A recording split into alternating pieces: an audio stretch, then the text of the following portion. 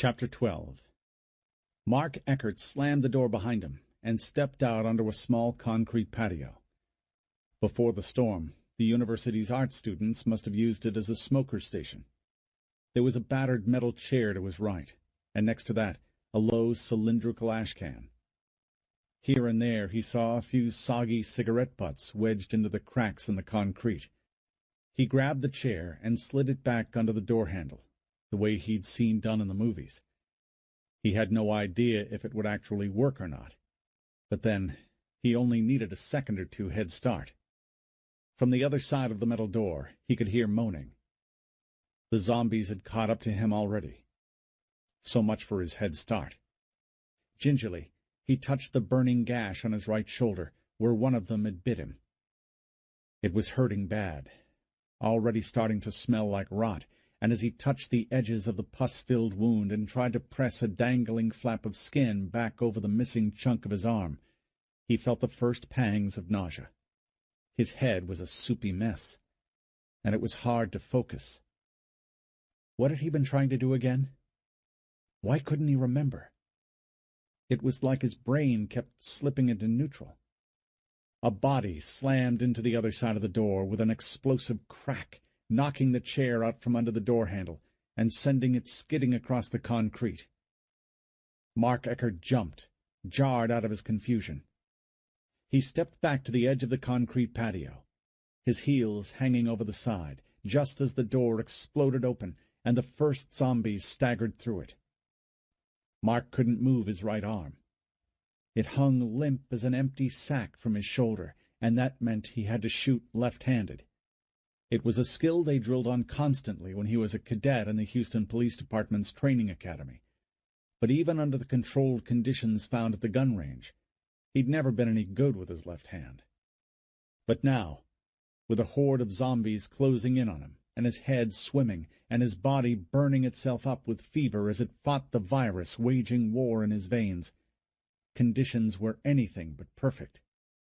Pretty damn crappy would be more accurate, he thought, and a thin, weak laugh crawled out of his throat. Still, he had enough presence of mind to fire off a round as the lead zombie crashed into him, knocking the wind from his lungs and sending him sprawling off the back of the patio.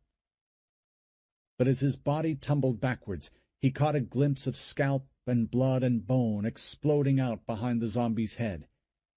And in the moment before he crash-landed, he let out a half-formed cry of victory.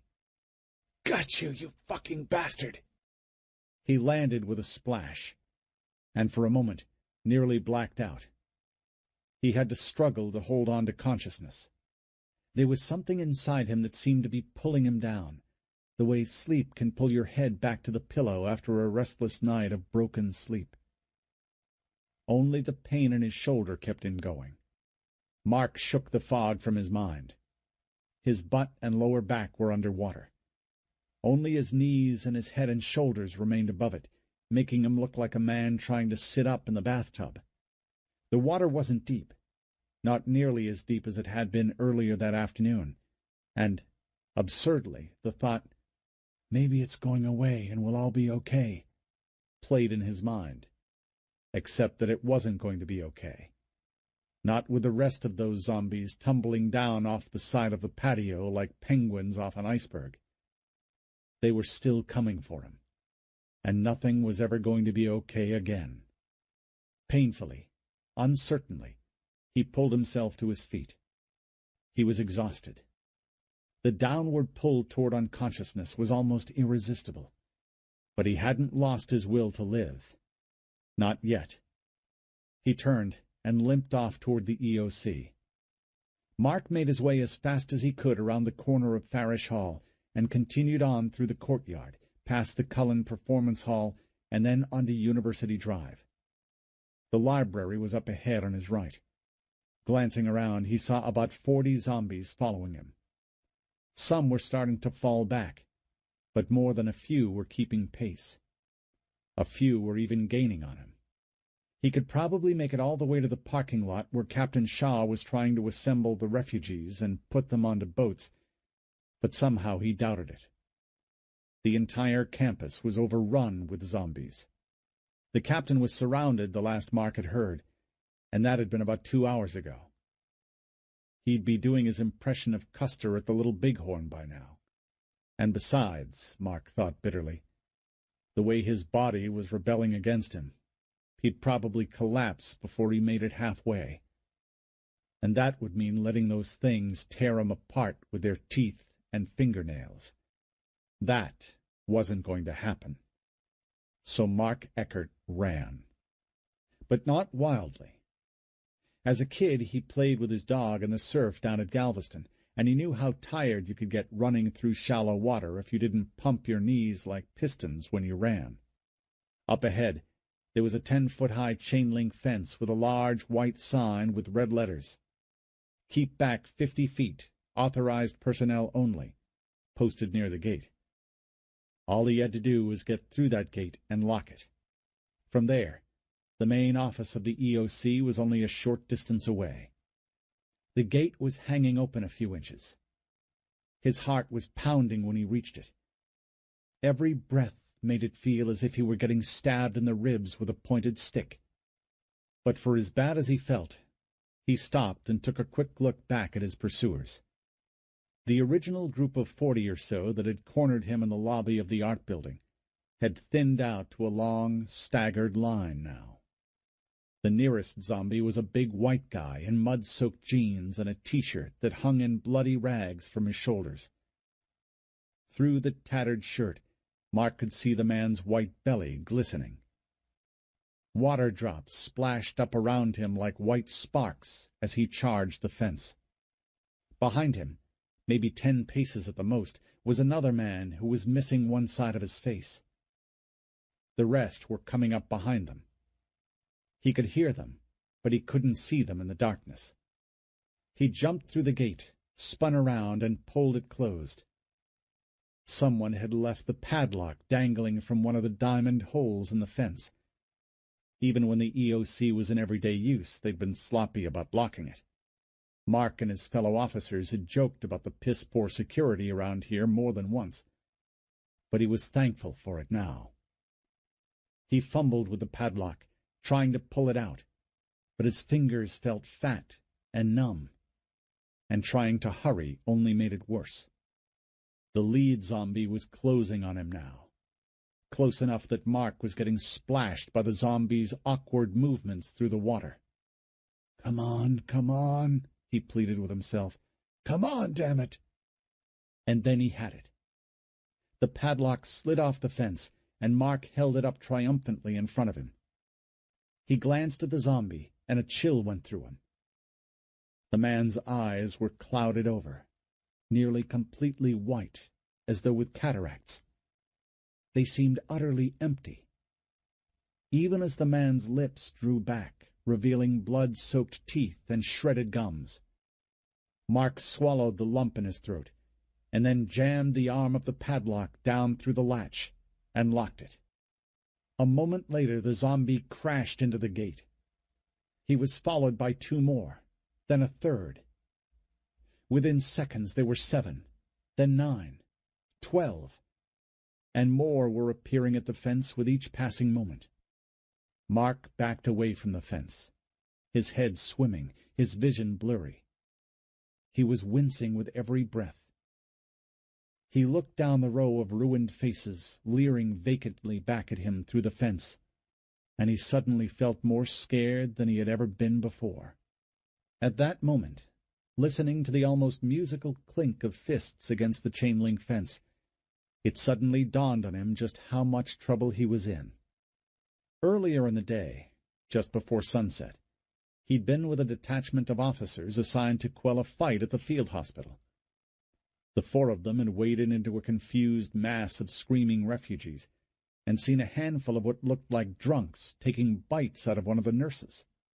Mark, who was wearing only a paper surgical mask and latex gloves for protection, had thought little of wading into the fight. He pulled the man off the gutted body of the nurse and tried to cuff him. He'd gotten the bite on his shoulder for his trouble. Only then had he realized he and his squad were surrounded by people with ruined faces and bloody mouths and vacant, empty eyes. He'd managed to fight his way to the lobby of the art building across the quad from the field hospital before they finally pinned him down. Mark had drawn his pistol and screamed commands at the crowd closing in around him, but he hadn't fired until he saw the gutted nurse from the hospital among their number. After that, his night had turned into one long, rolling gunfight. But one thought had nagged at him since he was first bitten. At first, while he was still running and shooting, it had been only a feeling, sensed but not articulated. But the thought was clear as a bell on a country Sunday morning now. "Mark Eckert, you are going to die." "No," he said aloud. "No, I won't." His fear had fed his denial, keeping the thought of death at arm's length. But now, as the necrosis filovirus waged war within his veins, he felt a sort of reluctant acceptance pour over him, and his fear slipped away. And with that acceptance came a moment of clarity. In it, he saw clearly what had happened to him, and what would come. The fog in his brain was only the beginning. Soon, maybe in a few minutes, maybe a few hours, he would become like those people out there. His face would look like theirs. The expression vacant, but somehow sinister. Lips shredded like confetti. Ropes of bloody drool hanging from his chin. He would become like them. One of them. "Mark Eckert, you are going to die." And all at once a memory opened up, and he was standing in his parents' kitchen. His father was off by the refrigerator, hands stuffed deep into the pockets of his pants, his eyes pointed down at his shoes, while Mark's mother turned her back on him and dried her hands on a dish towel over by the sink. He could hear her sniffling back a tear. "You're going to get yourself killed," she said quietly. She hated the idea of her only child becoming a policeman, especially a Houston policeman. And now that he was standing here in her kitchen with his acceptance letter to the academy in his hand, her anger and fear and hurt were causing her to lash out with tears. "Mom, it's a good job," he said. "No matter how bad the economy gets, the job will still be there for me. And cops make good money these days." "You have a master's degree, Mark," she snapped back. There was a look on her face as if he had just tracked across her kitchen floor with something nasty on his shoes. "You can get a real job, one that doesn't involve getting shot at by drug dealers and—" And here her face puckered up so it looked as if she was spitting out the next words. "Wife beaters." "Mom, with a degree I can promote fast. I could go as high as I want to. I could even use this to go into politics." "You could get shot," she said, and turned to her husband, who had been conspicuously silent since Mark broke the news. "Say something, James. For God's sake, he's going to get himself shot." James Eckert was a pediatric dentist who had told his son on more than one occasion that the federal government had fucked up health care so badly that he would not wish a career in medicine on his worst enemy. And Mark wasn't sure about this, but he had a sneaking suspicion that his father was secretly thrilled about his son becoming a cop. It was a chance to live a life of action and adventure vicariously through his son.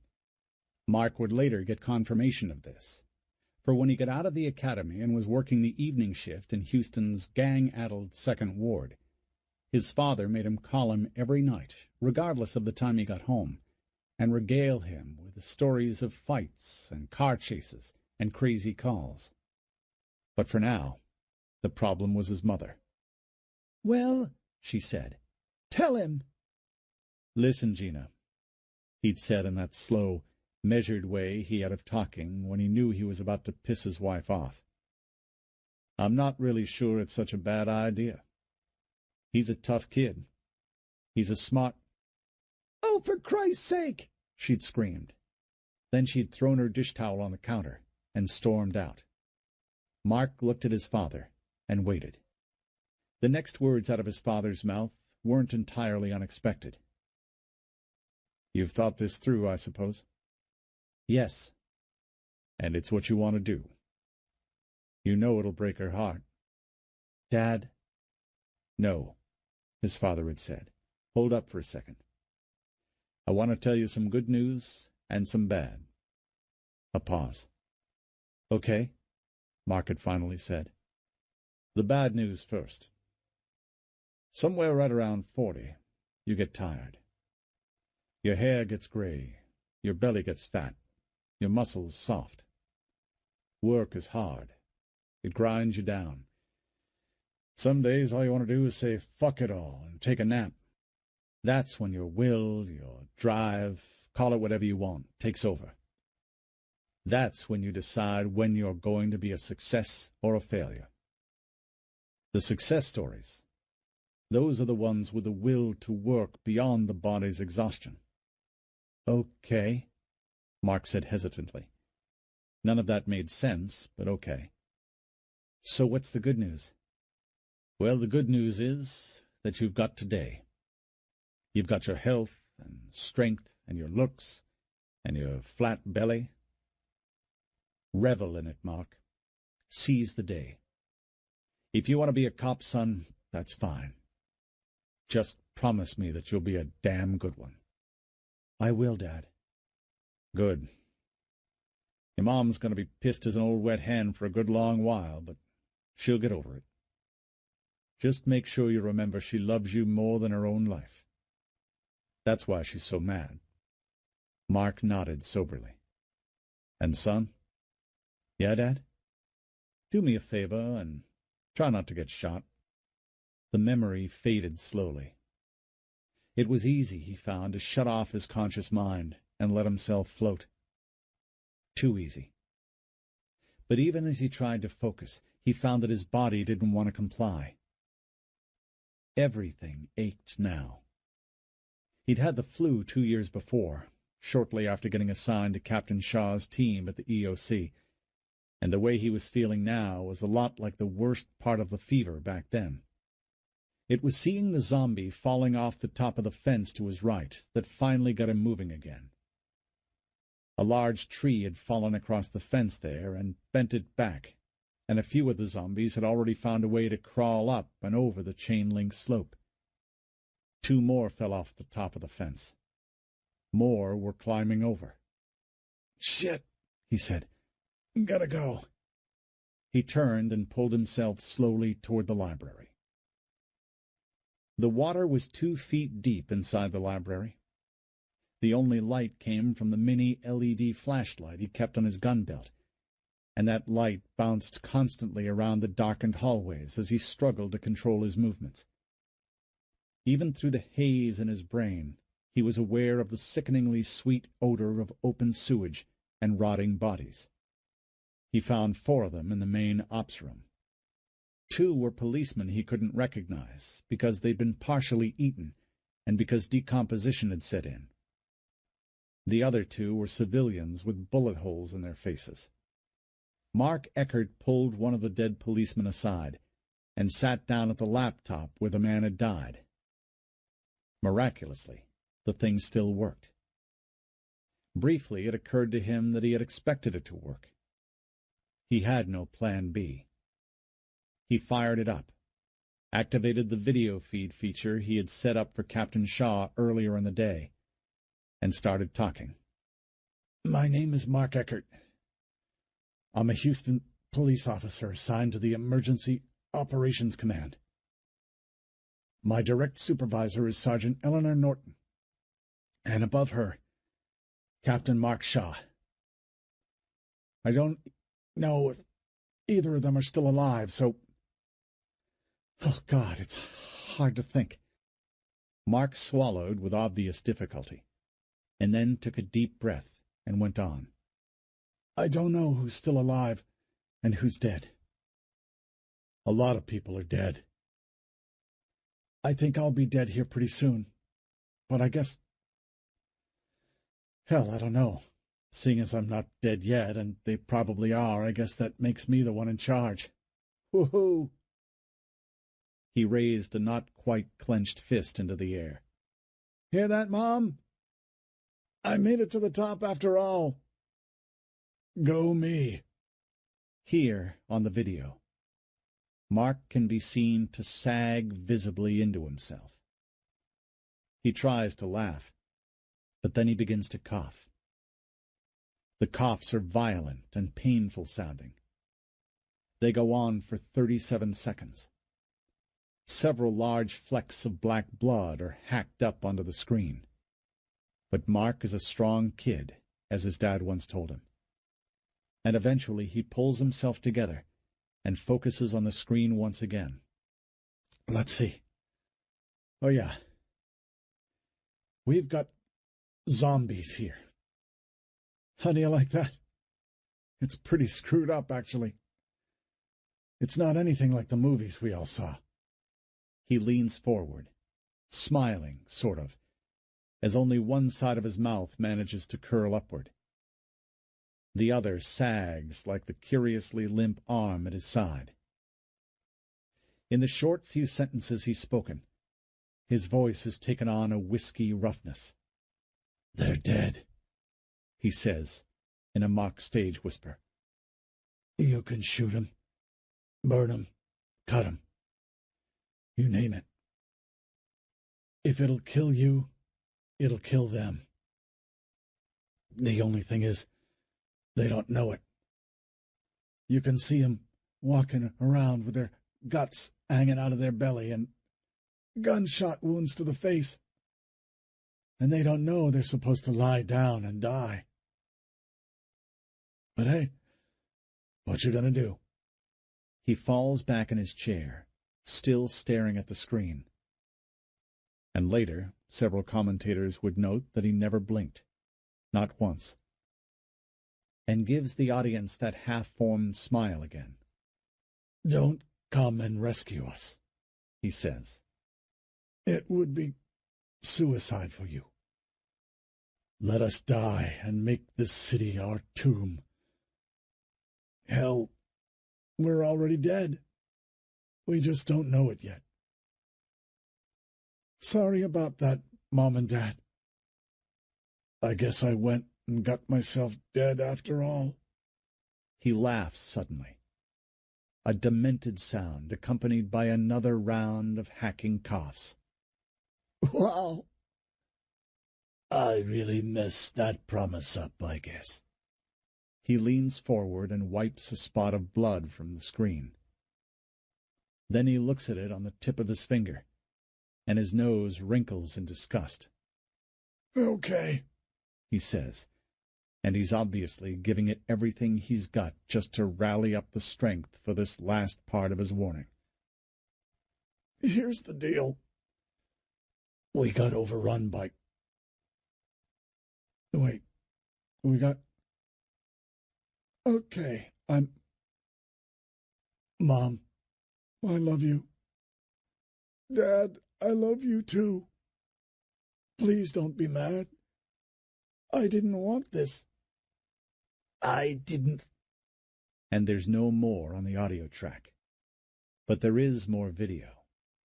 Mark's head falls back against the chair, and he remains motionless for 12 seconds. Then he raises his head, and when he does, his eyes have glazed over with a white, cloudy film. His mouth is slack. His face has taken on an emptiness that a few conspiracy theorists attempt to blame on withdrawal from heroin. But Mark Eckert is no junkie. He rises from his chair and slowly turns around. And as he walks off into the darkness, he has no idea if his message reached anyone. He has no idea that his video, though initially denied and dismissed as a hoax by the White House, has in fact been posted to the Internet and gone viral like nothing before it. He has no idea that within 24 hours his video will be watched more than 500 million times.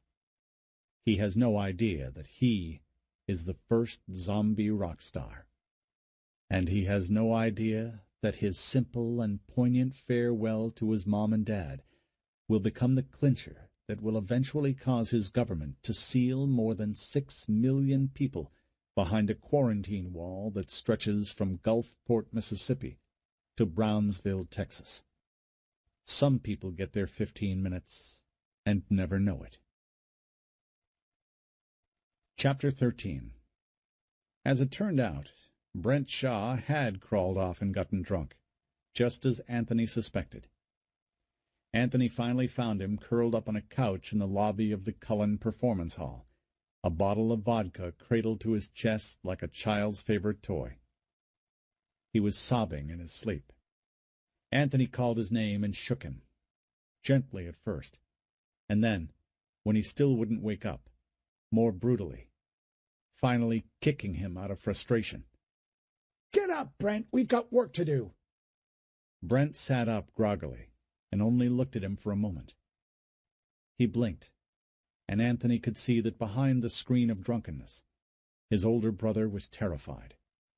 "What's wrong with you, Brent? Jesus Christ, we got work to do!" Brent sniffled. He had tried to meet his little brother's gaze, but quickly turned away. He seemed uncertain, still frightened.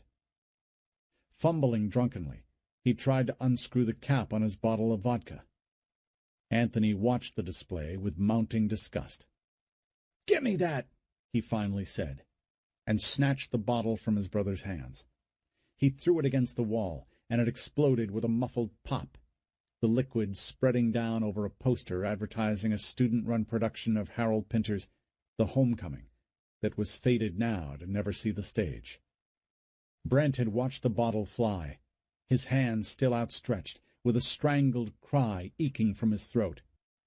"Why did you—" he managed to say. "Shut up!" Anthony screamed. "You drunken shit! Get up!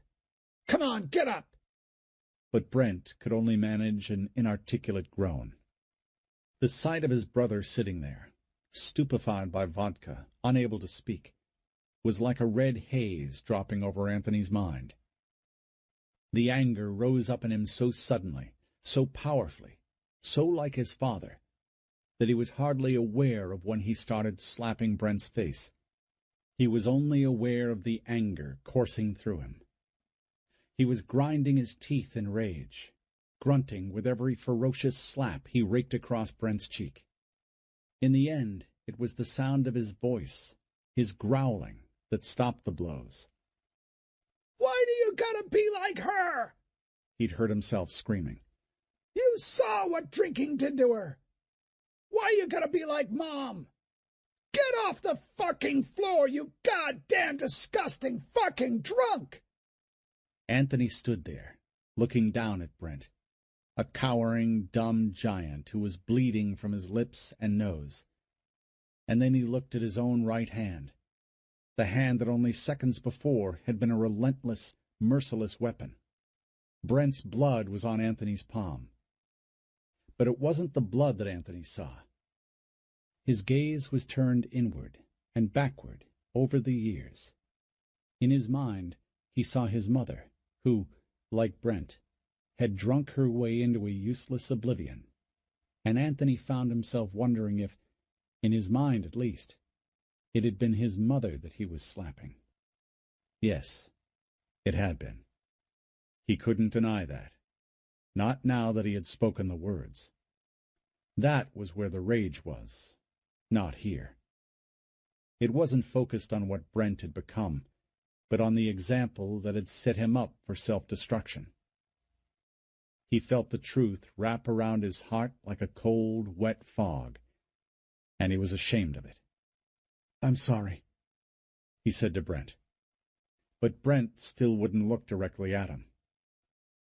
"I hurt him bad," Anthony thought. "Oh, Jesus, I hurt him, and I didn't want to. I didn't mean to, it just happened. Oh, Jesus, please help me." He extended his bloody hand to Brent. And in Anthony's mind, Brent wouldn't take it because he was scared.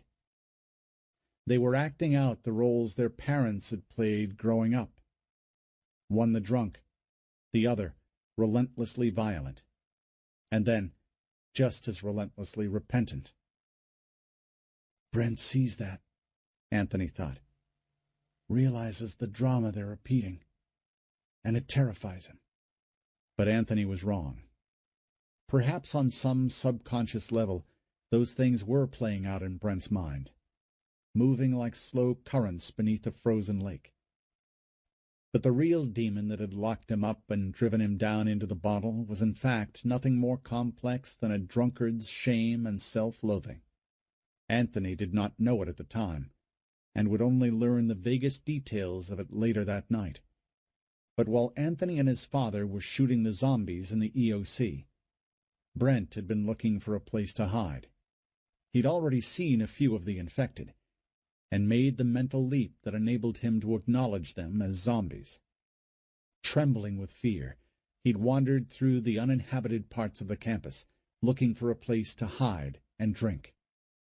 He'd rounded a corner and almost walked smack dab into the middle of 4 zombies who were wrestling a young girl of perhaps 10 or 11 down to the ground. That part of the campus had, for the most part, stayed above the water level, and Brent had been lost in the squishing his boots made in the spongy grass when he heard the girl cry out.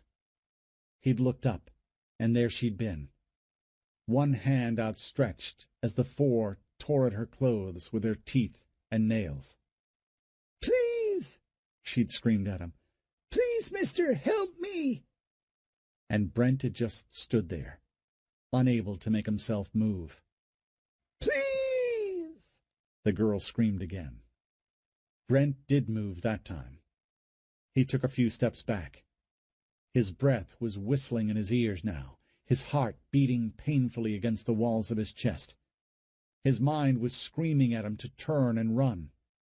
The little girl seemed to realize at the same time as Brent that he would be doing nothing to help her.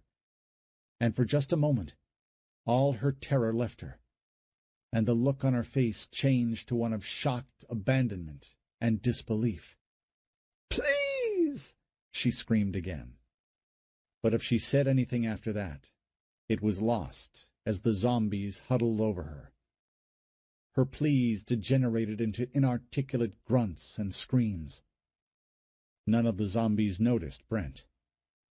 He was still backing away, shaking his head, slapping his hands over his ears as he tried to block out the sound of the girl's pain and the wet, tearing noises the zombies made as they ripped her open and fed.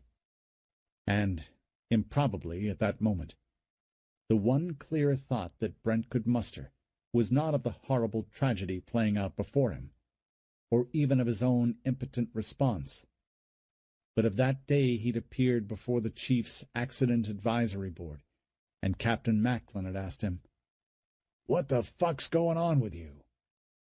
How'd you get like this?" That memory and the shame it dredged up had been behind the look on Brent's face as Anthony stood above him, his hand outstretched, trying to offer compassion. In the end, Anthony had been forced to scoop his older brother up and half walk, half carry him out the door. They'd met up with Jesse Numeroff down by the loading docks, and Jesse had taken one look at Brent and said, No fucking way. He's so drunk he can't even—" But Jesse had trailed off. He'd taken one look at the emotional weather brewing in Anthony's eyes, and he'd quickly realized the wisdom of keeping silent on the matter. He'd taken a step back and watched as Anthony dropped Brent down into the front of their bass boat. And when Anthony looked up at him and said, "Well, you coming?" he had only nodded. Several hours later, while Mark Eckert was fighting his way into the EOC so he could say his farewells to his parents and, unwittingly, become an internet sensation, the quick little errand that Anthony and Brent and Jesse Numeroff had started out on soon turned into a rolling firefight through a flooded version of hell. The trouble started as they entered what appeared to be a deserted housing project. The project's cinder-block walls, though scrawled with graffiti, had survived the storms. Only the doors and windows were gone. Water coursed through them, so that, as they glided by, they could see straight through many of the buildings. "Do you hear that?" Brent said. He was sitting in the bow of the boat, where Anthony had put him before they left. The city around them had grown eerily quiet almost as soon as they pulled away from the campus. And when that happened, Brent had become jumpy, taking on the frightened wariness of a small animal. Jesse had gone to the back of the boat because he was disgusted by him. But even with the length of the boat between them, he could barely disguise his contempt. "Dude, would you shut up?" he said. "Christ, you make me sick." "But I heard something," Brent repeated. His voice was small, uncertain. Anthony was driving the boat, and Jesse nudged him with the toe of his boot. "Can you make him shut the fuck up, please?" There was anger in his voice now, above and beyond the contempt. Anthony stared back at Jesse without speaking. Then he looked forward to where Brent huddled against the bow. Brent looked as if he were trying to make himself invisible. Anthony fetched up a deep sigh, and had someone told him that the gesture was an uncanny duplication of his father when confronted with matters he thought beneath his consideration, he would not have been surprised. "Just give it a rest, Jesse," he finally said. "But—" "I said give it a rest. You're not helping." The argument stopped there, for at that moment, as they glided past the end of one of the tenements and into the area that had been a parking lot just a few days earlier, they saw a nearly naked woman kneeling in the bed of a pickup. She looked up at them, and there was blood all over her filthy face. Her hair was matted with it. In her right hand she held what remained of a small black dog's back leg. Slowly she rose to her feet and dropped the leg. The remnants of the light-colored dress she'd worn were hanging from her hips in tatters. Her breasts, small and streaked with sooty grime, rose slightly as she raised her arms in the familiar clutching gesture of the infected. Despite the gore that covered her, and the knowledge of what she was, Anthony found himself glancing at her erect nipples. Behind her, coming up quickly through the flooded parking lot, was a man whose right arm had been eaten away. His face bore a look of shock and empty horror, unlike any Anthony had ever seen. A deep cut across his forehead appeared to have been opened with a swiping motion, as though someone had been trying to scratch his way into his skull with their fingernails. But it was the arm that drew Anthony's attention. It had been chewed off below the elbow, and the bones inside shattered. A momentary image of some zombie greedily sucking the marrow from the ruined, severed part of the arm forced Anthony to close his eyes and mentally recollect himself. From the front of the boat, Brent let out a pitiful groan, and that was enough to connect a circuit inside Anthony's mind. When he opened his eyes, he was all business. He pulled his pistol and shot the woman in the head, dropping her to the bed of the pickup even as a chunk of her scalp flew away behind her. Then he centered his front sight on the chest of the one-armed zombie and fired. The man let out a gasp of air, as though he'd been punched in the gut, but he didn't go down. "No," Brent groaned. He was holding his ears, his body curled into a fetal posture. "No, no, no." Anthony took a breath, then re-sighted his weapon on the man's bleeding forehead. His next shot made the zombie's head snap back, and he sagged into the water. Anthony scanned his surroundings, checking for more threats. The noise of gunfire had attracted a few others, and they were moaning, the sounds echoing off the cinder-block walls of the tenement. But they were out of pistol range, and so Anthony holstered his weapon. In the bow of the boat, Brent was now rocking back and forth, muttering to himself. He would be almost useless from here on out, Anthony realized. Best to just leave him where he was, where he couldn't do any damage. He turned back to Jesse, who had pulled out their AR-15 guns while Anthony was shooting the two zombies. "I can get those zombies over there by the gas station, no problem," Jesse said. "Yeah, and then what?" Anthony asked. He looked up at the sky. It was getting dark fast. But even in the low light he could see more and more of the infected emerging from the surrounding buildings. "Hold your fire. I want to try to stay mobile as long as we can. But keep those rifles handy. I'm pretty sure we're going to need them." Eleanor ran back inside the building, Jim right on her heels, and started looking for Madison. The room was lit only by a few guttering candles, throwing most of the room into shadows. She could make out about 24 figures dozing on cots, none of them with sheets because it was hot and damp inside here. "Where is she?" Eleanor demanded. "Over there," Jim said, and pointed toward the far wall. "Madison!" Eleanor shouted. "Madison, get up!" Most of the Red Cross volunteers had been trying to sleep, but now they were sitting up on their cots, blinking at her. More than a few of them were grumbling at being rousted. In the dim gloom, Eleanor made out her daughter's face. She was blinking sleepily, and as Eleanor closed the distance between them, she could see the bloodshot haze of recent tears in her daughter's eyes, her puffy cheeks, her red nose. "Mom?" Eleanor knelt down next to Madison and pushed the sweat-matted bangs from her face. "I need you to come with us, right now. We're not safe here." "Why? What is it? Did something happen?" "Yes, sweetheart. We're in trouble. There are more of those people outside." Madison got up from the cot so quickly she nearly knocked Eleanor over. She was wearing a baggy T-shirt she'd borrowed from one of the Red Cross folks, but they hadn't been able to replace her jeans. Those were still soaking wet. "You mean those zombies?" she asked. She, too, could barely bring herself to say the word. Eleanor nodded. "Come on, Madison. We gotta go." Hank was standing there when they turned around. Behind him, most of the Red Cross volunteers were looking on, their faces reflecting confusion and irritation. "Ma'am, what's going on?" he asked. "Hank, the water out there. It's getting to be low tide. It's down to about 6 feet right outside the building." She saw his face harden at once. "How many did you see?" "I don't know. It's dark out there. I saw 30 or 40, but—" "Yeah, there's probably more." He turned to the Red Cross volunteers, all of whom were watching him fixedly now, waiting for instructions. "All right, listen up, people. We may have some bad company here real soon. I hope you packed your gear when I told you to, 'cause we may have to cut out here real fast." He pointed to 2 of the volunteers. "Frank, you and Jason check the south point over there. Try to get me an accurate count.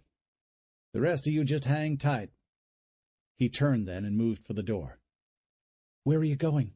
Eleanor asked. "I'm going to check the east side of the building over here. Try to see what we're dealing with."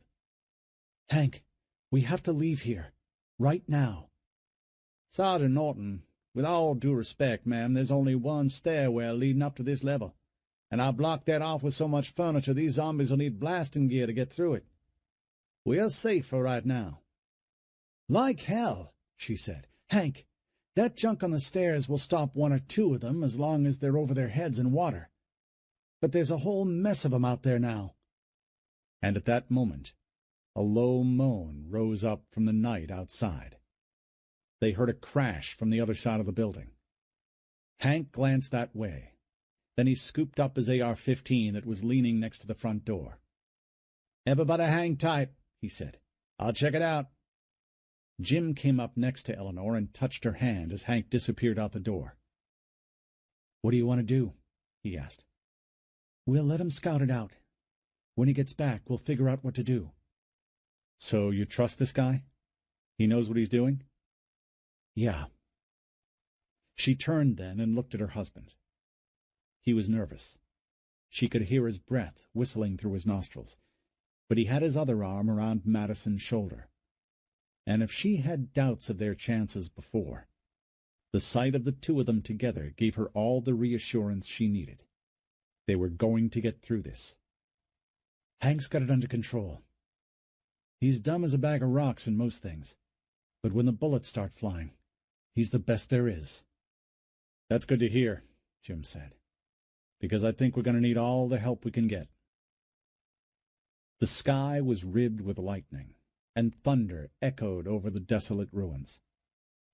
Behind the wheel of the bass boat, Anthony Shaw stared into a drizzling rain, into the dark, and was worried. The rain would cover the noise of splashes, which the zombies couldn't seem to avoid making, and it cut visibility down to almost nothing. They were moving through uncertain waters now, surrounded by countless ruined buildings, weighed down by the knowledge they were being watched from every busted window, every darkened doorway. Anthony had slowed the boat to a crawl. There was no sense in blindly racing around a corner and finding themselves in the middle of a crowd of zombies, something that had come dangerously close to happening twice already. But with the money so close, it took every bit of self-control he could muster. He fought down the urge to dig into the throttle, and instead coasted forward through the rain, tense and watchful. Soon all this would be behind them. He glanced forward to where Brent was sitting. He was no longer rocking back and forth in that oddly disturbing way that made him look like an autistic child in the middle of a meltdown. And from the dull light in his eyes, Anthony guessed that some of the shine was wearing off his drink. But he still seemed too scared and too fragile for a man his size. Behind Anthony, Jesse was quietly watching the ruins on either side of the boat, ready to fire if needed. It had been on Anthony's mind a lot lately about what would happen to the three of them after this was all over. And while he was worried about Brent, he had no doubt that Jesse would come out on top. Jesse was a cat. He'd land on his feet no matter what. Anthony was still contemplating their future when, a few minutes later, a boat resolved itself out of the rainy gloom ahead. Instantly the hairs went up on the back of Anthony's neck. The boat was floating silently on the current, drifting towards them, while a figure staggered around by the controls. Anthony resisted the urge to hail him. They'd seen far too many of the infected in these buildings, and with the tide at its lowest, those zombies could conceivably wade out to them and climb into the boat. As the other boat drew closer, Anthony saw that his instincts had been correct. The man on board was a zombie. Had to be. Anthony didn't need to see the blood oozing from where the man's left ear had been to see that. The vacant, yet insatiably hungry look in the man's eyes told him all he needed to know. The zombie saw them at the same time Anthony spotted him, and for a moment the zombie seemed uncertain of what to do. Then he climbed over the seats, stood as far up in the bow as he could get, and extended his hands outward as he began to moan. The sound carried quickly, and as Anthony sat there behind the wheel, he could see heads popping up in the windows all around them. Soon, moan was answering unto moan, as the cries echoed back and forth. "Shit," Jesse said. "They're calling each other out." "Yeah," Anthony said, turning around slowly. He could see about 20 of the infected making their way into the flooded street, and what had been nothing but empty ruins moments before did not feel so empty any more. "We got to shut him up," Jesse said. And before Anthony could stop him, Jesse raised his AR-15 and fired a single round at the zombie on the boat. The shot hit the man square in the forehead and threw him back against the pilot's windscreen, his head falling back over his shoulders in a posture that made him look like an exhausted man, finally at rest. "What the fuck are you doing?" Anthony said, wheeling around on Jesse and pulling the gun from his hand. "He was calling to them," Jesse said. "So you thought you'd fire a shot?" Anthony shook his head in dismay. "What the fuck, man?" From the front of the boat, Brent let out another groan. "Will you please be quiet?" Anthony said. "Jesus!" But when Anthony looked back at Jesse, he froze. Jesse's eyes had gone wide, and his gaze was focused on the distance over Anthony's left shoulder. Slowly, Anthony turned around. The flooded street ahead of them was filling with zombies. They were pouring out of the buildings on either side of the street. Anthony watched them, mouth agape, and as he wondered where in the hell they were all coming from, the dead zombies' boat glided by to port. Anthony turned to watch the dead man floating past, and as he did, saw even more of the infected coming down a side street. He and Jesse both turned and scanned their surroundings. "Oh, shit," Jesse said. "They're everywhere." "Yeah." "Hey, Anthony." "Yeah?" "Can I have my gun back, please?" "Yeah," Anthony said, and pushed the AR-15 into Jesse's hand. "I'd better get mine, too." Anthony's AR was leaning against the pilot's seat. He scooped it up, ejected the magazine, checked it, and then jammed it back into the receiver. "What do we do?" Jesse said. "Get the ammo cans." "Okay, sure." "Better get all 3. Anthony watched the zombies getting closer, while Jesse removed 3 large ammo canisters from underneath a waterproof tarp. He put them on the center seat and flipped open the lids. Inside each can were 20 fully loaded magazines of 30 rounds each.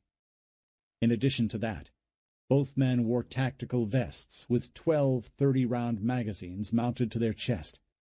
As Anthony scanned the crowds of zombies closing in on them, silently estimating the number of rounds this was going to take, he figured it was going to be close. "1 shot, 1 kill," Anthony said to Jesse. "Make 'em count." Jesse only nodded. "Set up in the stern there. I'll take the bow. Holler out if you need help." Anthony met Jesse's gaze. His friend looked ill. His Adam's apple was working up and down in his throat like a piston. "You okay?" Anthony asked. Jesse closed his eyes and took a deep breath. When he opened them, he met Anthony's gaze and nodded. "Good. Let's go to work." Eleanor waited with Jim and Madison and the Red Cross volunteers just inside the doorway. Nobody spoke. Nobody moved. The distant sound of thunder shook something inside Eleanor's chest, and the occasional flashes of lightning lit the doorway with a bluish-white light. "More rain," Eleanor thought darkly. "Just what we need." Her nose wrinkled at the stale, lived-in smell of a room full of unwashed bodies and filthy clothes. Somebody coughed, and then, moving very quietly, Madison squeezed her way between Jim and Eleanor and took Eleanor's hand in hers. Eleanor looked down in surprise. "I'm sorry, Mom," Madison said. "What I said earlier, that was mean." Eleanor put an arm around her and pulled her close, aware that Madison was trembling. She felt so small, so scared in that oversized T-shirt. "Oh, baby," Eleanor whispered, her chest swelling with emotion. "I love you, Madison. I'm going to get us through this. I promise." But if Madison answered, her voice was lost in the commotion that followed. From outside on the balcony they heard Hank shouting. The next instant there was another loud, rolling crash. Not lightning this time, but the heavy, clanking sound of metal falling down a staircase, followed by at least 10 rifle shots. Eleanor pulled her pistol and held it at the low ready, her eyes on the doorway. "Sergeant Norton!" Hank shouted. Eleanor glanced at Jim and then at Madison. "I'll be right back," she said, and ran out the door. "Mommy!" "It'll be all right, Madison. Stay with Daddy." She sprinted outside, but came to an abrupt stop just outside the doorway. A drizzling rain fell on her face and her arms. Below her, the water had gone down considerably, and in the flash of a lightning bolt she saw that it had exposed a number of cars in the parking lot. They looked like hippos in an African river, only the humps of their backs cresting the surface. A huge crowd of zombies was filtering between the cars, moving as quickly as their ruined bodies would allow. Glancing down the balcony, she saw that a small group of them had managed to pull down the barricade of furniture that Hank had assembled across the staircase. All but 2 of the zombies were dead now, their bodies draped over the furniture and the staircase railing like marionettes with their strings cut. But the two of them that were still alive thrashed around in the water, churning it into oily foam. Hank leaned over the railing and shot both, and the rifle's report made Eleanor jump. "Get everybody out of there," Hank said. "Get them down here and help me throw those canoes over the side. Hurry!" He didn't wait for a response. She outranked him by a considerable margin, but this was combat, and it was his game. He was trained for battle. She wasn't. Eleanor's job was support. Stay out of his way and do as she was told. As Hank fired out the remaining rounds in his magazine, Eleanor ran inside the building and ordered everyone out. "Down the stairs!" she yelled. "Come on, everybody, hustle!" The Red Cross volunteers formed a ragged line and started toward the stairs. Eleanor, who had to yell at the top of her voice to be heard over the moaning of the zombies and the nearly constant bark of Hank's AR-15, reassured when she could, pushed when she had to, but eventually got them moving down the stairs. Jim and Madison remained at the top of the staircase, waiting on her. "Go," she said to Jim. "I've got to help him get the boats in the water." Then Jim put an arm around her waist and kissed her. Eleanor was so shocked she could barely respond. He broke contact and, with Madison's hand in his, sprinted down the stairs. "I love you," she muttered, watching him go down to the water level. Eleanor had just enough time to scan the crowd of zombies that was closing in around them, when the first canoe went over the side, hitting the water with a dull thwack. "Sergeant Norton, I sure could use a hand, ma'am." "Coming," she said, and helped him toss the rest of the boats over the side. The others were already climbing into the canoes when Eleanor and Hank jumped into the water. Jim paddled the boat over to her and helped pull her in. Then he turned the boat around and pointed them to the north. All the others were doing the same, except for Hank. He was all by himself and paddling hard, his canoe pointed straight for the thickest part of the approaching zombie crowd. "What are you doing?" Eleanor asked. "Getting your backpacks, ma'am, and maybe thinning out this herd a bit. You get up front and help get these people going. I'll be right there with you." Before Eleanor could protest, Hank dropped his paddle into the canoe and came up with his rifle. He started firing at a frightening speed. Eleanor, who was a pretty good shot with an AR-15, though certainly not a pro, wondered how he even had time to aim. But aiming he most certainly was, for he was dropping zombies one after the other, every shot landing on target. It was a sickening, but almost beautiful display of fighting prowess, and Eleanor watched it in rapt fascination before that voice in her head ordered her to get moving. "Let's go," she said to Jim, and the two of them started paddling. Lightning flashed overhead, and in that moment Eleanor could see the other canoes moving out ahead of her in a crooked line between battered buildings and ruined cars, a bluish-white glow on the water, almost like moonlight. And then the drizzle turned to rain. They saw the wreckage of the Coast Guard helicopter first. In the darkness it resembled the busted exoskeleton of some enormous insect, a praying mantis maybe, that had slid down the face of the building and was now trying to crawl back up. Anthony stared at it, unaware he was holding his breath. While he'd seen this before, during the crash and after, things had happened so fast he never had a chance to absorb the sight of it. But now, all that twisted wreckage, the half-eaten body of one of the pilots hanging out the starboard side window, the enormity of it caught up with him. When helicopters started dropping from the sky, the shit was really bad. His fingers were shaking, but not badly. Jesse wouldn't see it. Brent certainly wouldn't see it, not in his present condition. But they were shaking, and that had him worried.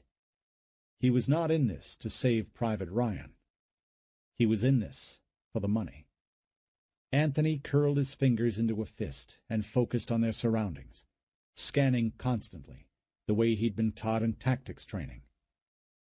Beyond the helicopter was the church's chicken and the parking garage, and further on still the Texas Chemical Bank, which had been so kind to them as of late. Nothing seemed to be moving, and that was good. That was very good. Gradually, the anxiety he had felt upon seeing the wrecked helicopter faded, and he was able to focus on the money. Thinking about it changed his mood considerably, and he was surprised to feel his mouth starting to water. $7 million were only a few feet away now. "Gonna leave this town," he thought, and in his head the words were almost a song. "Gonna leave this town with a sack full of loot, a new truck, a new house, a new life, and all I have to do is take it. Come to Papa," he muttered. The car, it was an old Volkswagen, he could see that now, was up to the top of its doors in water. Anthony hit it with a spotlight. He could see the 2 duffel bags through the rear windshield. He wasn't sure if the water was subsiding for good, or if this was just low tide. But whatever the reason, they'd been lucky to find the money still here.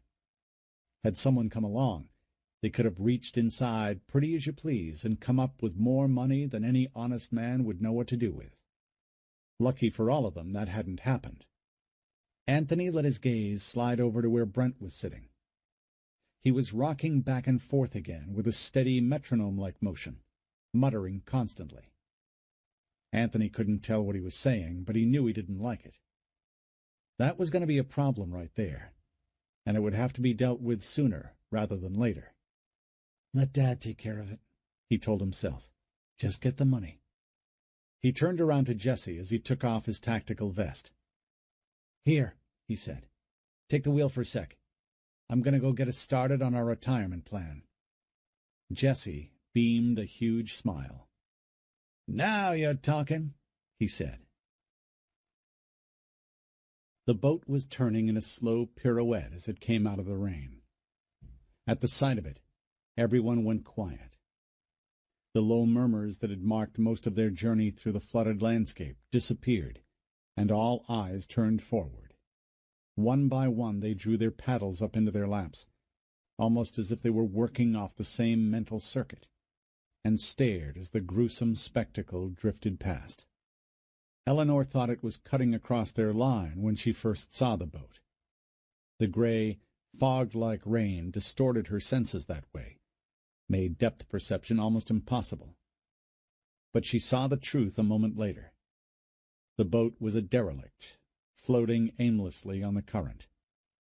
And inside the boat was a man, seated against the pilot's windscreen, his face tilted up toward the sky, his dead, unblinking eyes filling with rain. There was a bullet in his forehead, and when he came up even with her, Ellen closed her eyes and turned away. "You ready?" Jim asked her.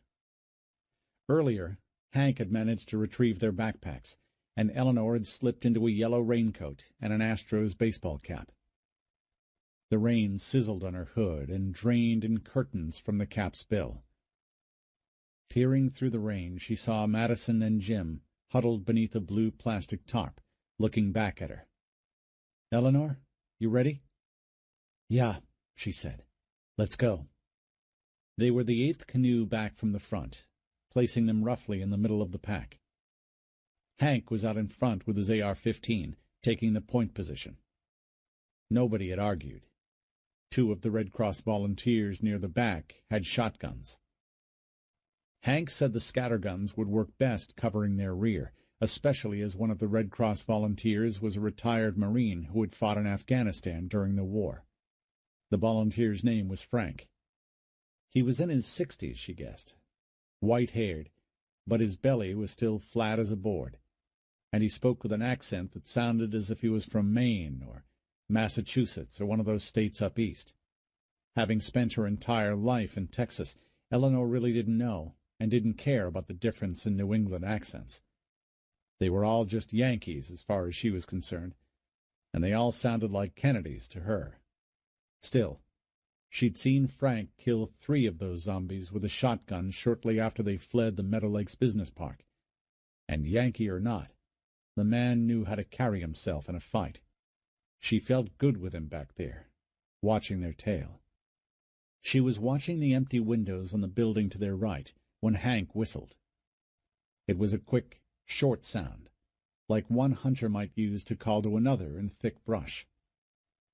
Eleanor turned forward, and at the same time heard the old ladies in the canoes between her and Hank start to gasp. There were dead bodies in the water. Lots and lots of them. They looked like driftwood floating in the current. One corpse bumped against the front of their canoe and rolled over onto his back. Madison uttered a high, piercing scream. "Madison," Jim said, and pulled her close, hiding her face in his chest.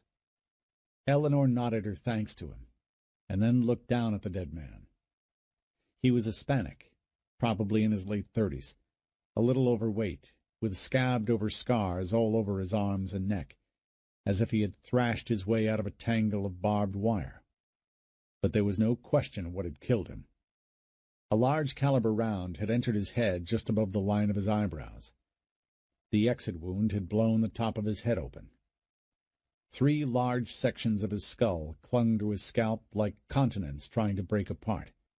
It gave his head an impossibly stretched and distorted look, like something glimpsed in a funhouse mirror, and Eleanor had just enough time to process that all the gooey inner matter had seeped out of the skull cavity before she turned away, her stomach in her throat. But there was nowhere to look that didn't show her more of the same. The bodies were everywhere. There were literally hundreds of them. Hank had turned around and was now paddling up beside them. "You ever watch them shows on the History Channel about the Civil War?" Hank asked Jim. Jim, who looked as ill as Eleanor felt, and still held Madison against his chest, shook his head.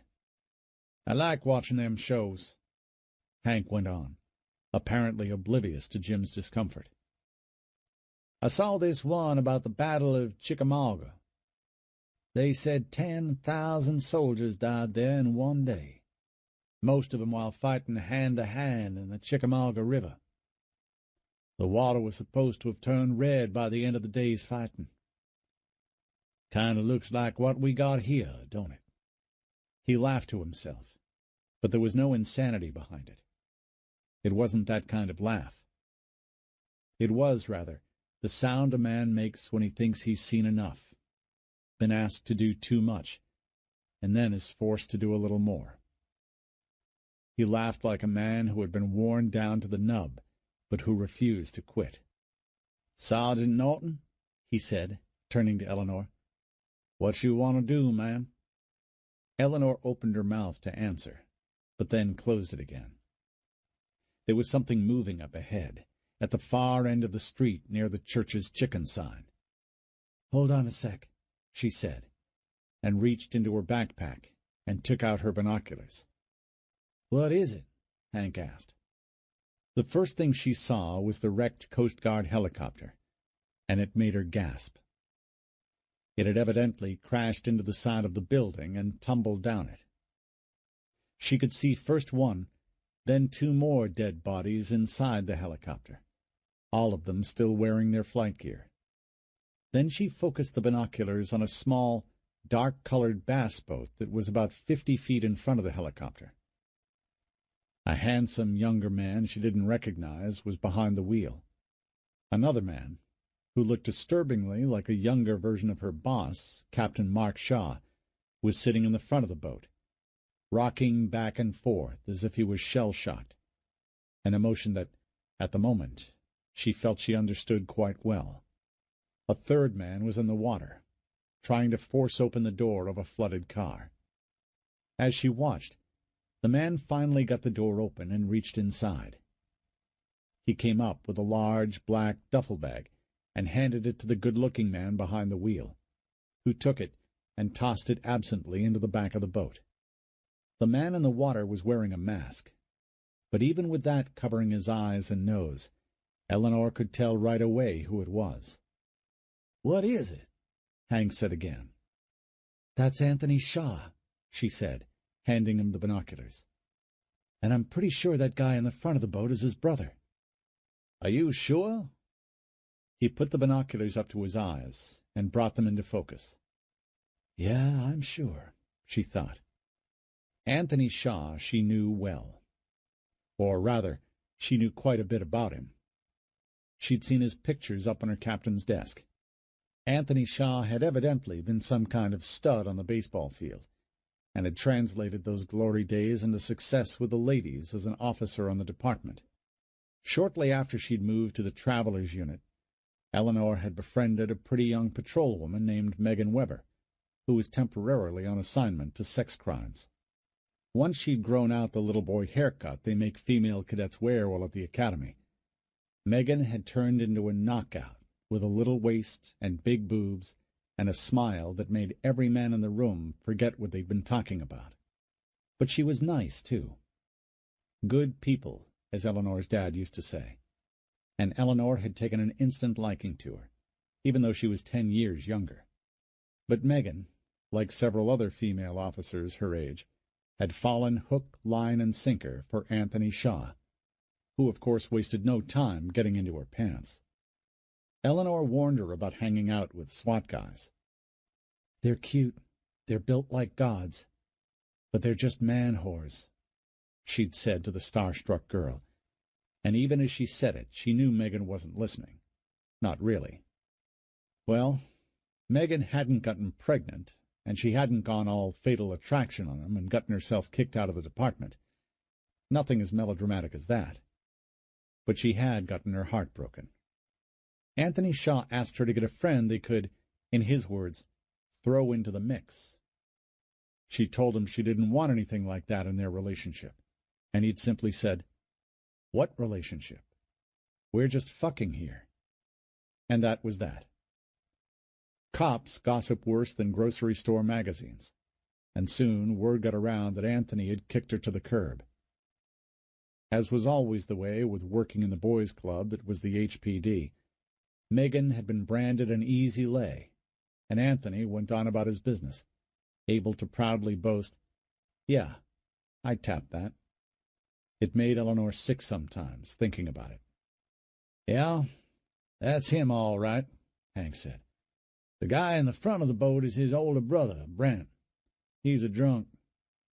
I don't know the other guy, but I don't think he's PD. What are they doing? I saw them pulling duffel bags out of that car." He handed her the binoculars back.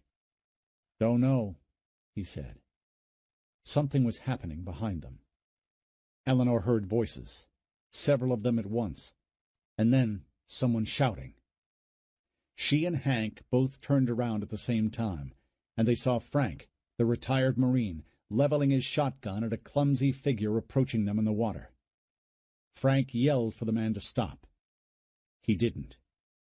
And the next instant, before either Eleanor or Hank could say anything, Frank fired and nearly took the zombie's head off. "Form up!" Hank yelled. "Everybody come forward!" Hank turned his canoe and paddled furiously toward the shooting. Eleanor raised her binoculars and saw Anthony Shaw staring back at her with binoculars of his own. And then he lowered his. The man behind him hit the throttle, and the bass boat took off. Eleanor continued to watch Anthony Shaw's face as he slipped away into the rain-streaked night. His expression was difficult to read, almost inscrutable, but she could tell he wasn't happy. Chapter 14. With his pistol in one hand and a bullhorn in the other, Captain Mark Shaw pushed his way through the fringes of the terrified crowd and into the enclosed shallow lake in the front of the engineering building. "Keep moving!" he shouted. "You've got to keep moving!" To his left and behind them, the campus was on fire, the orange glow from the flames reflecting on the water, making it look like molten rock. Black smoke turned the sky to a filthy, choking haze, and everywhere he turned, the screams of the frightened refugees and the moans of the dying and the undead threatened to fray his nerves to pieces. Off to his right, a SWAT officer was knocked down by 3 of the infected. The man raised his hand to push them away, and got 2 of his fingers bitten off. At the same time, the officer managed to get his pistol under the chin of one of the zombies and fire. Both men went down.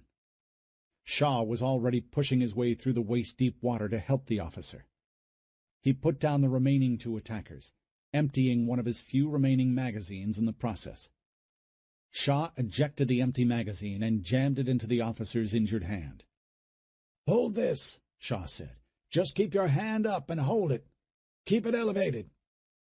The officer, who was already looking pale, his eyes strangely unfocused, tried to comply. He held the stump of his injured hand in the air while he swayed drunkenly. Shaw had to catch him once to keep him from tilting over sideways. The man was a goner. Shaw knew that. He'd seen the infection spread from one injured person to the next all night, and he knew this man had maybe 30 minutes before he too changed into one of those things. That was, if he didn't bleed to death first. Either alternative looked likely. Briefly, Shaw glanced around. They didn't seem to be getting any closer to the boatyard, no matter how hard he pushed and how loud he shouted. The infected were still everywhere. His own people were mostly dead now, and of the 80,000 refugees he tried to evacuate, there looked to be fewer than 4,000. Most of them were so scared and unorganized, they were beyond help. In the dark, it had become nearly impossible to tell who was a refugee and who was a zombie. Shaw reloaded his weapon, holstered it, and then took the SWAT officer's AR-15 and pistol from him. "I'm sorry, son," Shaw said. For a moment, the man seemed to understand what was about to happen, and was thankful for it. But the clarity soon slipped away. Sweat was popping out all over his face, and his eyes were clouding over. "You fought well," Shaw said. Then he shot the officer in the head. Now Shaw was down to just a few officers to help him. They were spread out around the fraying edges of the refugee crowd, equipped, like Shaw, with bullhorns to keep the crowd together. But with so many of them dead, and so many of the infected swarming the area, even Shaw was beginning to doubt if they would survive. Turning on the crowd, he raised his bullhorn and urged them on. "Keep moving forward!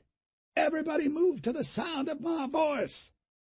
He had been yelling all night long, and his throat was raw, his voice hoarse, but he kept on. All they had to do was get through the gap between Melcher Hall and the engineering building, and they'd be at the boatyard. If they could just make it this last short distance, they might escape. "Keep moving, everybody!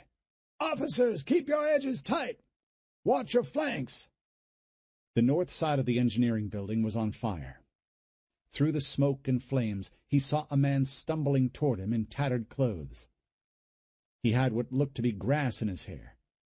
He was dragging something, a piece of sheet metal maybe, possibly a board. But he wasn't moving right.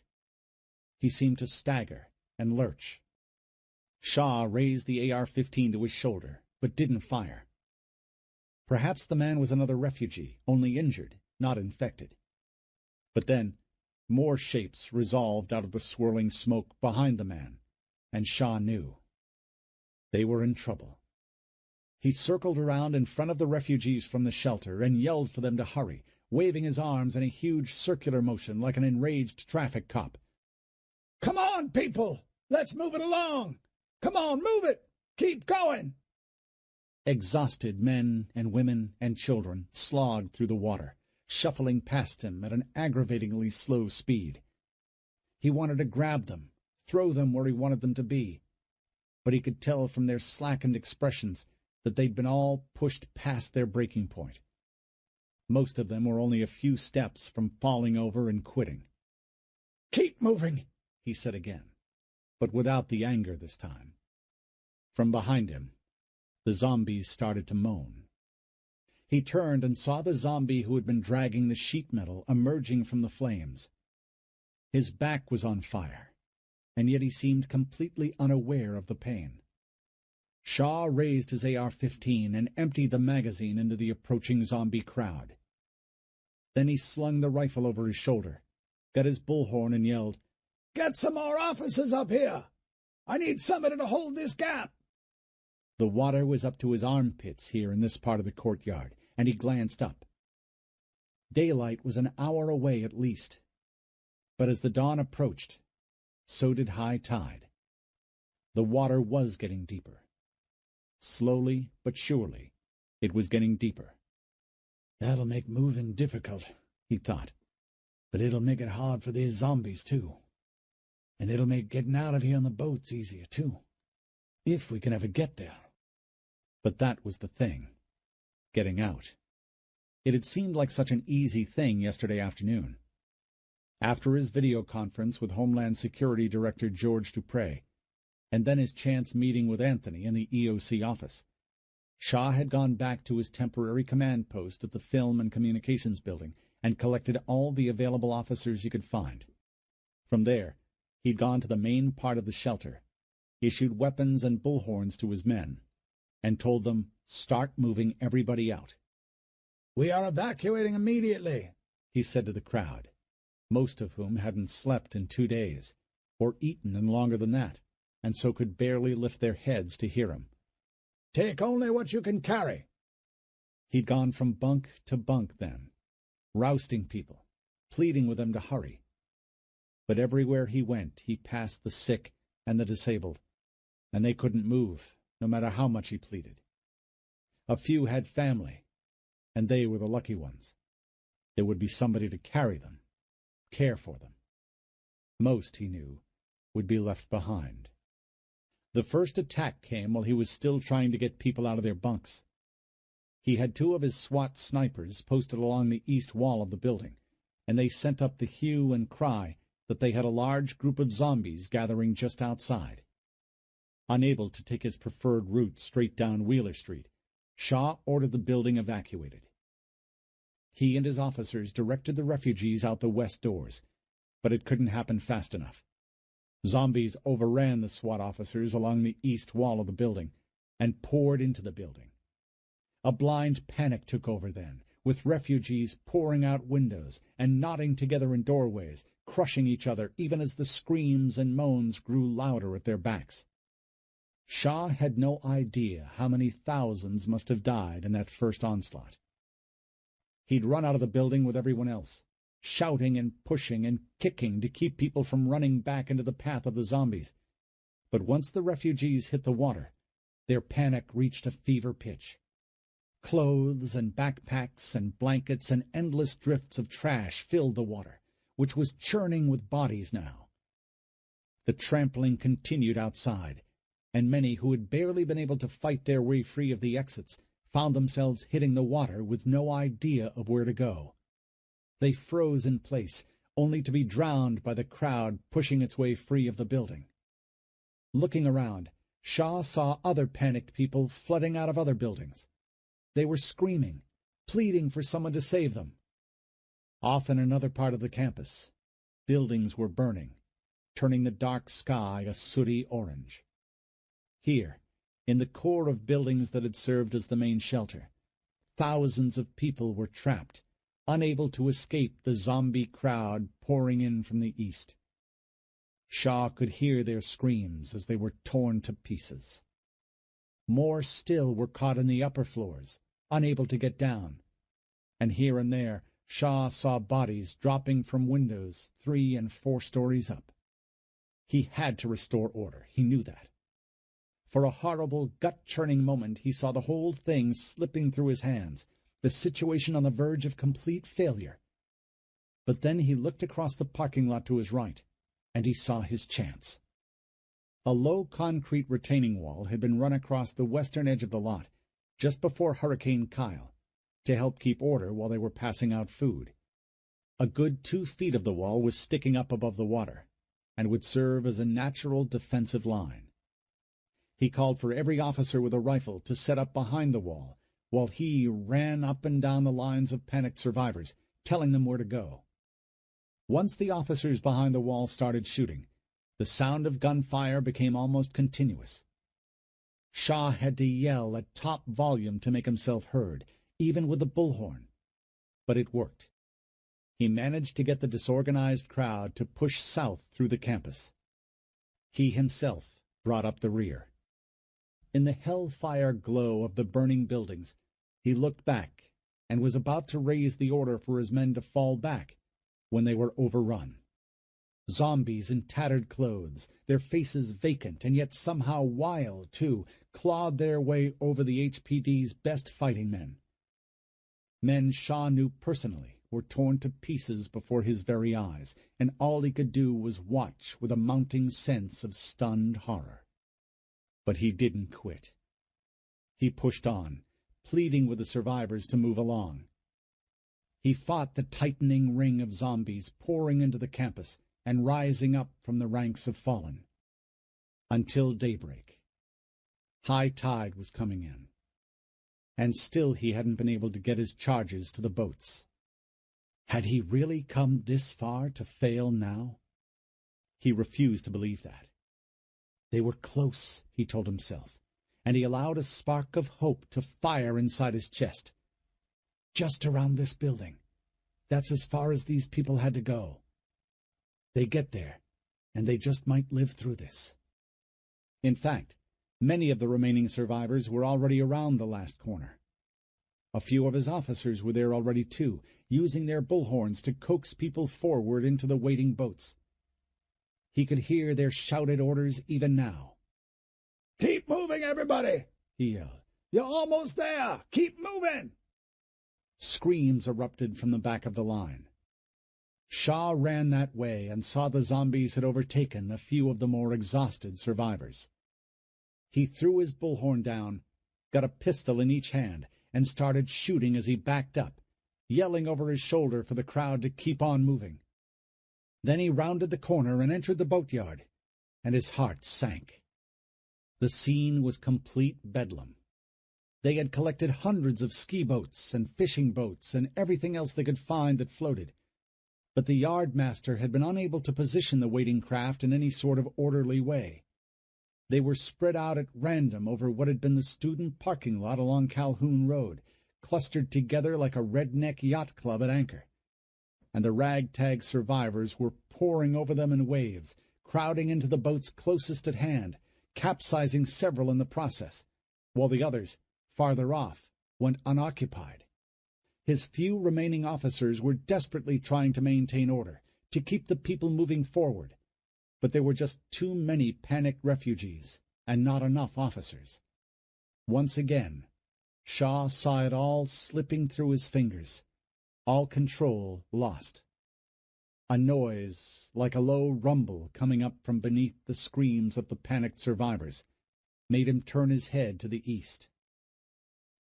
The sun was coming up now, spreading a smoldering orange and copper-colored glow across the water and the windowless buildings.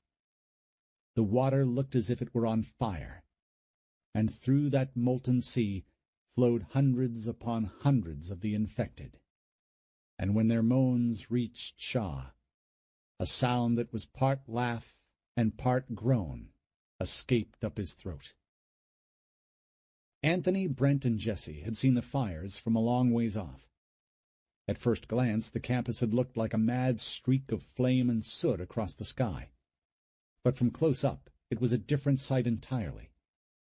Anthony Shaw cut the engines and simply stared, open-mouthed, at the destruction that lay before him. The campus had been changed considerably by the storm damage and by the occupation of 80,000 refugees. But that alone did not account for this. As a kid, Anthony had seen plenty of movies about the apocalypse. The Postman, all the Mad Max films, 12 Monkeys, George Romero's zombie films, and countless others. And what he was looking at now, the ruined skyline of the campus, backlit by flames and the rising sun, was so much like that. The destruction was so complete, so indiscriminately savage, that it simply boggled his mind. "Anthony, this isn't good," Jesse said. "Is Dad okay?" Brent said. Both Anthony and Jesse looked at him. It was the first time he'd spoken since earlier that night. "I don't know," Anthony said. "What's your plan?" Jesse asked. Anthony thought about that. In the distance, he heard what sounded like screaming and possibly gunfire. When he closed his eyes, it almost reminded him of the sound of a Friday night football game heard from a long ways off. That was probably where they'd find his father, who would no doubt be trying to get all the survivors down to the boatyard. That had been the plan before they left, and it didn't seem likely that his father would have given up on it. Not the great Captain Mark Shaw. He never gave up on anything once he set his mind to it. "I want to head east down I-45 over to Spur 5. From there we'll head south and come up along the boatyard." "And then?" Jesse asked. "I don't know, Jesse. I really don't know." The land between the interstate and the northern edge of the campus was flat and relatively empty. The only building in the area was the General Services Building, which marked the northernmost point of the campus. And once they rounded that, they were faced with open water. But Anthony resisted the urge to give the boat full throttle. With the water only now starting to rise again, there were still numerous hazards, such as submerged walls and the roofs of cars and trucks, lurking only inches below the surface. Every now and then he could feel the hull glancing off something out of sight, or scraping over the roof of a car, and the last thing he wanted was to rip the hull off the boat because he was in too big a hurry. It took 15 minutes to cover the distance down to the boatyard, but they knew they were headed into trouble even before that. They could hear the screams and see the panicked rush of bodies clambering onto the boats. "Oh, my God," Jesse said. For a long moment, neither of the others spoke. Brent was watching the crowd, his head slowly shaking back and forth as though he couldn't believe it. And when he turned back to Anthony, his face was pale, his eyes overly bright, as though he was about to cry. "Where's Dad?" he asked. Anthony looked at his older brother, and then raised his binoculars and scanned the crowd. He recognized several officers on the edges of the crowd. They were doing everything they could to get people to move forward into the unoccupied boats, but they were fighting a losing battle. He kept the binoculars moving over the crowd, but when he reached the southernmost edge of it, he froze. "I see 'em," he said. He put the binoculars down, told the others to hold on tight, and gave the little bass boat all the throttle it had. Captain Shaw stared at the approaching crowd of zombies and considered his options. And there weren't many. He was wearing an olive-drab T-shirt and green BDU-style pants. He reached into the pockets on his thighs and came up with 5 fully loaded magazines for the Glocks, and a 6th magazine that only had 8 rounds in it. From the number of zombies he saw coming down into the boatyard, he could tell he didn't have anywhere close to enough ammunition for a stand-up fight. He could get most of the ones out in front, maybe, if he made every shot count. But there were bunches more pouring in from the residential area south of the campus. Probably fleeing the rising tide, he thought. And that meant far more than he was equipped to deal with. Staying put was going to be suicide. But really, what other option did he have? A quick look over his shoulder answered that. Less than a quarter of the people he'd managed to lead this far had found their way into the boats. Some of the boats, he saw with mounting anger, were trying to leave, even though they were only half full. Some, he saw, had only 1 or 2 people in them. "Fill the boats up front first!" he yelled at the crowd. Barely 20 feet away, a man with a little girl on his shoulders turned to stare at him. His eyes were lit with a fevered intensity, like something inside his mind had let go. Thick cords stood out on the man's neck. His lips were drawn back, exposing teeth clenched so tightly, Shaw wondered why they didn't shatter. The man made some kind of inarticulate reply, and Shaw made to rush him, to grab him by the shoulder and spin him around and push him toward the front of the boatyard. But then he saw the look on the little girl's face. It wasn't fear. She looked dazed, her mouth slack. Her eyes had a glazed vapidity to them that made him slow, then stop, his head shaking from side to side very slowly. "Go on," he said, not yelling anymore. Then he turned back to the advancing zombie crowd. The wind shifted as he did, and he caught the sickly, sweet stench of open sewage mixed with gasoline and mud and rotting flesh. Hurricane Mardell had pushed immense piles of debris up against the southeastern edge of the campus, like snowdrifts against a prairie barn. The zombies wouldn't be able to get through and come around on his right flank. They'd be forced by the walls of trash to veer more and more to the east, toward the highway, where the ground sloped away so much that, in places, the water was 40 feet deep. Maybe, he thought, he wouldn't need to kill them all to have a chance. If he could set up on a point along that wall of trash, he could direct fire into the crowd and maybe force the zombies into deep water, where they'd drown. It was as good a plan as any, he decided, and loaded fresh magazines into both pistols. He waded back toward the trash wall, right into the middle of the first few zombies to make it down to the boatyard, shooting them as he went. He had made it most of the way to the wall when he heard the whine of a boat motor at full throttle coming up on his left. Shaw turned, and at first he thought he was looking at one of the refugees who had managed to get one of the boats running and was now tearing off in blind panic. "The damned fool's headed the wrong way," he thought, and then stopped. "That's Anthony driving that boat. Holy shit, that's my boy!" The zombies were closing in on him. But even as he shot two of them, a wide smile spread across his face. He let out a wild rebel yell, watching the boat as it swung toward him. "That's my boy!" he shouted. He was delirious with excitement now. All the exhaustion of the preceding night seemed to slip away from him, and at that moment he felt like his lungs had finally started to work again. Great waves of air rushed into his chest, filling him. Yes! But then the smile faded. They were slowing down. Shaw watched, dumbstruck, as Anthony slowed the boat to a stop. They were less than 30 feet from the nearest zombies, and they were stopping. What the... And then Anthony was forcing Brent over the side of the boat. "What are you guys doing?" he yelled. "Jesus, what are you doing?" Brent was trying to claw his way back into the boat, but Anthony was pushing him away with a rifle. Brent looked as wide-eyed as the man who had been carting the little zombie girl around on his shoulders. Maybe even worse. And then Shaw realized, no, Anthony wasn't pushing Brent away with the rifle. He was trying to give it to Brent, to make him take it, and a small black duffel bag, too. "Get back in the boat!" Shaw called out to him. "Get back in the boat now!" But Anthony was already pushing away.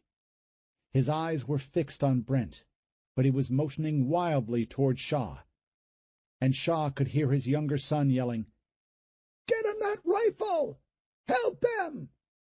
The next instant, Anthony was behind the controls again, the throttle buried as the boat sped into the middle of the zombie crowd, plowing over bodies with reckless speed. Brent turned around, holding the AR-15 across his chest like a young girl does her schoolbooks, visibly trembling in the waist-deep water.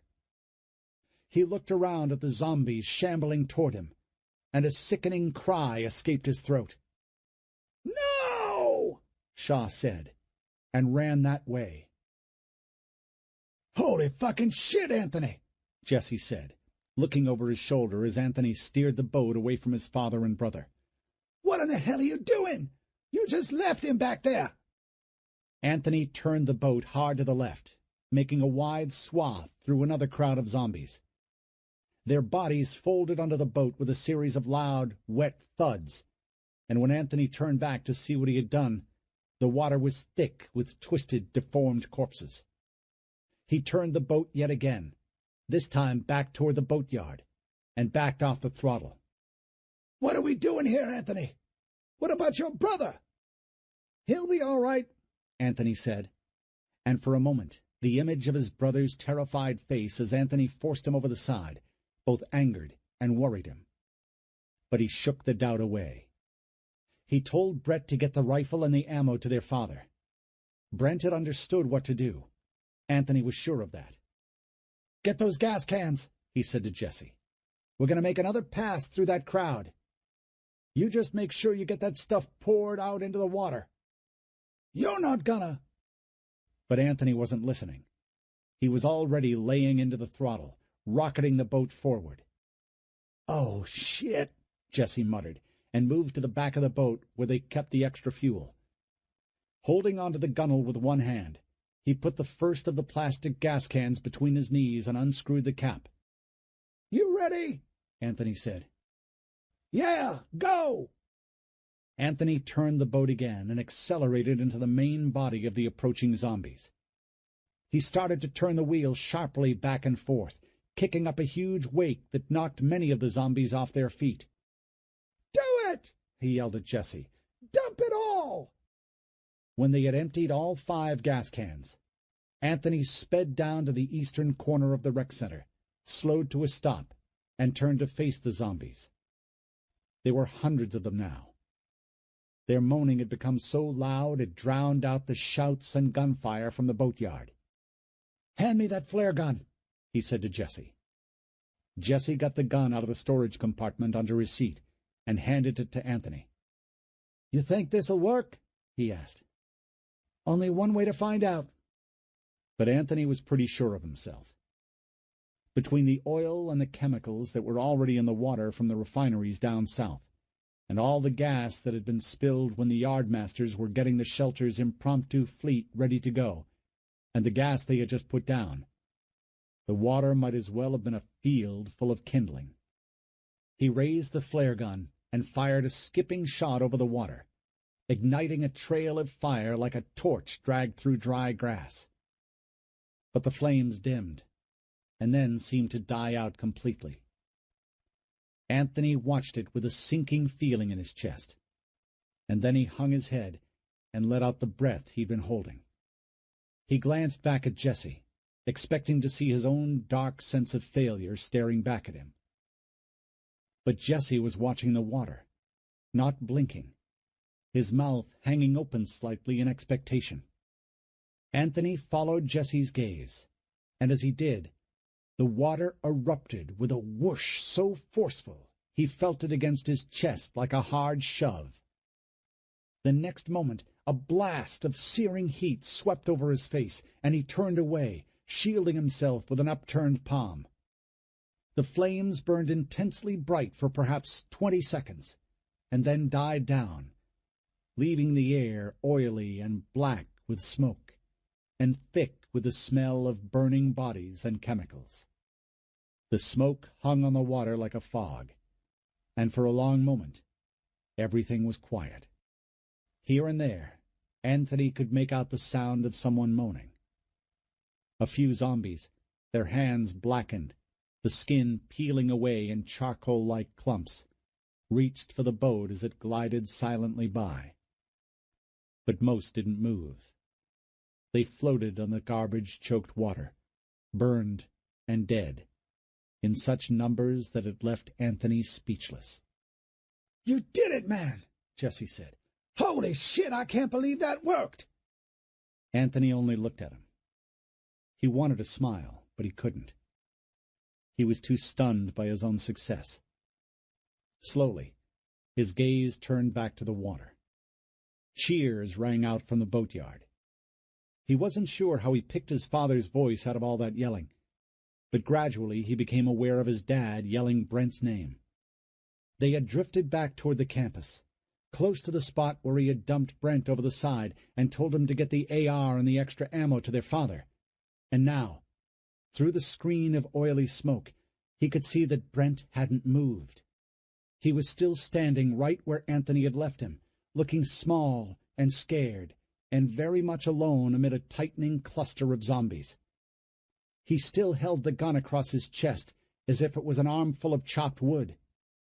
Another 30 or 40 yards beyond Brent, Anthony saw their father, his face twisted with rage and fear, running toward Brent. He was yelling his son's name, screaming for him to fight. "Why won't he move?" Jesse said. "Brent!" Anthony shouted. "Shoot them, damn it! Shoot them!" Brent lifted his head, as though he had heard the sound of someone speaking to him, but not caught the sense of it.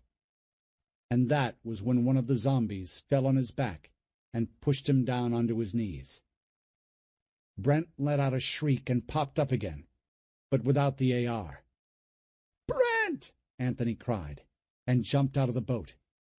He ran toward his brother. Anthony pulled his pistol and fired into the crowd of zombies swarming around Brent.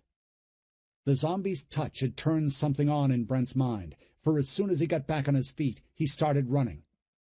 He was moving more quickly than Anthony had ever seen him move, and he was headed straight for the deep water near the base of the freeway. "Yes," Anthony said to himself. "That's good. Keep going." Then, more loudly, "Keep going, Brent! Run!" But he didn't make it far. As Brent was running, one of the zombies managed to grab onto the back of his pants and hold on. Brent punched and slapped at the zombie, twisting one way and then the other, but he couldn't break the hold, and the next instant the zombie was on him. Two others closed in. Anthony fired and hit one of the zombies in the shoulder, but didn't stop it. And that had been his last round.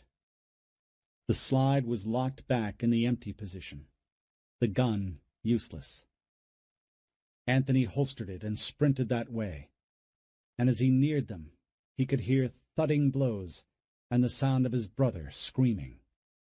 Brent Shaw, who was a full 6 inches taller and 80 pounds heavier than any of his attackers, was getting pushed and pulled between the zombies like a kitten caught in a three-way dogfight.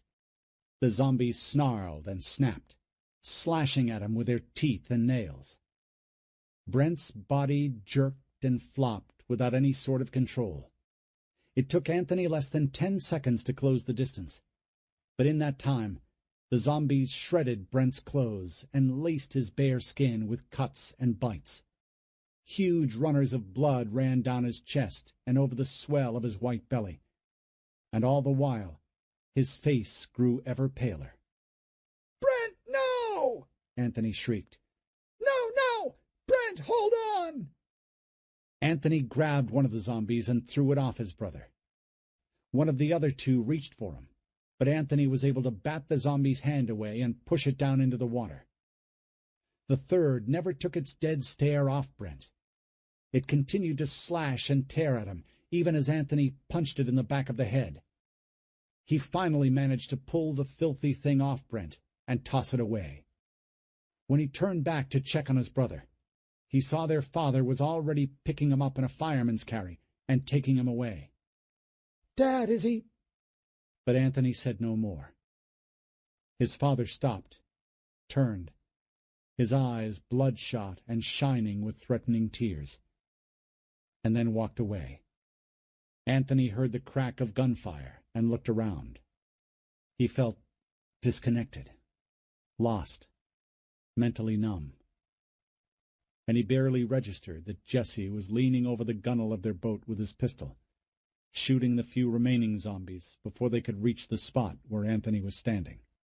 To Anthony, the sounds of the shooting and the moaning and the noise of the refugees trying to climb into the boats had taken on a strange, muffled quality, and it occurred to him that he had grown used to it. "What a strange thing to think at a time like this," he thought, "with your brother dying over there. That's your fault, you know. Yours and yours alone." "No," he said aloud. "No. All he had to do was fight. Or get to Dad and let him do the fighting. That's all he had to do." "But he wasn't made for that," the voice inside his head insisted. "You knew that, and you let go anyway. You let him down, and you let Dad down." "It wasn't my fault," Anthony said. But the words tasted rotten in his mouth. He saw his father and his brother then. Mark Shaw had put Brent on top of a white brick wall, and even from a distance Anthony could see his brother's chest covered in blood.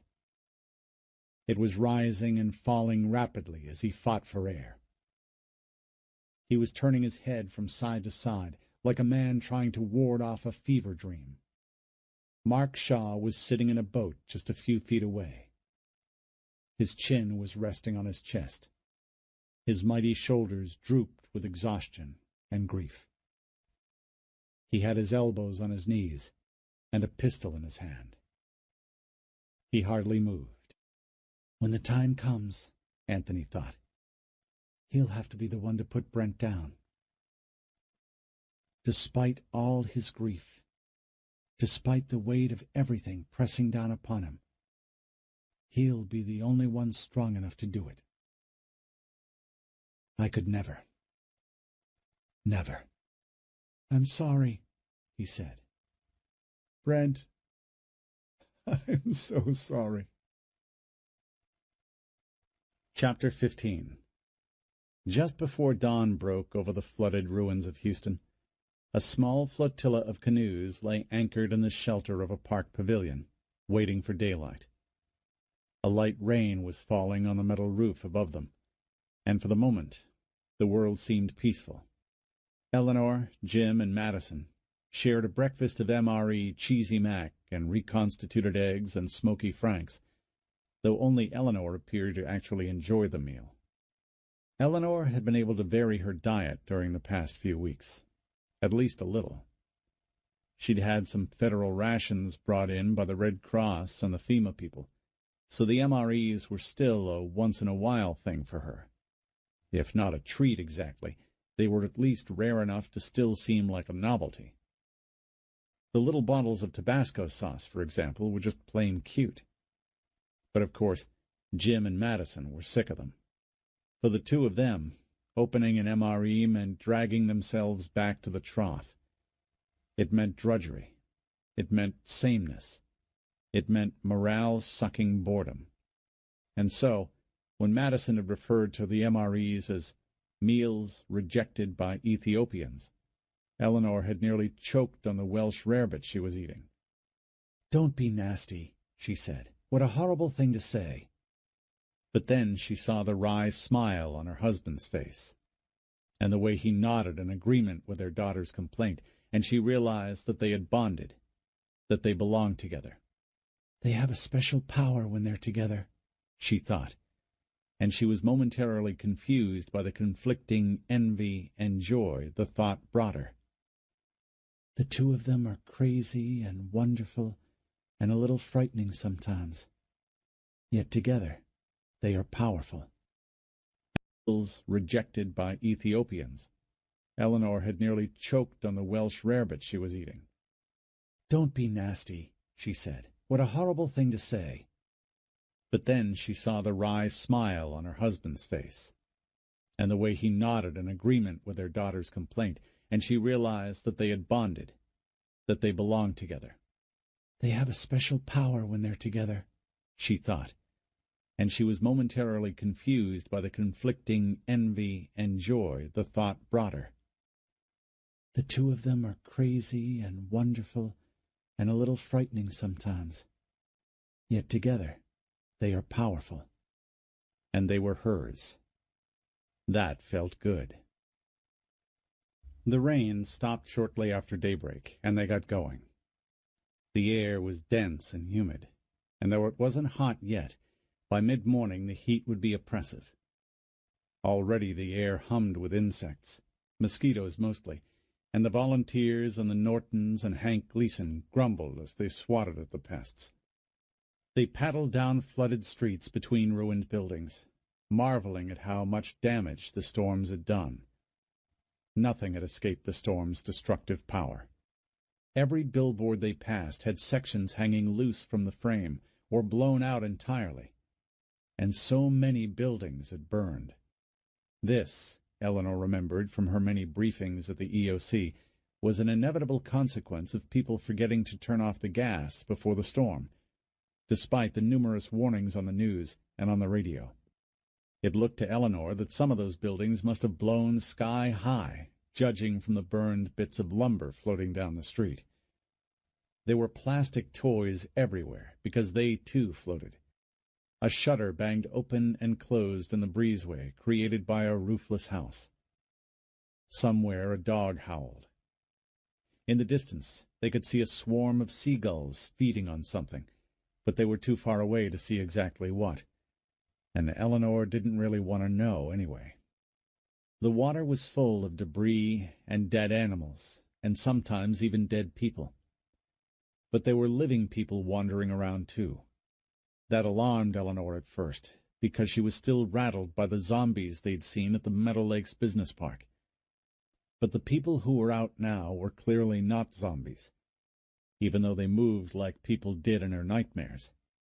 They seemed lost, disconnected from each other and their own fates. They were shiny with sweat, their faces traumatized, their clothes torn to rags. The city and the people who haunted it seemed to her to have taken on an otherworldly appearance that Eleanor found more and more claustrophobic as the day wore on. They passed a man seated on some kind of large board he'd put between the hoods of two pickups. As they drew closer, a hush fell over the flotilla of canoes. Now, passing directly in front of the man, Eleanor could see the board was the front door of the house behind him. He was holding the drowned body of a child, a boy not much older than Madison. The man's eyes were very white against the filth that covered his face. Hank pulled his canoe up to the man, and spoke so quietly to him that Eleanor couldn't hear what was said. The man made no attempt to answer. Hank turned back to the group and caught Eleanor's gaze. He shook his head as though to say the man was lost to the world. They saw looters who didn't even try to disguise what they were doing. Water moccasins moved like ribbons in the wind as they glided out from fallen trees. Eleanor saw dead bodies floating like driftwood, while not 5 feet away 2 men and a woman ate from a jar of mayonnaise they'd found somewhere. A helicopter passed overhead, and though they tried to flag it down, it never even slowed. "Don't do any good to flag them down," Hank said, gliding up next to their canoe. "That was the National Guard. They don't stop any more." "Why not?" Jim asked. "Too many looters. Too many people shooting at the looters. I've talked to their pilots. They don't want to fly into a situation and get shot by the people they are trying to save. I can't really blame them, I guess." "So what good do they do? Why the flyovers?" "I guess so they can report what they see." "To who? If they're not going to help, who is?" Hank shrugged. "Don't know." They all grew quiet. "What's wrong, Hank?" Eleanor asked suddenly. He looked at her, surprised. "Ma'am?" "You've been acting down since we saw that man with the dead boy. Are you okay?" A wan smile danced at the corners of his mouth. And in that instant Eleanor saw the stunning good looks that made all the women in the department sigh whenever Hank walked by. He really was a heartbreaker. "Just wondering what's going to happen to us," he said, gesturing at the destruction around them with a vague wave of his hand. "After all this is over." "We'll get through it. We'll start over." "No, ma'am," he said, after a long, thoughtful silence. "No, ma'am, I don't think that'll happen." "Why the change in attitude, Hank? Last night and yesterday, you didn't seem to have doubts at all." He smiled. "Yeah, funny how that'll happen to a guy." He paddled on, occasionally glancing back at the rest of the volunteers, making sure they were all still together. He was silent for so long that Eleanor thought that was all he was going to say. But when he spoke again, it was as though he hadn't paused at all. "It's just, all this stuff is gone now. Houston, I mean. I lived my whole life here. I don't know how to begin starting over, you know?" "Yeah," Eleanor said. "Yeah, I know." When she was 17, Eleanor lost her grandmother. Or rather, her grandmother had simply died. Eleanor didn't really lose anyone, as her mother hadn't spoken with her parents in a dozen years or more. She had only the vaguest memories of her maternal grandparents, and at the time she'd had absolutely no clue as to why they'd dropped out of her parents' life, and not enough sense to ask. But Eleanor was eager to meet her grandfather, even under the sad circumstances. Unfortunately, the man she ended up meeting was a broken one. If he had been a bad father to Eleanor's mother, he had evidently been a loving husband to her grandmother, and over the course of the week they spent together, Eleanor watched the man fall apart. He barely spoke to any of them, but he had said something to Eleanor that had mystified her at the time. "Our lives," he said, "are like a junkyard tumbling down the stairs. We have no control over what happens. There's no master plan. We just exist until eventually it all comes crashing down." Now, many years later, Eleanor understood the awful power of that nihilistic urge. She saw how strongly it called to the weary and the destitute, as though it had its own gravity. And if it could absorb Hank, who was blessed with so much and treated life with such simple, boyish joy, none of them were immune. And then, almost as if he were responding to a movie director's cue, a man floated around the corner on a rickety pool chair singing, "Bye, bye, Miss American Pie, drove my Chevy to the levee, but the levee was dry." The man was bare-chested and righteously drunk. He had an igloo cooler tied to the back of the chair, and the 2 remaining beers of a six-pack hanging from the chair's headrest. One of the Red Cross volunteers began to chuckle, and Eleanor did too. Someone called out to him, asking him if he wanted a ride. He looked at the long row of canoes as though startled, breaking off his song mid-verse. Then his smile grew large again, and he raised his beer high and began to sing, his voice loud and off-key, and not at all sane. "Them good old boys were drinking whiskey and rye, singing, 'This'll be the day that I die.'" Eleanor and the others stopped paddling and turned to watch him float by, the chair keeping a surprisingly straight course through the current. He raised the beer to them one last time and sang, "This'll be the day that I die." Jim shook his head. "I think he's right. Zombies'll get him before nightfall," Hank agreed. He looked around at the others. "Anybody need to stop for a rest?" Nobody did. "All right, then. Let's keep going."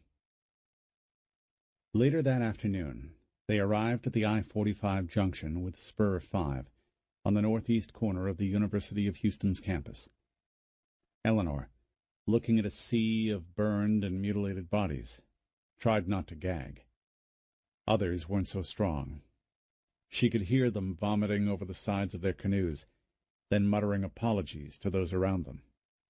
As they drifted closer to what had been the EOC's boatyard, they began to hear moans coming from some of the bodies, and Madison clapped her hands over her ears to keep the sounds away. "What happened here?" Eleanor asked Hank. He scanned the campus and the floating field of burned bodies, and he said, "I don't know. You can see where a lot of these buildings are burned, but I don't think that's what did this to these people." "Do you think these were people from the shelters?" "Ma'am, I ain't got the foggiest idea. It's quiet now, though.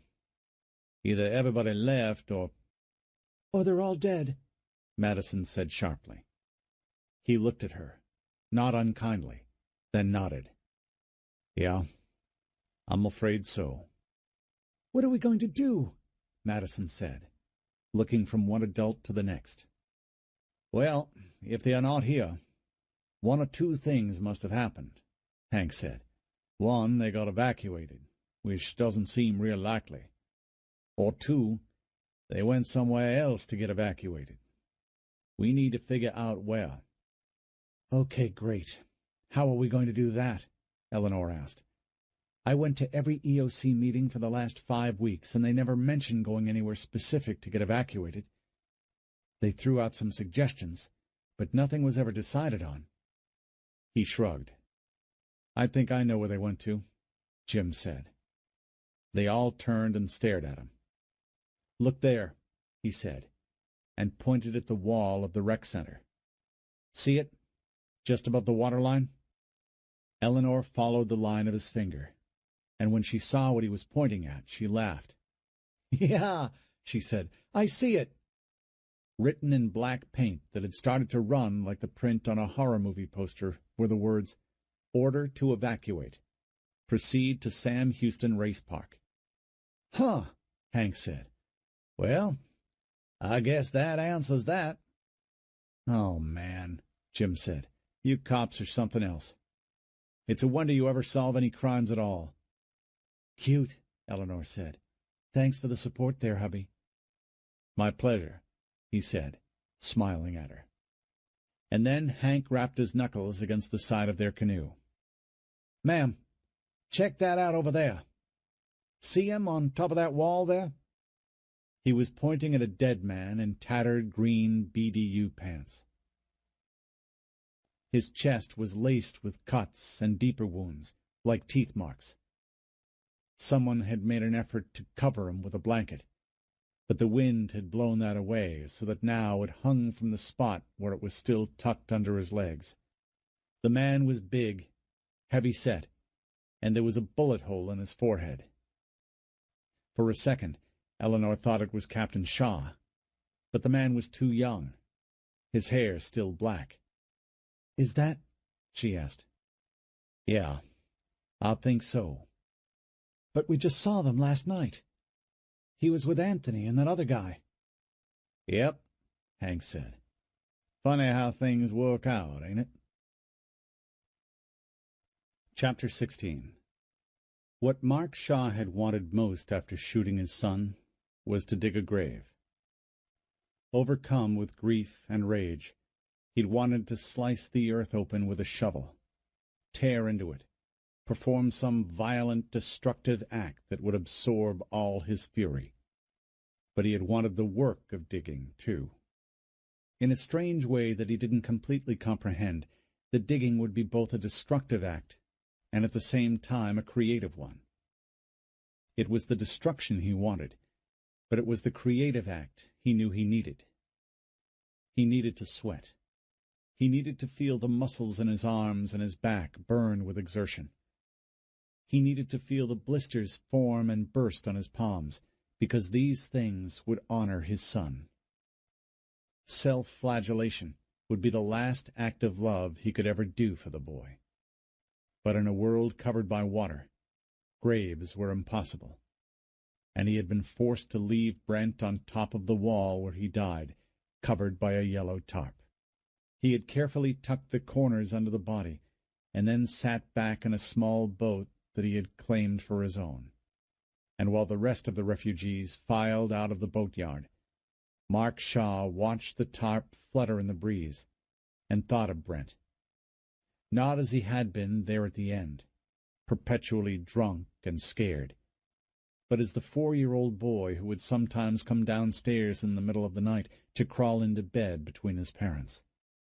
It was funny, he thought, how memory grabbed on to the littlest moments, the ones that simply are, the ones without a beginning or an end. Like the feeling of letting go the day he taught Brent to ride a bike, watching as he wobbled slowly down the sidewalk, or driving him to school in the morning. That little boy's smile of his, no front teeth and full of radiant joy. Or watching football with him on the couch on Sunday afternoons. Or teaching him to shoot.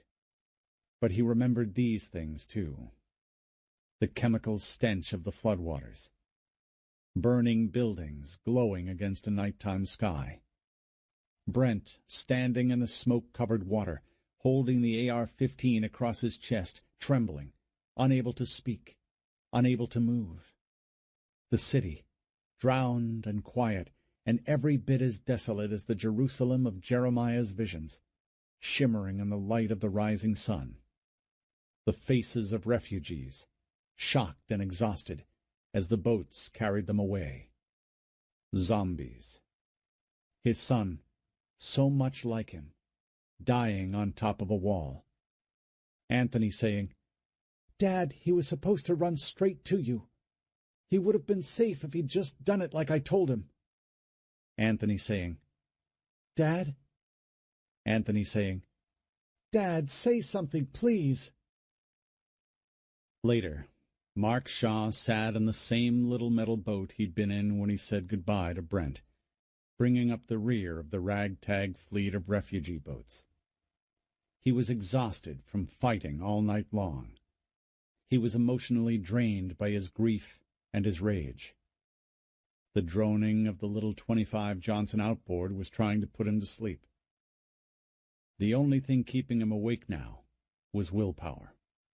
From his position at the back, he had a clear view of the rest of the fleet, some 400-plus boats of every make and degree of seaworthiness. His best guess was that they had gotten away with fewer than 3,000 of the original 80,000 who had grouped together at the campus. Those few survivors were jammed into the boats now. Some boats were so overloaded that people were forced to hang over the sides, making them look, to Shaw, like those trains in India and Bangladesh with the natives spilling out like candy from a piñata. From somewhere up ahead, he heard people yelling and a woman crying. Shaw looked around for one of his officers, but none of them were close by. After the battle at the campus, he had only 6 left, and all of them were busy sprinting up and down the line, shepherding the fleet. Shaw fed the engine a little more throttle and sped up to the disturbance.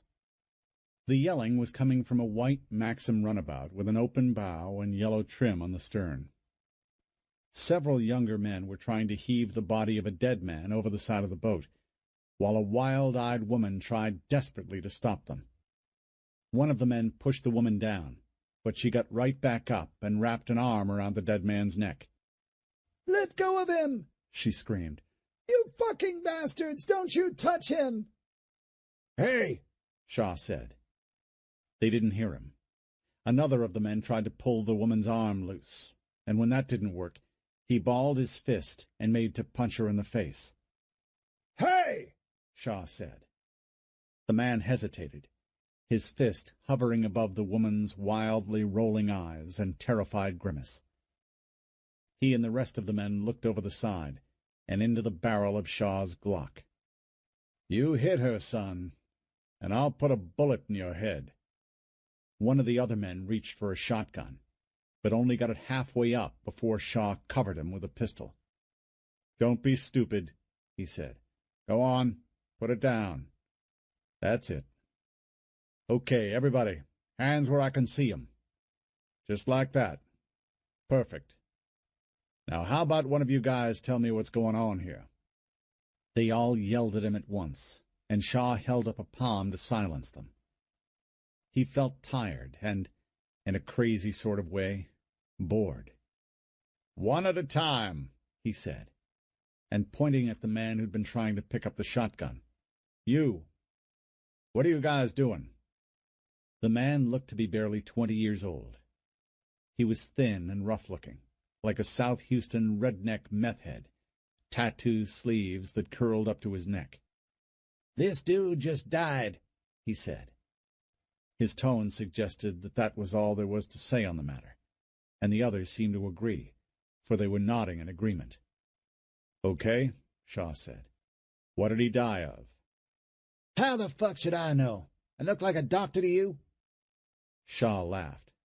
"No, son, you definitely don't look like a doctor to me." "He's gonna turn into one of them zombies. I don't want no fucking zombies on this boat." The others all started talking at once, but Shaw didn't try to silence them this time. What was happening here was pretty plain now. He could tell them that the zombies were diseased living people, not the walking dead like in the movies. But what was the point? None of them would listen or understand if they did. And besides, there was an easier solution to the problem. Hand 'em down to me." That silenced them. They looked at Shaw, and then at each other. "Come on, we're wasting daylight. Hand 'em down." The woman, whose panic had flared again, said, "No, he's not going to change into one of them. He's not infected." "Ma'am," Shaw said patiently. "Ma'am." The woman looked at him, her chest heaving. "I know that. I'm going to put him in this boat. I got room for both of you. You can tend to your husband while I steer." "He's my brother," she said. "Okay, your brother. The two of you can ride with me." The wild fear cooled in her eyes. She looked at the men in the boat with her, and then down at the corpse. She swallowed hard and began to cry. "Hurry it up," Shaw said to the men. "Hand 'em down to me." They did as he asked, moving the body and helping the woman down to him in silence. "You okay?" he said to the woman. She was sitting against the gunwale, her brother's head in her lap. She shook her head, but said nothing. "Hold on to something." And with that he turned the boat away from the men aboard the Maxim, and resumed his place at the fleet's rear.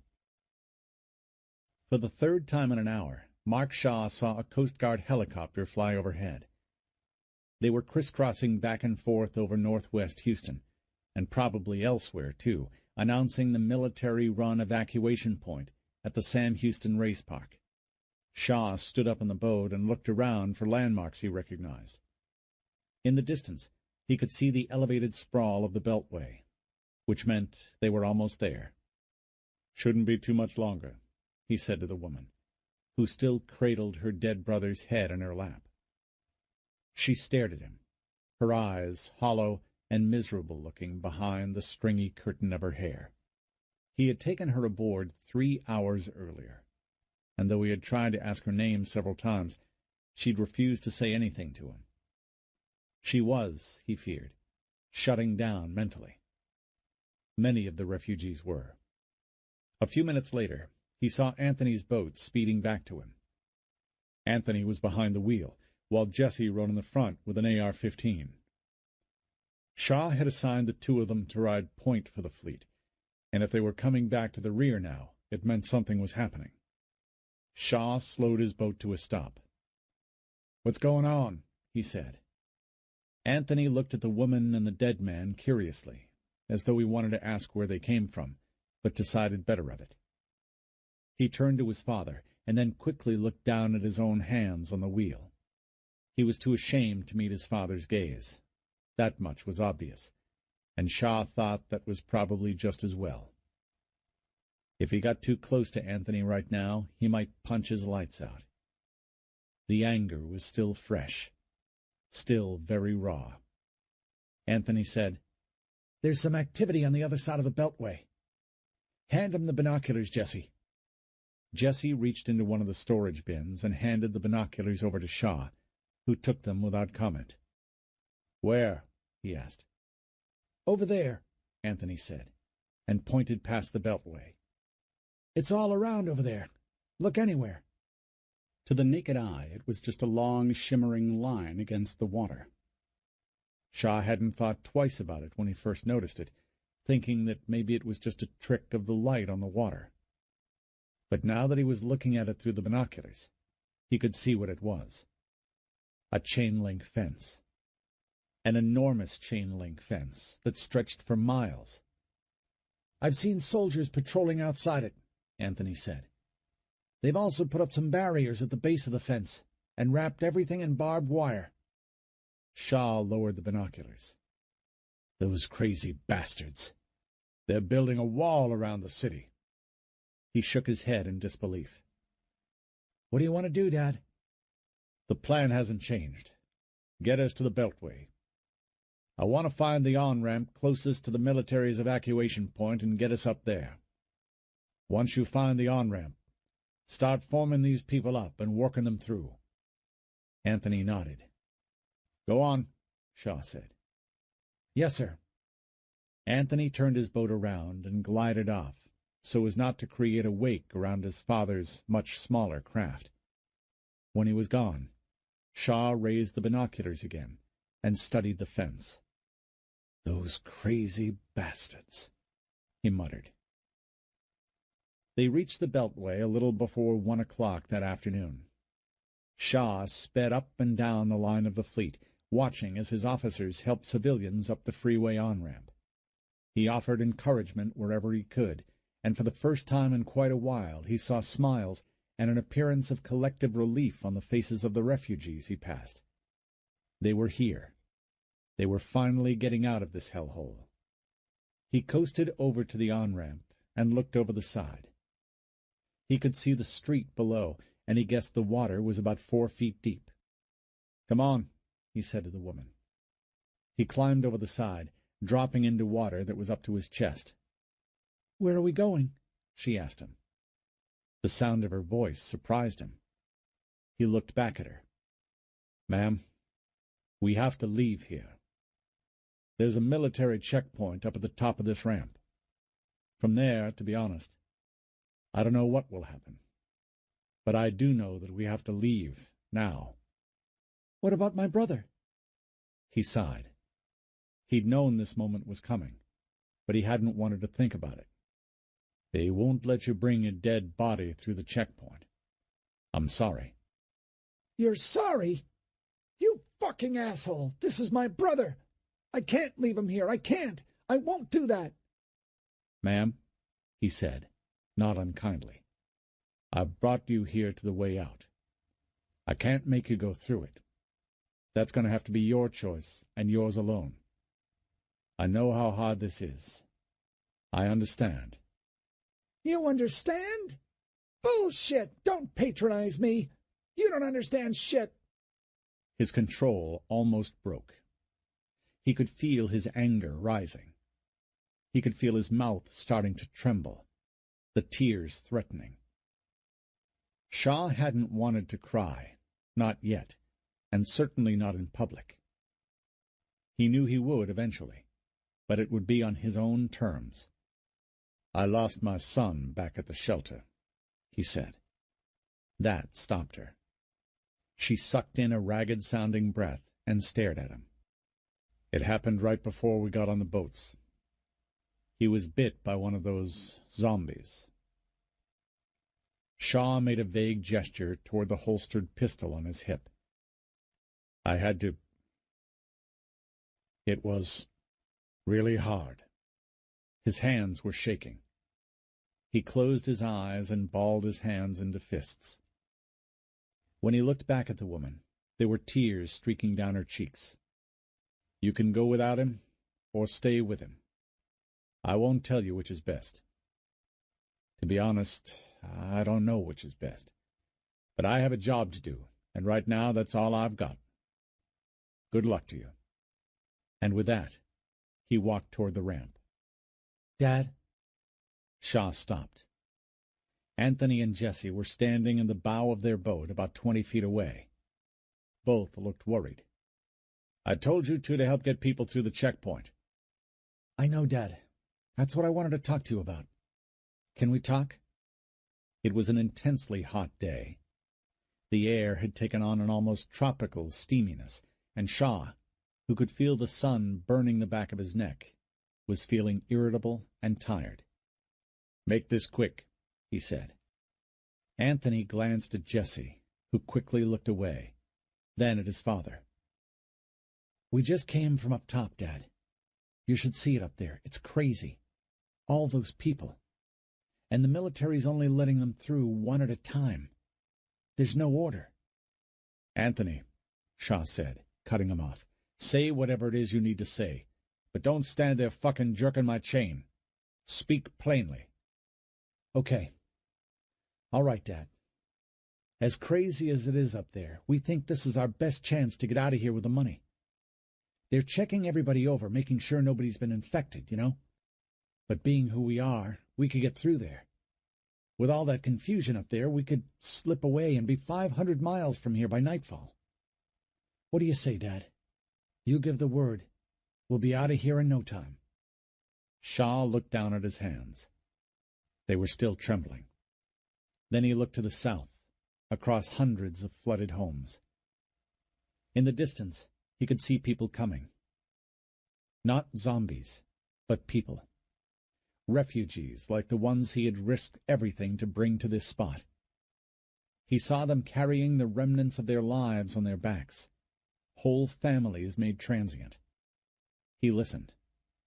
Above him, thousands of scared people were growing restless. A helicopter's rotors thrummed off into the distance.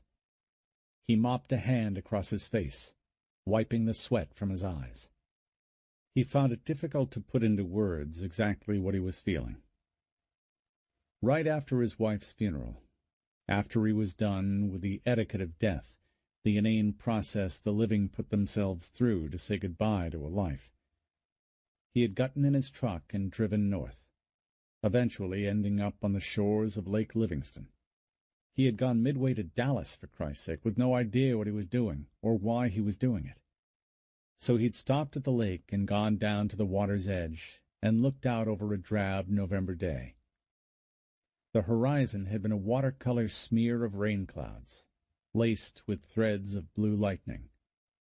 He'd been thinking of Grace and of duty. He'd hated her for dying, for abandoning her family, and he had hated himself because he knew how unfair he was being. It was that same illogical hate that he was feeling now for Anthony. It wasn't the boy's fault, and he knew it.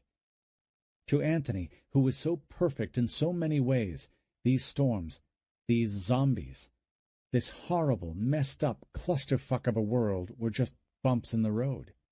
He wasn't connected to anything, certainly not the same sense of duty that governed Shaw's life, and for him life would go on. There were no wounds to heal because nothing cut him very deeply.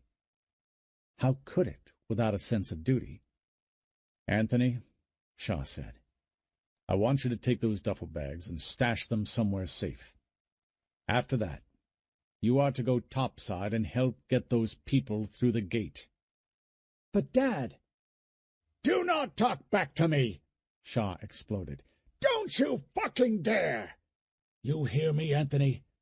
Don't you fucking talk back to me. Boy, I don't think you have the first fucking clue about what's important in life. Maybe I've failed you. Maybe I assumed that you were so talented you would know these things without me teaching them to you. If so, that's my fault. But I'm going to rectify that right now." He turned to Jesse. "Jesse, I have no control over what you do. You're not mine. If you want to take your chances, if you want to abandon these people, go on. Take your share and get the fuck out." Jesse swallowed hard. "No, sir," he said. "I'll stay." "Yeah, well, okay then," Shaw said. "Good. At least one of you has got some sense of what's important." "Dad, come on, "No," Shaw said. "No. You shut the fuck up. I don't want to hear you speak right now. You will listen. You will keep your mouth closed. No son of mine is going to creep away into the night like a thief. You got that? Your name is Shaw, and you will wear it proudly, for I worked hard to make it worth something. You hear me?" "Yes, sir." "Good. Now take those bags and stash them. Once you've done that, get your ass topside and you do your duty. You have taken an oath, and you will live up to it. You will keep the charge that you have asked for." He stared at them both, dared them to speak. Neither one did. "Better and better," he said. "Now get the fuck out of my sight." Anthony waded over to a red Toyota pickup. He remembered what had happened back at Canal Street when the water receded from the Volkswagen in which they'd originally stashed the money, leaving it in plain sight. He didn't want to take a chance like that again. This pickup was hidden between a school bus and an overturned 18-wheeler. No one would find it unless they were looking for it, so he figured it was safe. He popped the hood and put the duffel bags in with the engine. Then he waded back to the boat, and he and Jesse went to do their duty.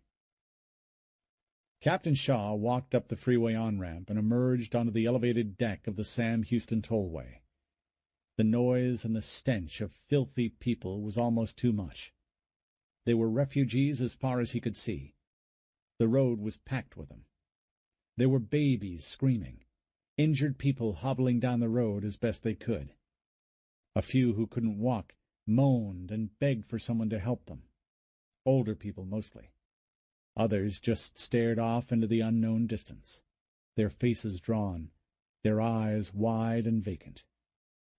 One man was muttering madly as he swatted at invisible bees around his head.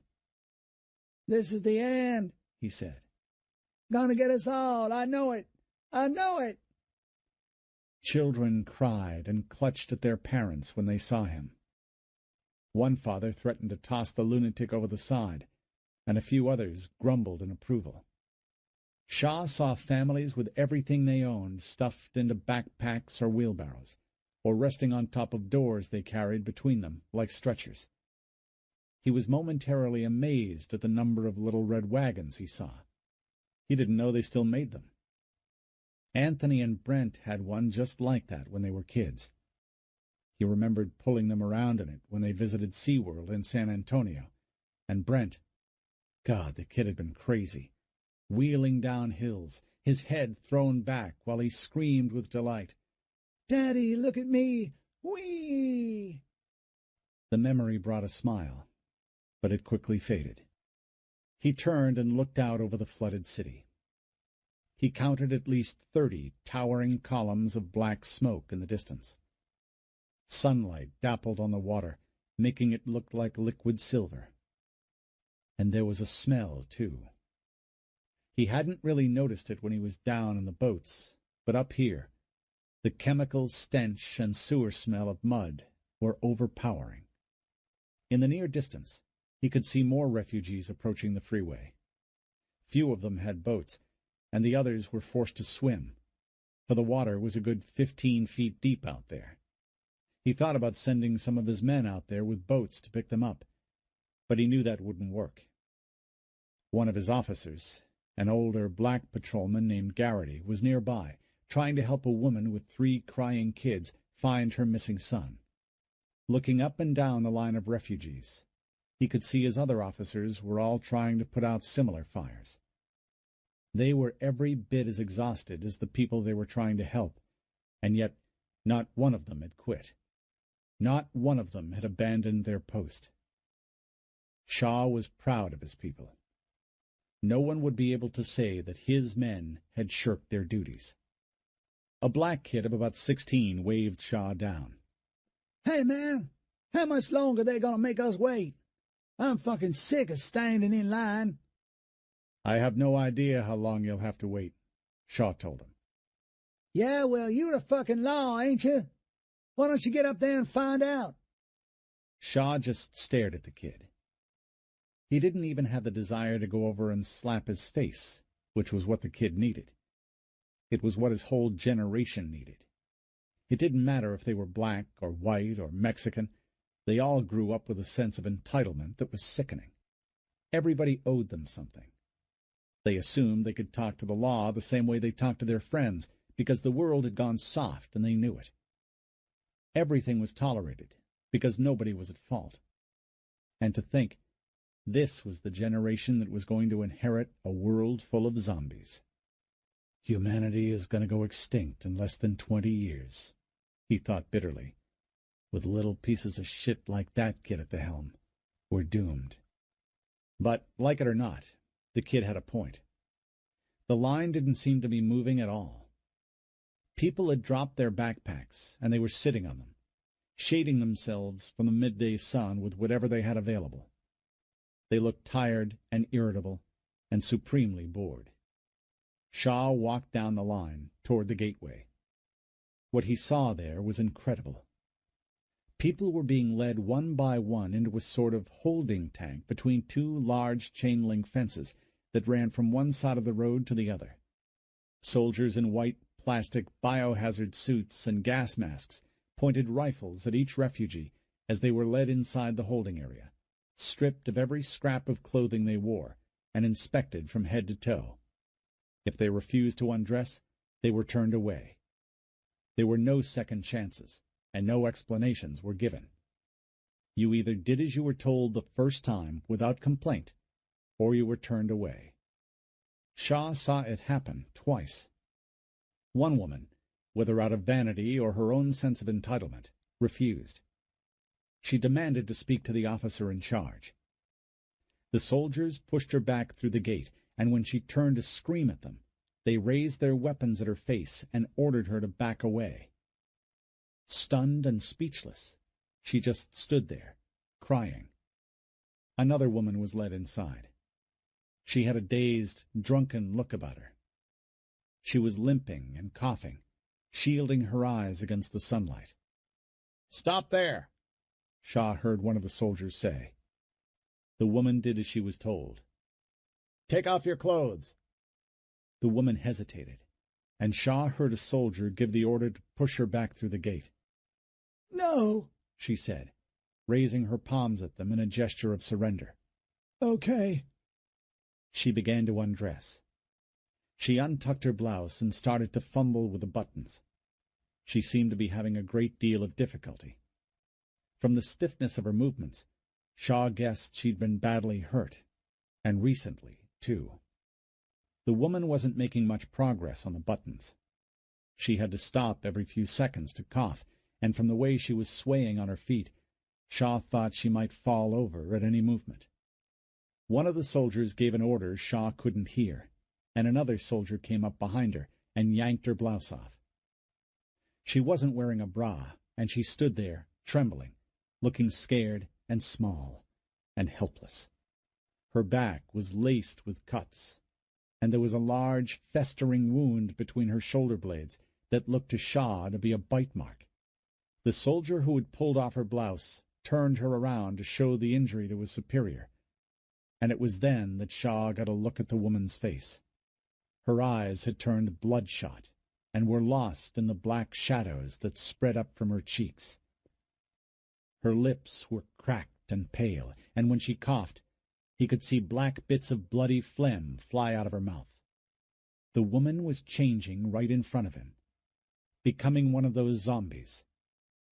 Her hand had been across her breasts, but it was slipping away now. She shook her head as though there were no seams biting at her cheeks, but it was a dreamy sort of gesture, and one she evidently couldn't control. She staggered once, righted herself, and began to moan.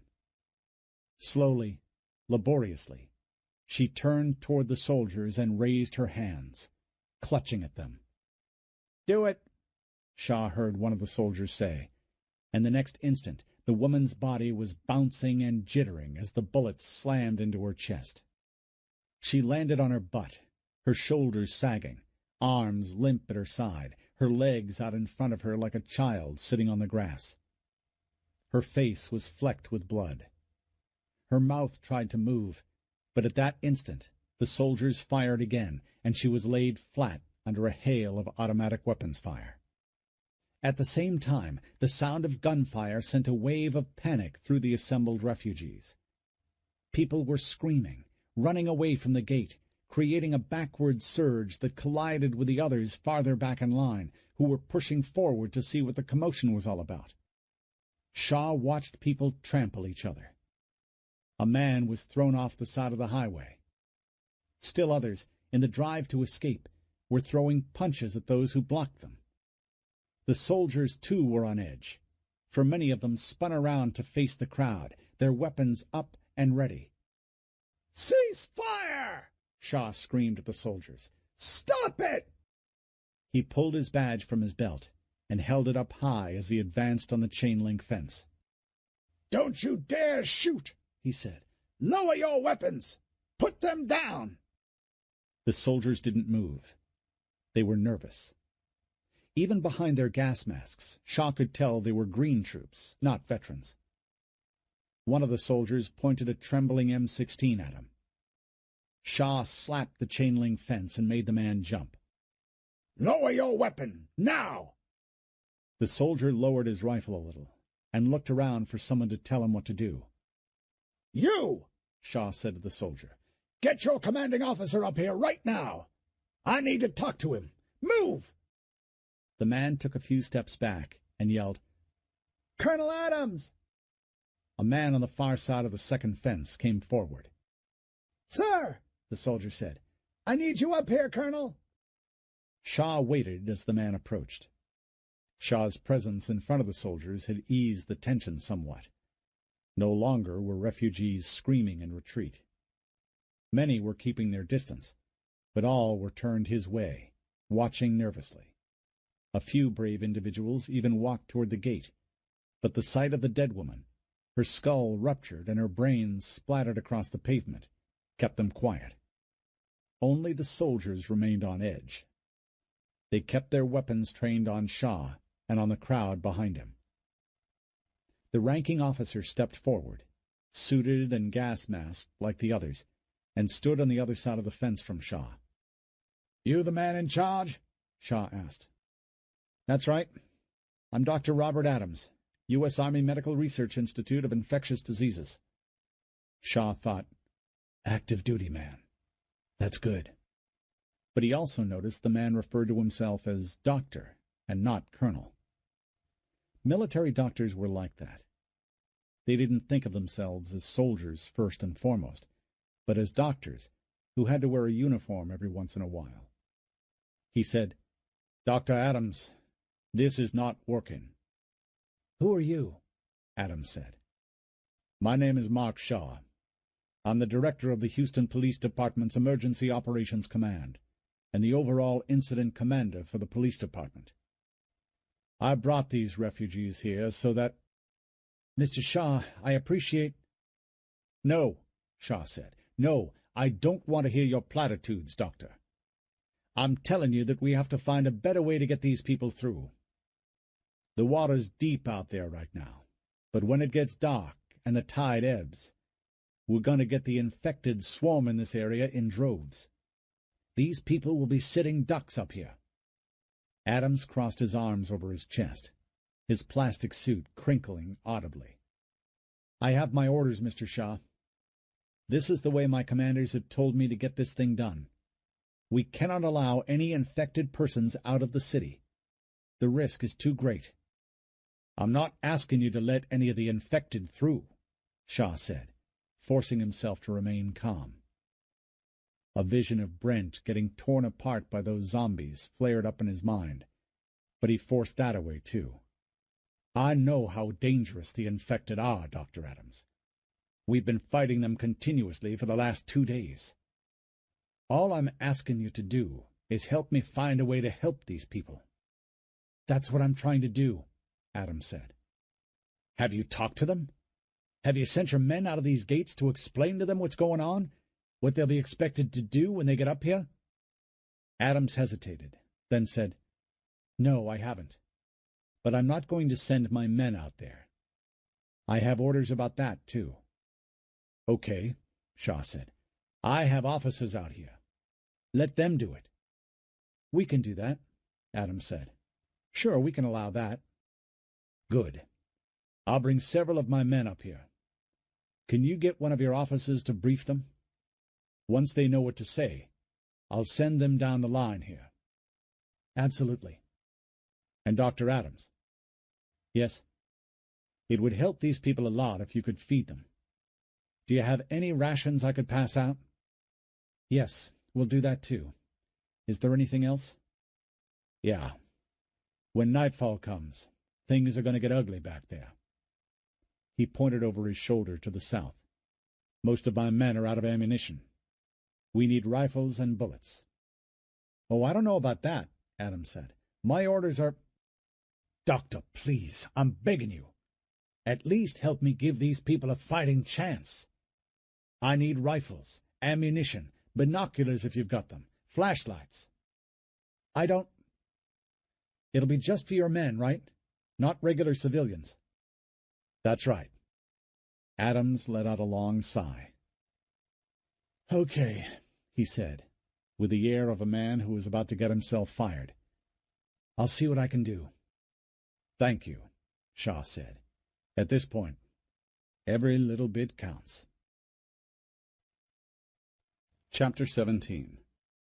Eleanor and her family didn't really get to know any of the Red Cross volunteers with whom they were traveling. There were passing comments made back and forth, the usual pleasantries between amicable strangers, and several of the women even complimented Eleanor on having such a beautiful daughter. But there was never more than that. They just never gelled. Eleanor and her family felt tacked onto the group, and not really part of it. She and Jim dealt mainly with Hank. He became the bridge between the two groups, and everybody seemed fine with that arrangement. There was a general understanding, after all, that they were together only until they got out of the city. Still, Hank's relationship with the volunteers wasn't all that perfect either. One of the volunteers, the ex-Marine named Frank Miller, who had been so helpful while they were escaping the Meadowlarks Business Park, seemed to rankle at Hank taking the leadership role. There were never any harsh words spoken between them, but Eleanor was a good judge of body language, and she could tell there was tension between the two men. And judging from the fact that both were professional soldiers, trained to be leaders during combat situations, it wasn't hard to gauge the weather between them. After they left the EOC, Eleanor became acutely aware of the strained, tightly wound bearing the men had when in close company, the stiff, almost ritualistic civility between them. Jim picked up on it too. Someone on the inside looking in, he said, would probably think them the best of buddies. Hank made it a point to solicit Frank's opinion on which way to go. Frank carried one of Hank's pistols, and sometimes, when zombies would emerge from the houses they passed, Hank would give the shot to Frank. They were like a talented first lieutenant and his grizzled veteran platoon sergeant, trying desperately for the sake of their charges to make it look like everything was fine. Frank Miller, especially, tried to maintain a dignified air. But the resentment was there, the elephant in the room that nobody wanted to acknowledge. Something had to give, and around midday it did. Hank stopped the group for lunch. Frank approached him, and the two men paddled a short ways off, stopping their canoes under the covered drive-through awning of a jack-in-the-box, arguing in hushed tones. Afterwards, Hank didn't speak. He seemed to almost shrink up within himself. He spent a good 30 minutes watching the wilderness that the city had become. The vast expanse of the floodwaters seemed to hold him enthralled, and the deeply thoughtful bearing he assumed made him seem, to Eleanor at least, as darkly handsome as any man outside a movie had a right to look. But by the time they resumed their course after lunch, Frank Miller and a few of the others were gone. Eleanor thought Hank would lose it. Maybe, in his anger, he would yell at those who remained with him, demand to know if any of the others wanted to strike out on their own, too. But he didn't.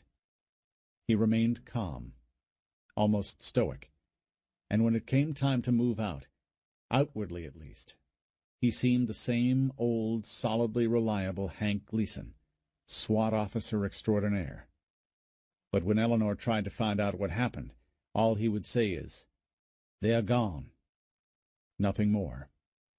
She never learned exactly what they'd argued about, and she never saw Frank Miller or any of the ones who left with him again.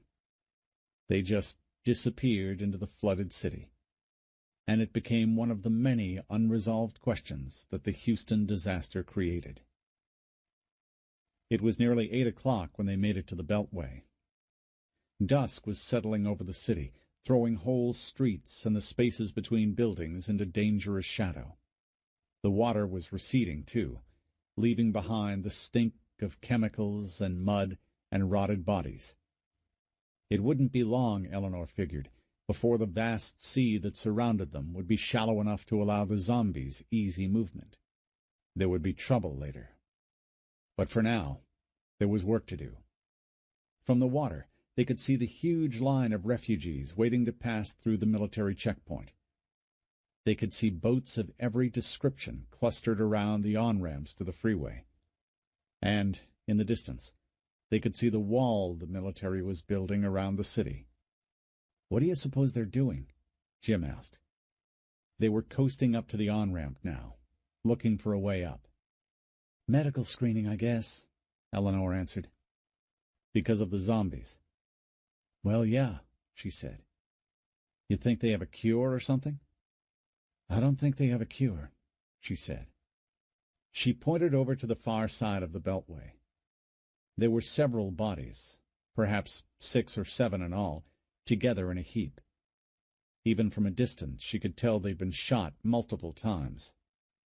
Oh, he said. Wow. Yeah, I know. I just can't believe it's come to this. The group slid up to the freeway on-ramp and climbed out of their canoes. Eleanor helped Madison into her backpack and then turned around so Jim could help her with hers.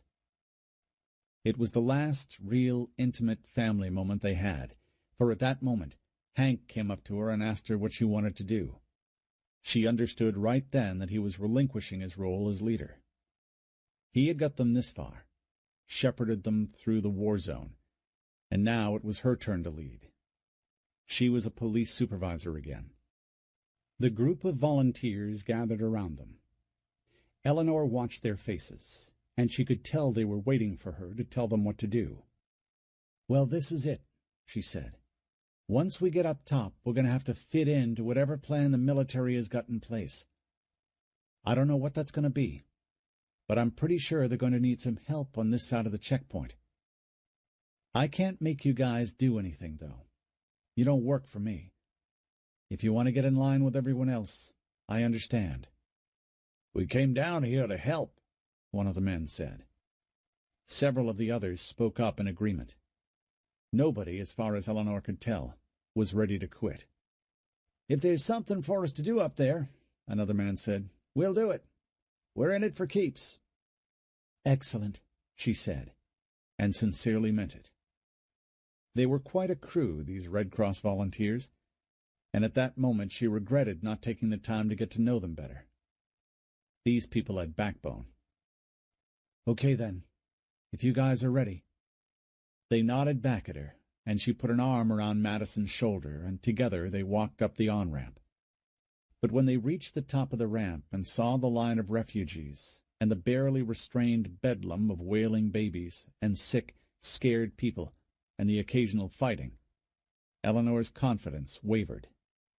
"Oh, my God," one of the volunteers said. Eleanor saw an older black officer she recognized from the EOC and asked him to bring her up to speed. He explained that Captain Shaw was up front, where the military was feeding people through the medical checkpoint one at a time. The remaining officers from the EOC, and Eleanor gasped when he told her there were only 6 of them left, were working up and down the line, trying to keep order, finding lost kids, answering questions. "They want us looking for people who might be infected, too," he said, and gestured uneasily toward his rifle. "Please tell me you're joking," she said. "They expect you to—" "It's already happened a couple of times. Not in my section, but it's happened. I got my eye on about 20 different folks in my area. Hopefully they're okay, but I got my doubts." "This is insane," Eleanor said. "Yes, ma'am," the officer agreed. "It is at that." "Where'd you say Captain Shaw was again?" The officer gestured toward the checkpoint. "Okay," she said. "I appreciate it." Ma'am?" "Yes?" He pointed toward Jim and Madison. "Ma'am, if you don't mind me saying, you should probably get your family set up somewhere over here in my section. I can get them worked in without creating too much of a hassle." Eleanor smiled. "I appreciate that, officer, but I can't do that. It wouldn't be fair." "Ma'am," he said, "you don't understand. It's taken them about 20 minutes per person to get these folks through that checkpoint up there. And as you can see—" He gestured toward the back of the line. It stretched at least a mile down the length of the elevated roadway. There were literally thousands of people waiting back there. With the sun going down and low tide coming, those zombies are going to be storming our location, and I don't know how long we can hold them off. Most of those people back there, they're probably not going to live to see the morning." Eleanor looked back at Jim and Madison. her gaze lingering on her daughter. The girl was dripping wet. It made her seem too skinny, too small, too fragile. "Ma'am," the officer said, "this ain't no time to be playing fair." Eleanor nodded. "Thank you," she said. "I'm sorry, I'm terrible with names." "Garrity," he said. His smile was kind. Exhausted, but kind. "Thank you, Garrity. I mean it. Thank you." Eleanor turned to Jim and Madison. "I want you guys to go with him.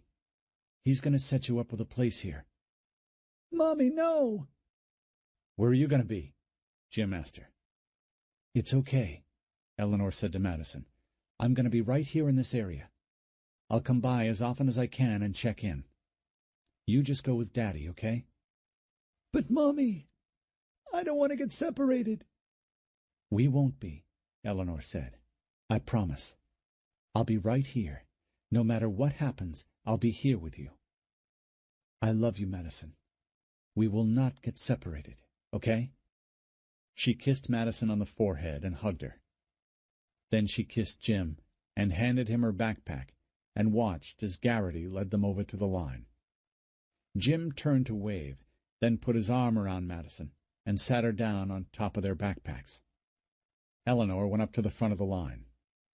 Captain Shaw was standing near the gate with a bullhorn in his hand. Eleanor saw armed soldiers in spacesuits hosing down a naked man inside a chain-link cage, while other space-suited soldiers, doctors, she figured, circled around him, discussing him like they would a show pony up for auction. Suddenly, nothing felt real. It was too weird, too alien, like some kind of science fiction movie. "Sergeant Norton," Shaw said, and gestured her over to him. "I'm glad to see you made it." "Thank you, sir. You too." She hesitated, unsure of exactly how much to say. Finally she said, "We went by the EOC. I saw Brent, sir. I'm sorry." He didn't even miss a beat. He dismissed her condolences with a casual wave of his hand and said, "We've all lost somebody. But right now we've got a job to do." "Yes, sir," she said. "There's an Army doctor over there named Captain Miguel Hernandez. He's the one supervising the physicals. He'll give you a briefing about how this is working and what you need to tell these people. Once you get your briefing, get a rifle and a flashlight and start walking up and down the beltway here. Just make sure our people are doing okay. If they've got any problems, do what you can for them." "I talked to Garrity back there. He said that they're supposed to shoot any of the refugees who might be infected." "That's right. If they see anybody who's been infected, they're supposed to offer that person a chance to leave. But none of them do. They try to argue. No one wants to be left behind." "And so we're shooting them?" "If it comes to that." "What if we're wrong? What if they're not infected?" He looked at her, and in that moment she was stunned by how much he'd aged. He seemed to have hardened. That was the only word to describe it. It had been little more than 2 days since she'd seen him last, but in that time he'd grown cold and distant. He was, she knew, bearing a huge burden, but she'd had no idea just how heavy that cross really was until just now. Captain Mark Shaw was a changed man.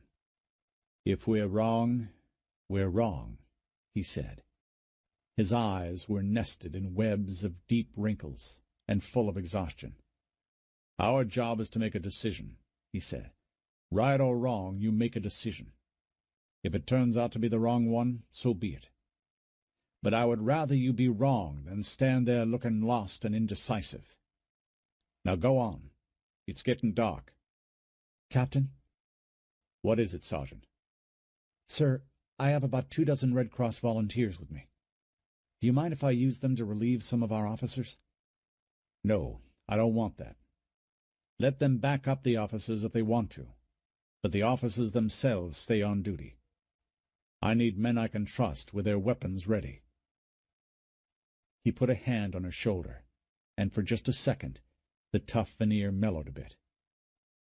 "Now go on, Eleanor. Help me out, okay?" She carried out her orders.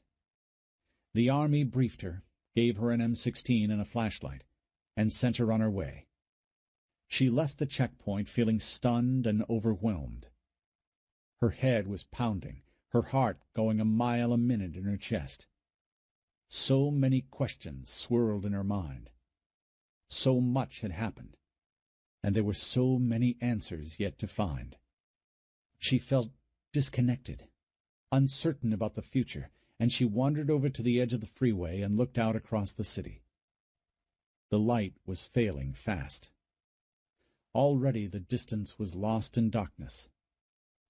Closer in, the glare from the lights illuminating the military's checkpoint spilled over onto the wrecked cars and buildings nearest the roadway, casting them in a bluish haze.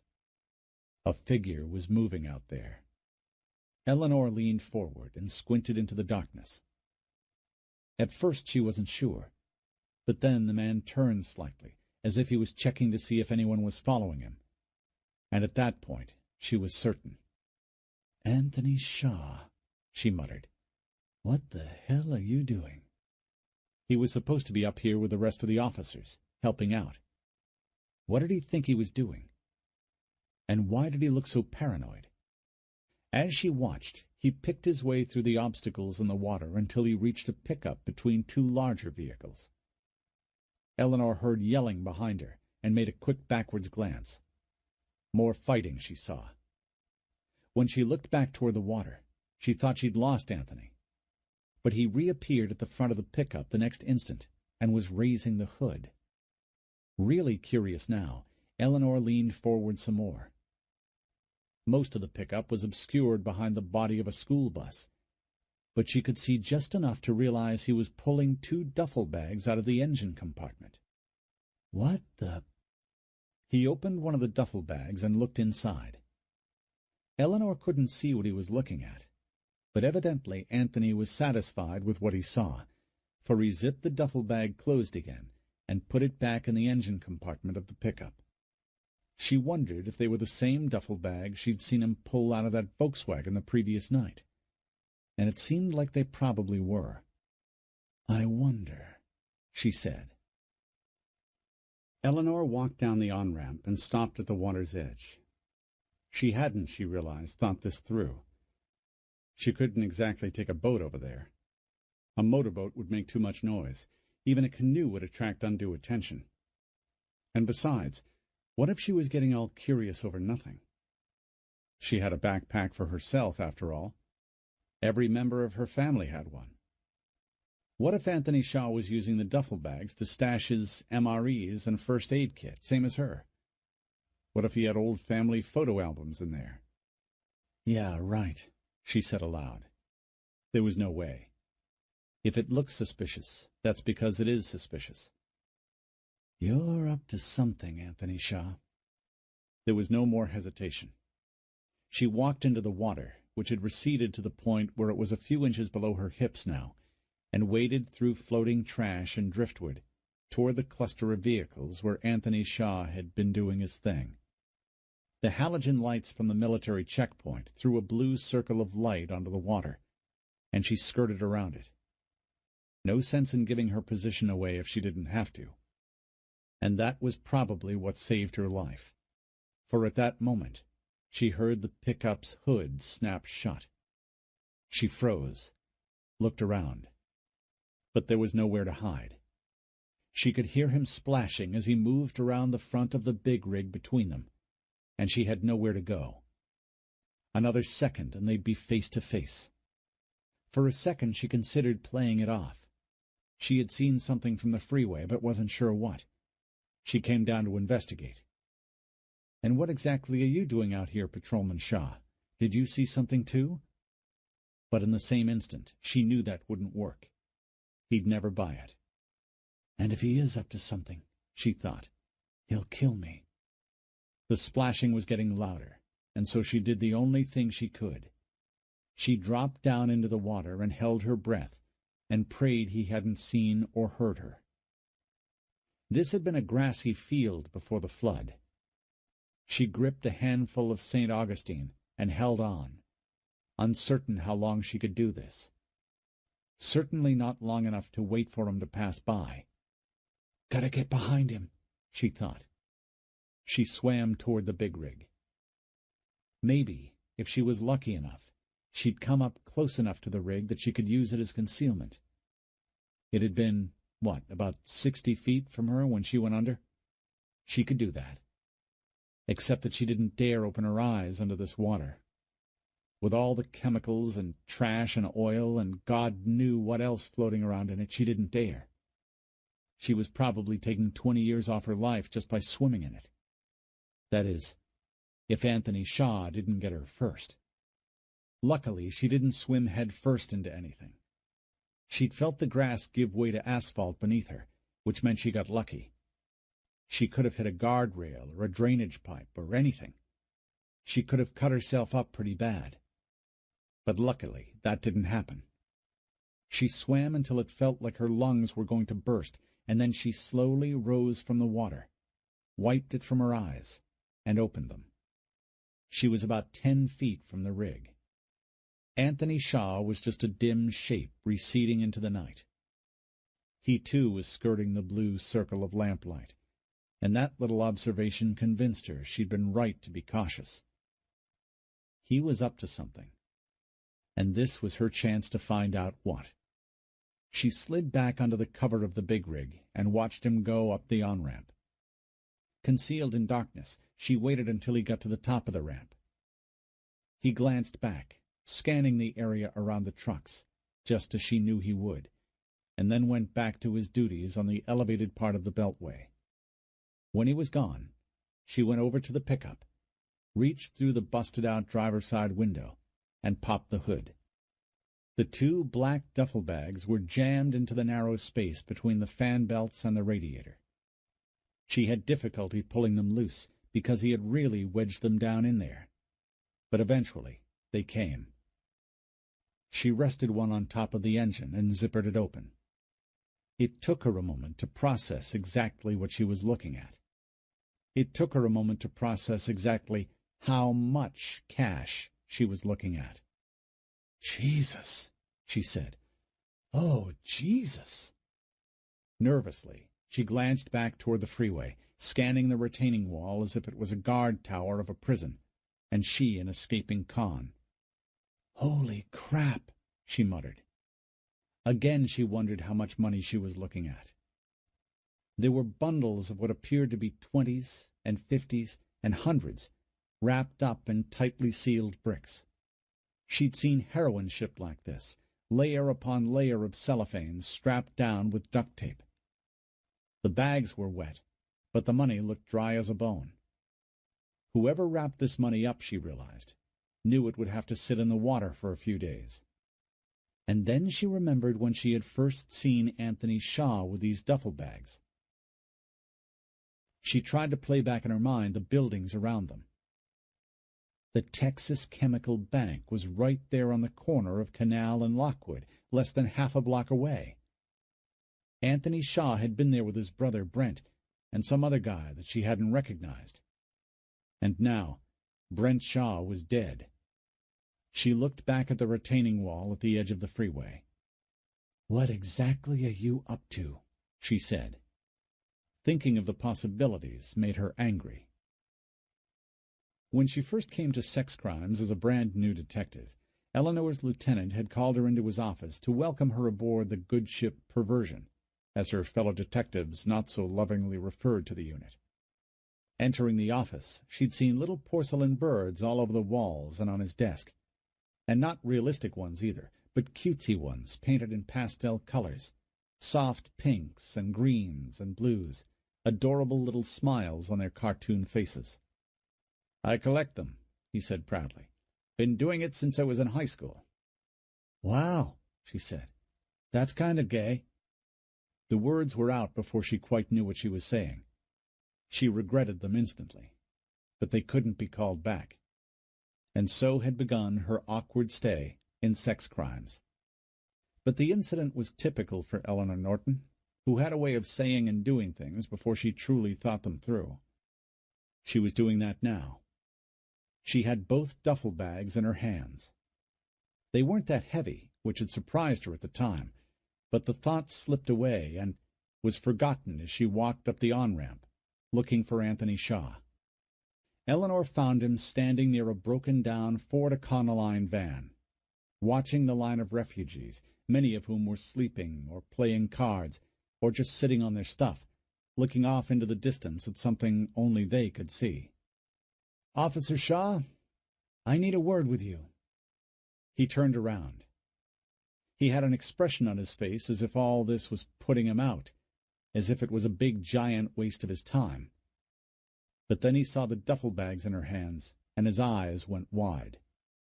"What is this?" she demanded. He was nervous. She could tell that. He was scared, in fact. But he moved quickly, too quickly for Eleanor to react. He crossed the roadway, saying, "Ma'am, I can explain that. It's not what you think. That stuff is from my house. It's our life savings." He put his hands on her shoulders and guided her around to the back of the Ford van. She was out of sight of the other refugees and the Red Cross volunteers before she quite realized what was happening. Just like that, he had taken her out of view of everyone. And now, here she was, alone with him. "Let me go," she said. She backed up. He took a few steps toward her, his hands still reaching for her. "You stole this money," she said. "You're nothing but a common looter." "No," he said sharply. He stepped closer. "That's not true. That money is my family's life savings." She read his body language. He was like a cat about to pounce. He had that same predatory look in his eyes. Eleanor turned, suddenly terrified, and was about to run when she felt his hands on the back of her blouse, clutching at her. "Let me go!" she screamed. He yanked back on her blouse, slinging her up against the side of the van with a loud crash of dented metal.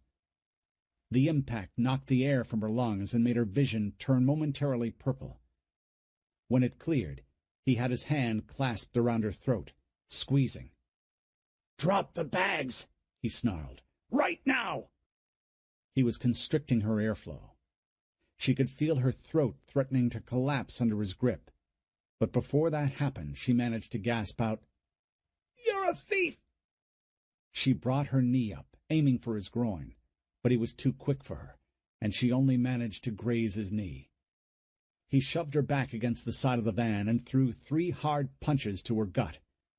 She doubled over onto her hands and knees, unable to breathe, and had just enough time to realize he was moving around to the side of her before he grabbed her by her hair and turned her face toward him. He punched her twice in the mouth, and she collapsed onto the pavement. Then he straddled her chest and punched her twice more in the face. But the next instant he was off her. What had just happened? Why did he stop? She could barely see. It felt as if he'd knocked her head out of whack. She couldn't think. She couldn't control her hands. Using her elbows, she managed to push herself up. All she saw were blurry shapes. But the voice she recognized. It was Jim, calling her name. "No," she murmured. It was the only sound she could get out. Her lips felt like they'd been smashed. Dimly, she became aware of a long rope of bloody spit hanging from her mouth. But the next instant she was looking up at Anthony Shaw's back. Jim was right in front of him, trying to pull Anthony out from behind the van. He was no match for Anthony, though, who came in hard and fast and threw 3 powerful jabs right into Jim's mouth. Anthony followed the jabs with 2 big uppercuts to Jim's solar plexus, and that dropped Jim to his knees. Eleanor felt as if she were moving through a dream. No matter how hard she tried to stand, her body just wouldn't obey. She watched Anthony move in, so that he was standing over Jim. She saw Jim look up at Anthony and try futilely to block as Anthony slammed an elbow down on the bridge of his nose. Jim collapsed into a heap. Anthony took a step back, reached into his pocket, and pulled out a big black tactical knife. Eleanor heard it click as he unfolded it to its full length. The knife was curved, at least 5 inches long, with wicked serrations down the length and an edge that gleamed, even in the dark. She shook her head. Her pistol, she thought. She had to reach her pistol. But at that moment, a shrieking scream pierced the night. Anthony Shaw folded the knife over, hiding behind his wrist. Eleanor looked past him, and to her horror saw Madison standing in the middle of the road, about 20 feet away, screaming for someone to help her parents. "No," Eleanor groaned. "Don't hurt her. Run, Madison, run." Her voice was barely a whisper. Her vision was hazy, blurred. She wasn't sure what exactly she heard or saw, but she thought she heard people yelling and shots fired. It was hard to tell because the blood was roaring in her ears. She felt like she was going to faint, and the last thing she remembered was the sight of Madison screaming for someone to help her parents as Anthony ran. Out from behind the van, holding both duffel bags in his fists. The fucking little girl was still screaming at him, but he didn't have time for that right now. He didn't have time for Sergeant Norton and her husband either. There was no time, because in the 2 minutes he'd been behind that van, the refugee line had erupted into a full-blown riot. Looking to his left, Anthony saw Garrity down on his knees, wrestling with a man and a woman. The next instant, the woman lunged at Garrity, knocked him onto his back, and took an enormous bite out of his throat. Anthony's eyes went wide. He took a step that way, but stopped. There was no time for that either. It was down to the wire now. He had to find his father, find Jesse, and get the fuck out of this godforsaken city. But people were running everywhere, screaming, fighting with each other. There were others staggering slowly through the crowd, and Anthony could tell at a glance that they were infected. He counted 6, 9, 14 of them, then more to his right. "What in the hell just happened?" he muttered. He pulled his pistol and started moving forward, looking for his dad. He found Jesse instead. Jesse was fighting with 2 zombies near the checkpoint. As Anthony approached, he saw Jesse break away from them, take a few steps back, and open fire with his M16, dropping them instantly. "Jesse!" "Holy shit, where have you been?" Jesse shouted at him. "Dude, your dad's been looking everywhere for you." Then Jesse noticed the duffel bags. "What are you doing with those?" "We gotta get out of here," Anthony said. "Where'd my dad go?" "He got some night vision goggles from the army. He was looking out over the city over there and saw a shitload of those zombies coming this way. That's when he started yelling for you." "Dude, where were you?" "Getting these." "Where is he now?" "All hell broke loose back there," Jesse said, pointing down the length of the refugee line. "He went that way."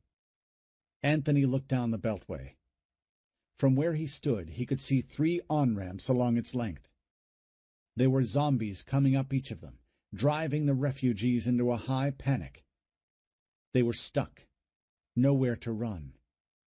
The few officers posted along the line were laying down a steady stream of gunfire, their muzzle flashes like torches in the night. But Anthony knew they were doomed.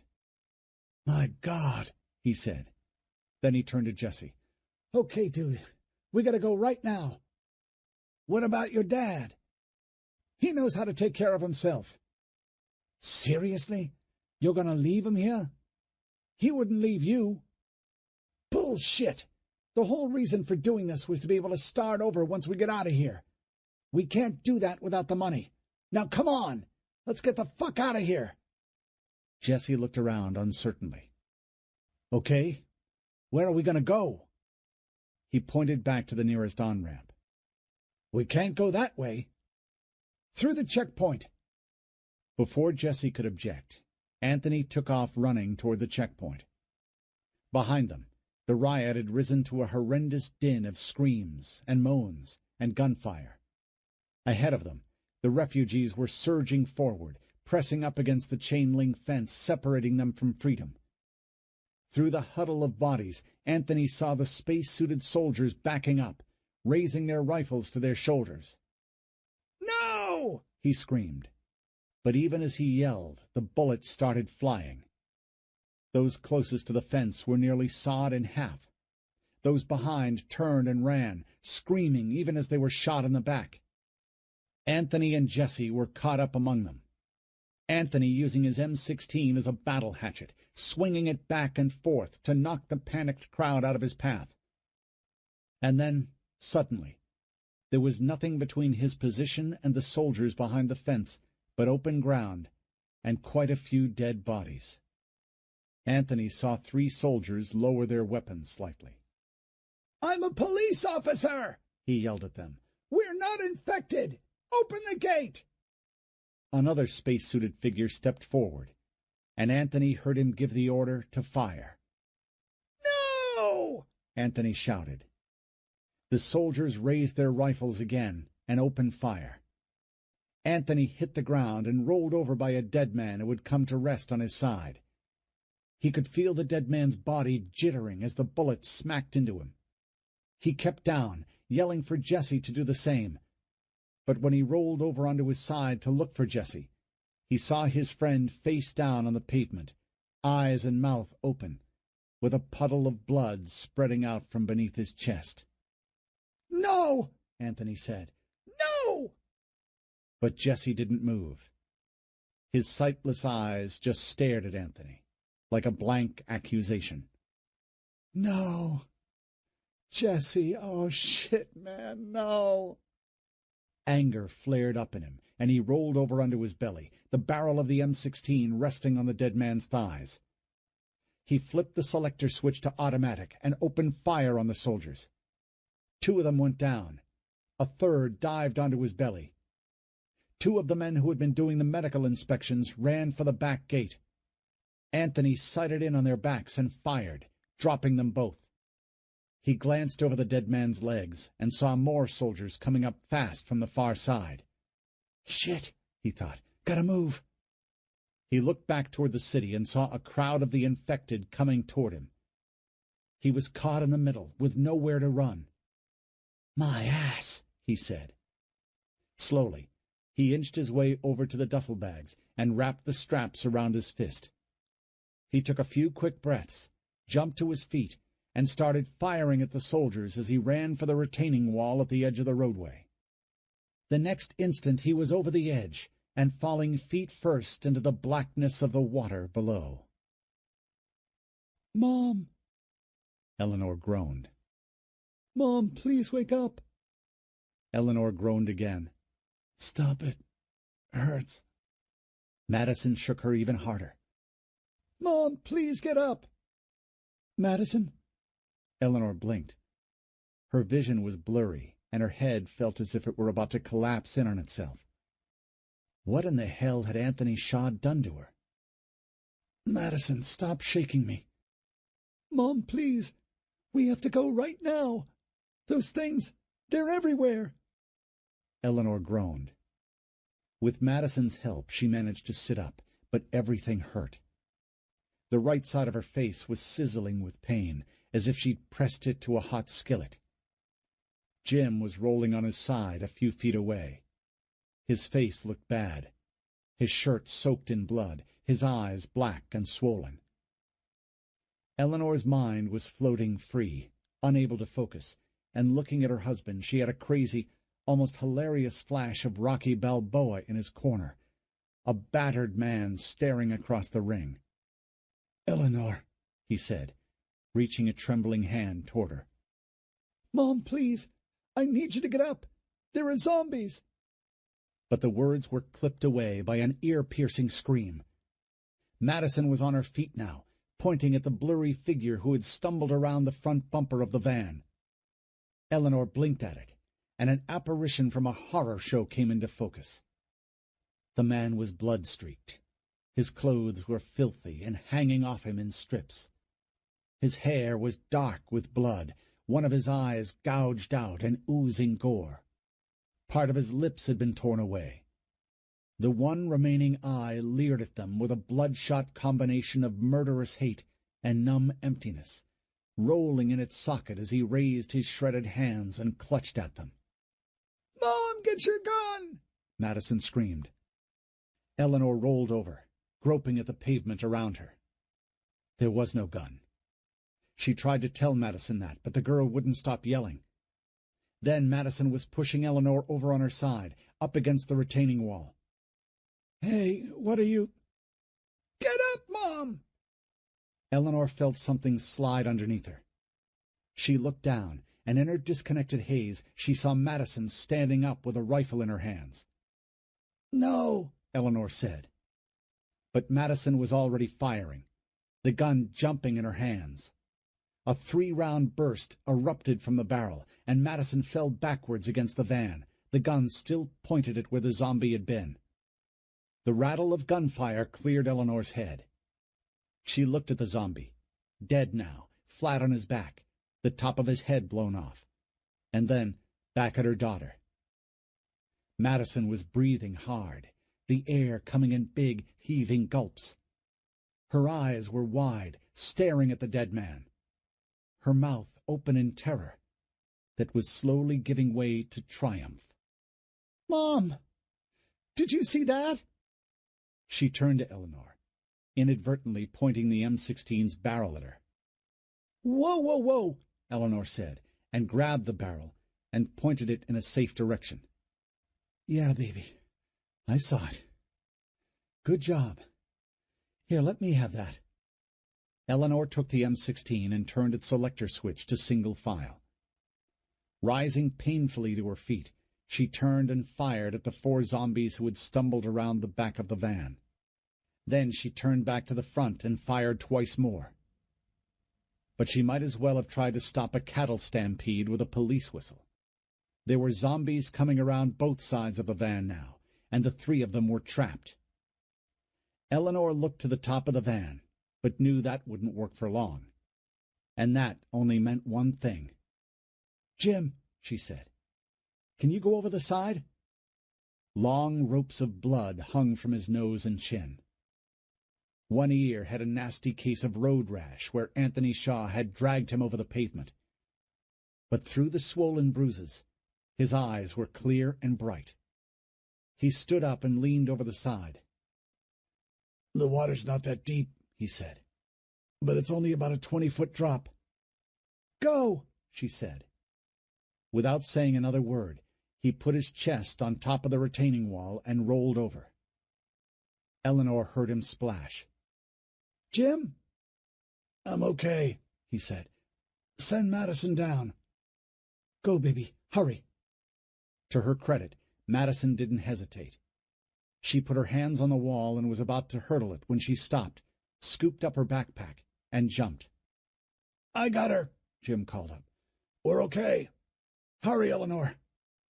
The zombies were closing in on both sides of her now, less than 5 feet away. Their moaning had reached a frenzied, urgent pitch. Their hands reached for her. She turned to face the retaining wall and looked down. It seemed like 1,000,000 miles. "God help us," she said, and took a breath and jumped. Chapter 18. Right before she let go from the retaining wall, Eleanor saw the water below writhing with bodies. She hit the water hard and went under. The next instant there were hands all over her, and she screamed, slapping them away.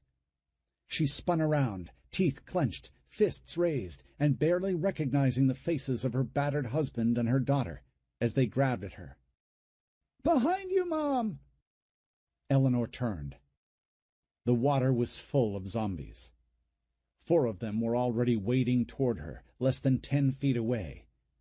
She let Jim and Madison pull her back as she scrambled to get the shoulder strap of her M16 off her arm. "Come on, Mom, hurry!" The screams of the dying filtered down from above them. People were running, leaning over the retaining wall, yelling for help.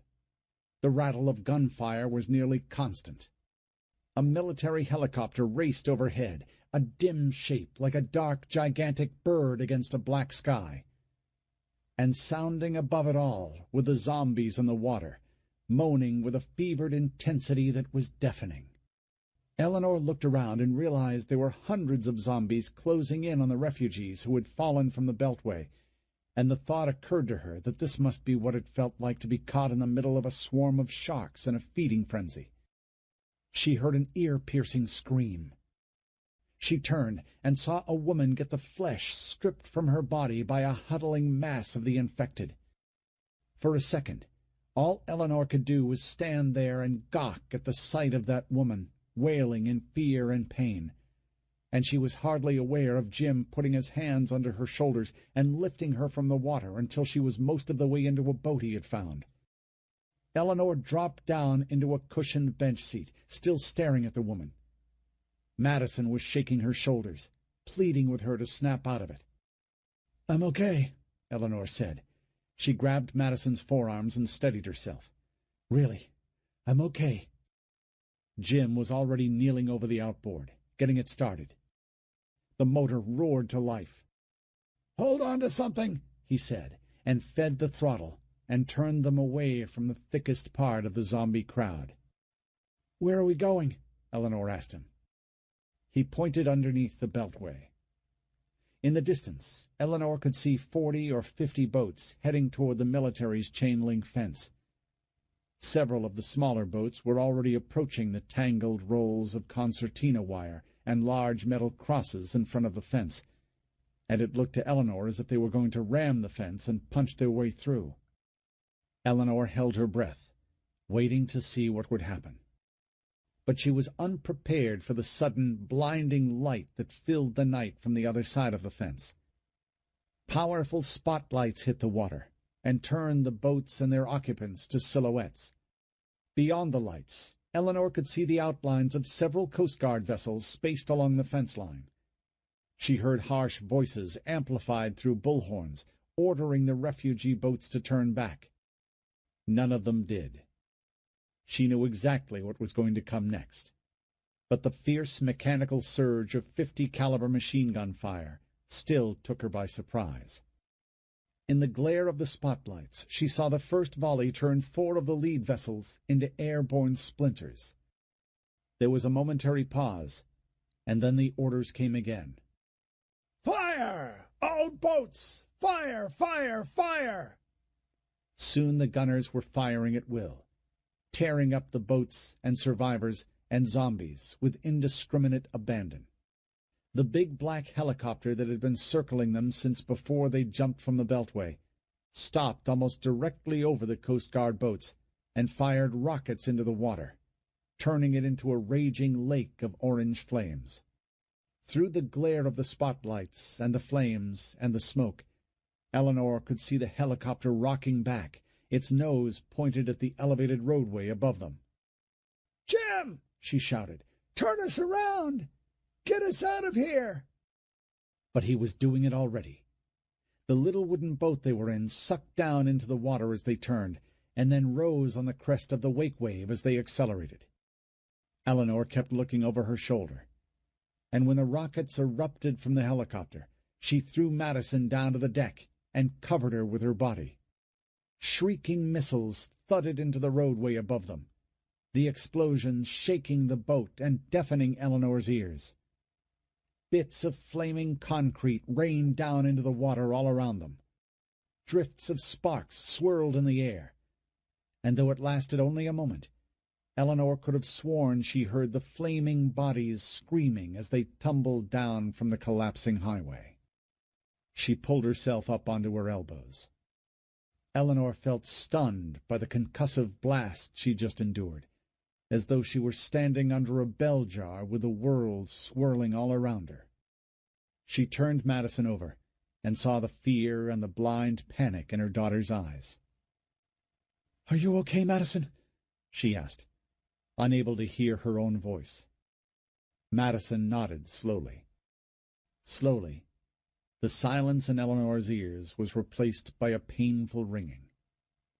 She stood up, put her daughter on one of the bench seats, and turned to look at the burning, groaning Beltway as it collapsed into the water. "This must be how Lot's wife felt," she thought, "right before she turned to a pillar of salt." And like Lot's wife, she found she was unable to turn away from the destruction, the beautiful, horrific, world-ending destruction, even as her husband called her name. Half an hour passed. They floated aimlessly through the decimated buildings and the homes that listed in the water like wrecked boats along a forgotten coast. Zombies staggered out of doorways and slapped bloody hands on the fences, trying to reach them. Eleanor sat ready in the bow of the boat, watching them with the M16 resting in her lap. She had a fully loaded magazine in the breech, and 3 more in a pouch she wore on a bandolier across her chest. But she knew those wouldn't last long. If they got cornered, or caught in a stand-up fight, she could burn through all 4 magazines in the blink of an eye. So she watched the silhouettes separate from the darkness with a weary eye, determined to shoot only if they got too close. Behind her, Madison was crying softly. Over and over again she kept muttering, "Where are we going to go? What's going to happen to us?" It was the paradox of parenting again. The question that had been hounding her since that first evening before Hurricane Hector, when the 2 of them had sat on the kitchen floor, laying by supplies. She both wanted to soothe her daughter's fear, hold her tight and comfort her, and at the same time slap the ever-loving shit out of her for making so much noise. Playing to her better nature, Eleanor tried to soothe her, but she couldn't answer Madison's questions no matter how hard she tried. Madison was too frightened, too damaged by what she had seen, and mere words wouldn't compensate for that. Years before, as a rookie patrol officer, Eleanor had responded to a family disturbance involving a married couple in their 50s. No sooner had she stepped through the door than the drunken husband started yelling at her, complaining of everything from his wife's addiction to heroin, to the bank foreclosing on his home, to the HPD's continuing efforts to frame his son for robbery. The man had asked her what he was supposed to do to fix his life. And Eleanor, who was stunned by the idea of a man twice her age asking her how to run his life, had said, "How the hell should I know? I'm 25 years old. What do I know about living?" She was 35 now, a mother herself, a mother with a litany of troubles far beyond anything she could have imagined way back then, and yet she still didn't have any answers. Life, she realized, really was a junkyard tumbling down a staircase. Things happened without justification, without closure. There was no grand design, no pattern, none that she could see anyway. Every day, as Sheryl Crow so eloquently put it, was a winding road. She wished she could tell Madison that in a way that would save her the trouble of having to learn it herself, but she knew that was impossible. Like coming of age, it was something Madison would have to learn for herself. No one could do it for her. Her mind was still chasing the rabbit around that same mental racetrack when they rounded a corner and glided up on Anthony Shaw, who was standing in the back of a small metal fishing boat, kicking the outboard motor as if it had just called his mother a dirty whore. "Fucking piece of shit!" He roared at it, and kicked it again. He yanked the pull cord, and nothing happened. "Goddamn fucking piece of shit!" he said, and gave it yet another kick. Then he stood up and ran his fingers through his hair.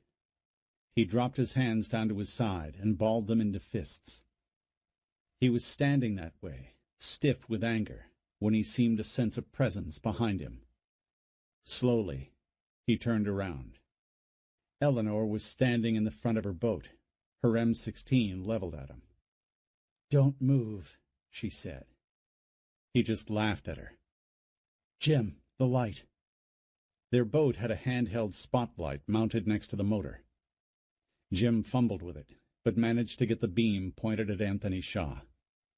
Anthony raised one hand to shield his eyes, but he said nothing. In the glare of the spotlight's beam, Eleanor could see the 2 black duffel bags on the bench in front of Anthony. "You stole that money, Officer Shaw." "I told you, this is my family's life savings." "You're a thief, Officer Shaw. You're a disgrace. His smile slipped away. What are you going to do, Sarge? You going to arrest me? If so, how about you come on over here and try to put on the cuffs? I'd like to see you try. Eleanor realized she didn't have an answer to that. What was she going to do? Christ, she didn't even have a pair of cuffs with her, and she sure as hell wasn't about to get into another fistfight with him. She was pretty sure she wouldn't live through another round with Mr. Swat. So what then? What was she going to do? He seemed to realize the answer before she did. She was going to do nothing. She was powerless, which meant that he controlled this situation. Eleanor had her husband and child with her. Anthony Shaw had only his rage and his money. She had the machine gun pointed at him, but he had the power. And from the smile on his face, he seemed to know it, too. He began to whistle. The sound was not musical, but shrill. Loud and shrill. Eleanor saw movement out of the corner of her eye and glanced to the right. A zombie had stood up in the window of a home nearby, its eyes white and empty-looking against its mud-streaked face. He whistled again, and the zombie responded with a desperate-sounding moan, which was answered by other moans from the opposite side of the street. "Stop it," she said. He just smiled and went right on whistling, only louder now. "Oh, no," she thought. "Officer Shaw, you crazy, suicidal bastard." "I'm not going to arrest you," she said, hoping to make him stop. "You know that. Not the way things are." The smile left his face. "Then why are you wasting my time, bitch?" "Because I want to know." He didn't respond.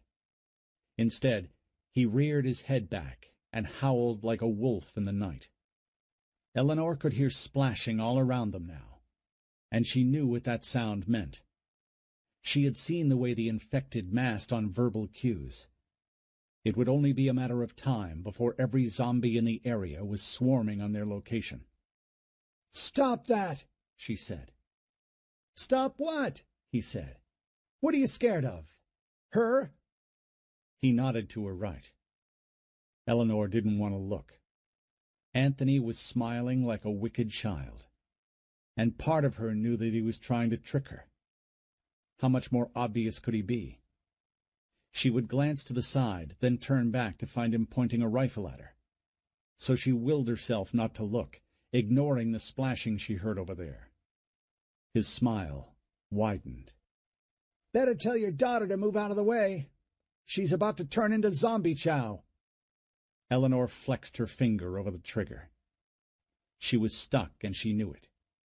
She couldn't back down, and she couldn't shoot him. Not another cop. Not this way. He would do it to her in a heartbeat. But damn it, she couldn't. Not like this. And then the splashing grew louder. She felt the boat rocking as Madison moved to the port side. "Mommy!" And it was hearing her daughter calling her mommy that did it. For the second time in just as many weeks, she heard the helpless toddler calling through the voice of the girl. Eleanor turned and saw a nearly naked woman with most of her face gone wading toward the boat. Her fingerless hands groped at the side of the boat. Eleanor gasped. "Mommy, shoot it!" Eleanor turned the rifle on the woman zombie and fired a single round. It hit her in the forehead and laid her back into the water with hardly a splash. A fast, simple death. But there were more zombies behind her, coming into the street from the spaces between the apartment buildings. At first 5, then 9, then a dozen more. They were everywhere. She spun around, pointing her weapon at Anthony Shaw, but saw that he had her beat on the draw. He had his rifle pointed right at her, his finger tensed on the trigger. All he had to do was flinch, she realized, and she'd lose her entire family. "Officer Shaw," she said, unable to keep the pleading tone from her voice. "Shut up, bitch!" he snapped. "Drop your weapon! Now!" Put it down! No way, she thought. I do that and you execute me and my entire family. She swallowed hard, suddenly aware of the sweat popping out all over her body. She was terrified. Her bladder began to ache. Her legs were weak, her hands numb. But he just stood there, smiling through his rifle's sights, coldly indifferent to her fear. Off to her left, a spotlight beam came on. Out of the corner of her eye, Eleanor could see it flickering between the buildings over there, catching the shrubs and balconies in silhouette and throwing their shadows across the water. It was coming from a flat-bottomed boat. And then a voice rang out. "Anthony, is that you?" "Yeah, Dad," Anthony answered, without taking his eyes off Eleanor. "Come on over." Eleanor saw Anthony's eyes narrow, and she had just enough time to think, "My God, he's going to shoot," when the boat started rocking. She teetered, thrown off balance, and as she fell backwards she saw Jim leaping forward, grabbing Madison around the waist and jumping into the water. Anthony started firing, and a line of bullets ripped through the hull where Eleanor had just been standing.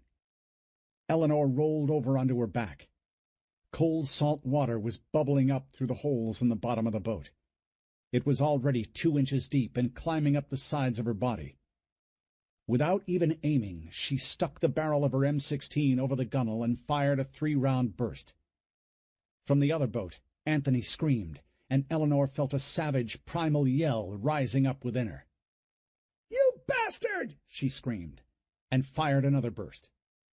Her second volley went wide, but it must have come close enough to scare him, for he dove over the side.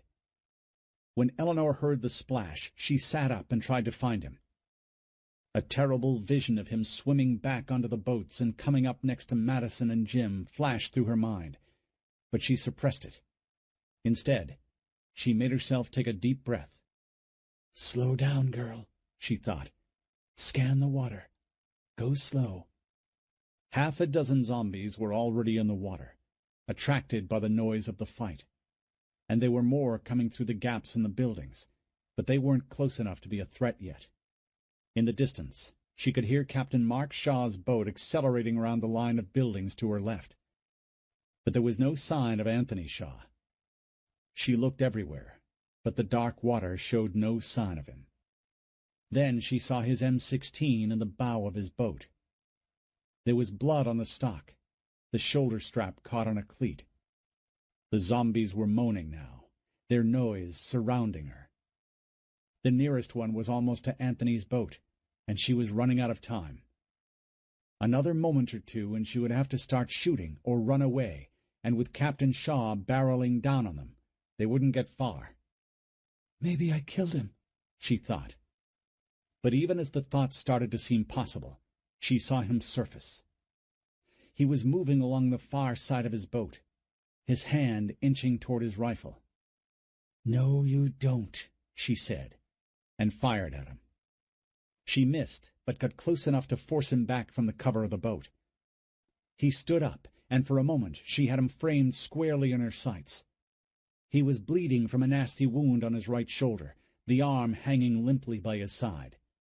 But it didn't seem to be causing him a lot of pain at the moment. To Eleanor, it looked as if he was debating with himself about reaching for his pistol. Would he have time to get off a shot? He was good enough to kill her with a single shot. But to do it, he would have to draw his pistol across his body with his left hand. There was rage in his eyes. She had him beat, and he knew it. He glanced to his right and saw a zombie just a few feet from him.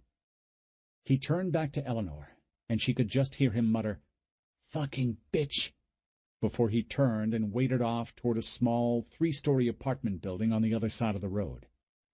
Things happened fast after that.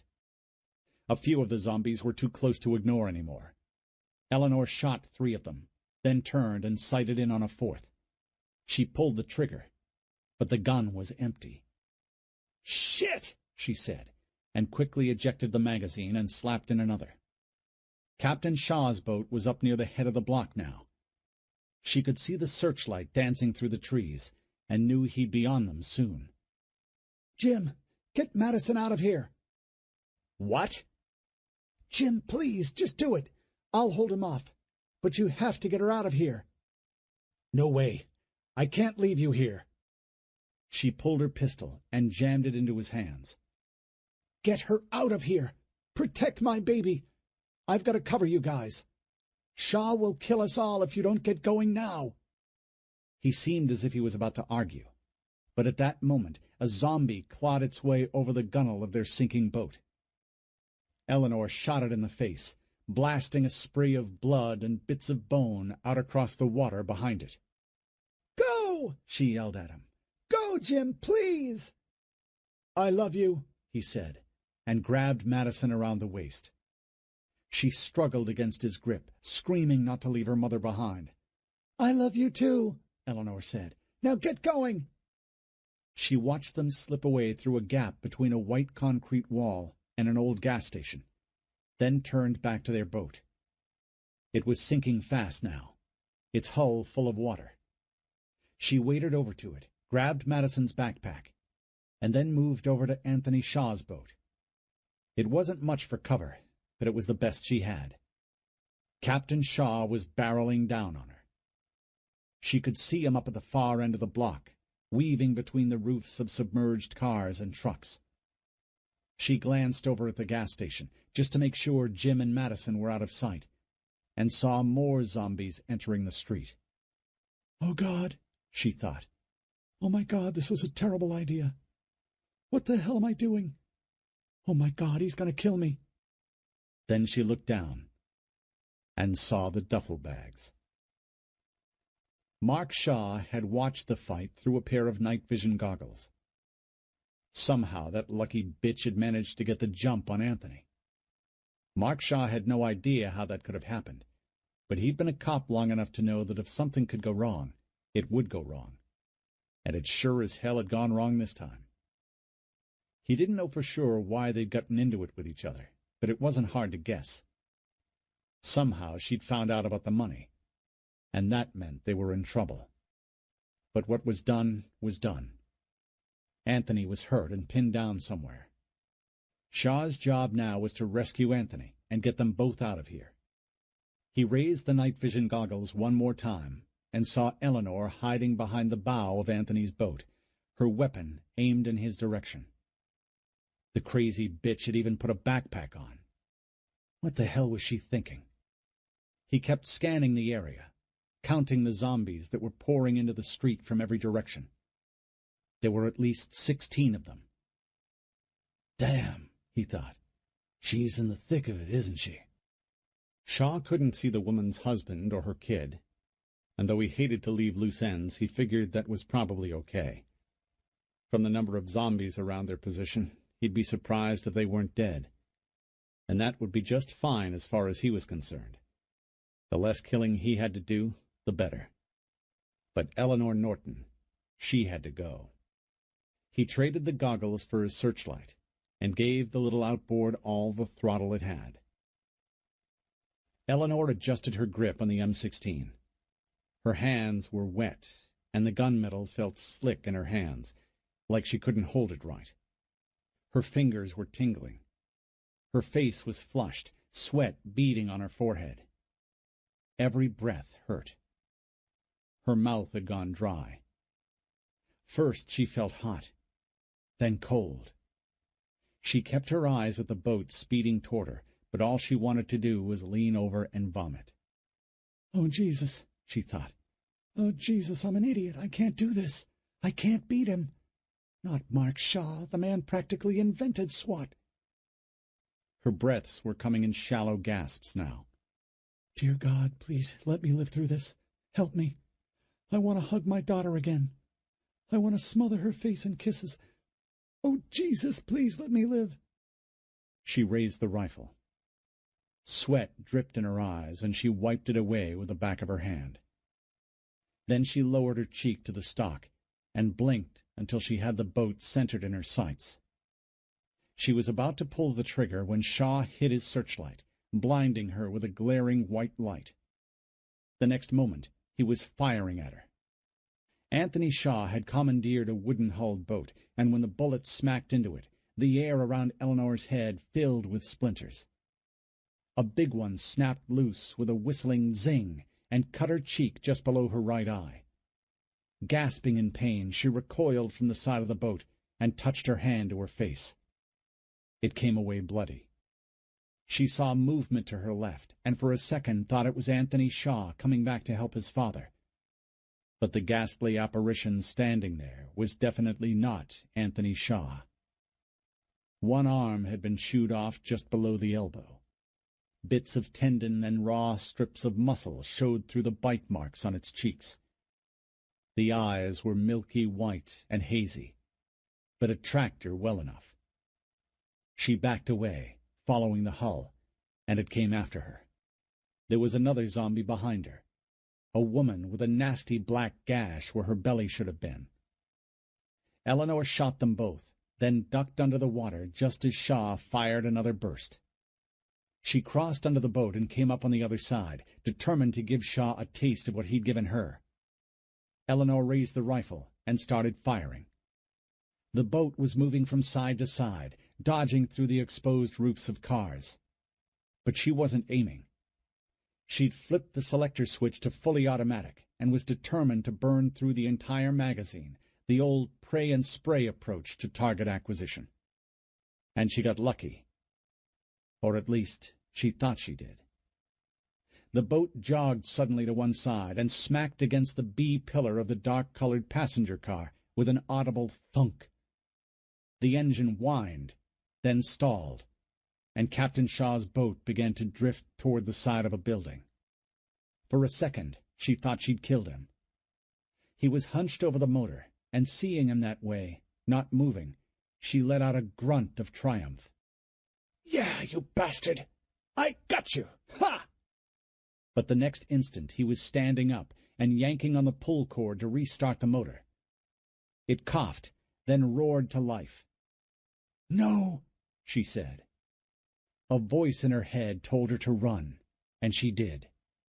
She turned and half ran, half swam through a narrowing crowd of zombies. They reached for her, their gore-streaked hands clutching at the backpack she wore, but she managed to thread her way through them. She scrambled toward the far corner of a white cinder-block building and got around it just as bullets from Shaw's gun blasted a line of holes down the wall. Just ahead was a long chain-link fence topped with razor wire, and beyond that was a small white church. Mark Shaw cut the engine and let his boat glide into the street. He had his rifle ready, and he was scanning the area just to make sure Eleanor Norton hadn't doubled back on him. He never would have suspected it, but the slippery little bitch put up a surprisingly good fight. The funny thing was, though, that wasn't the Eleanor Norton he knew.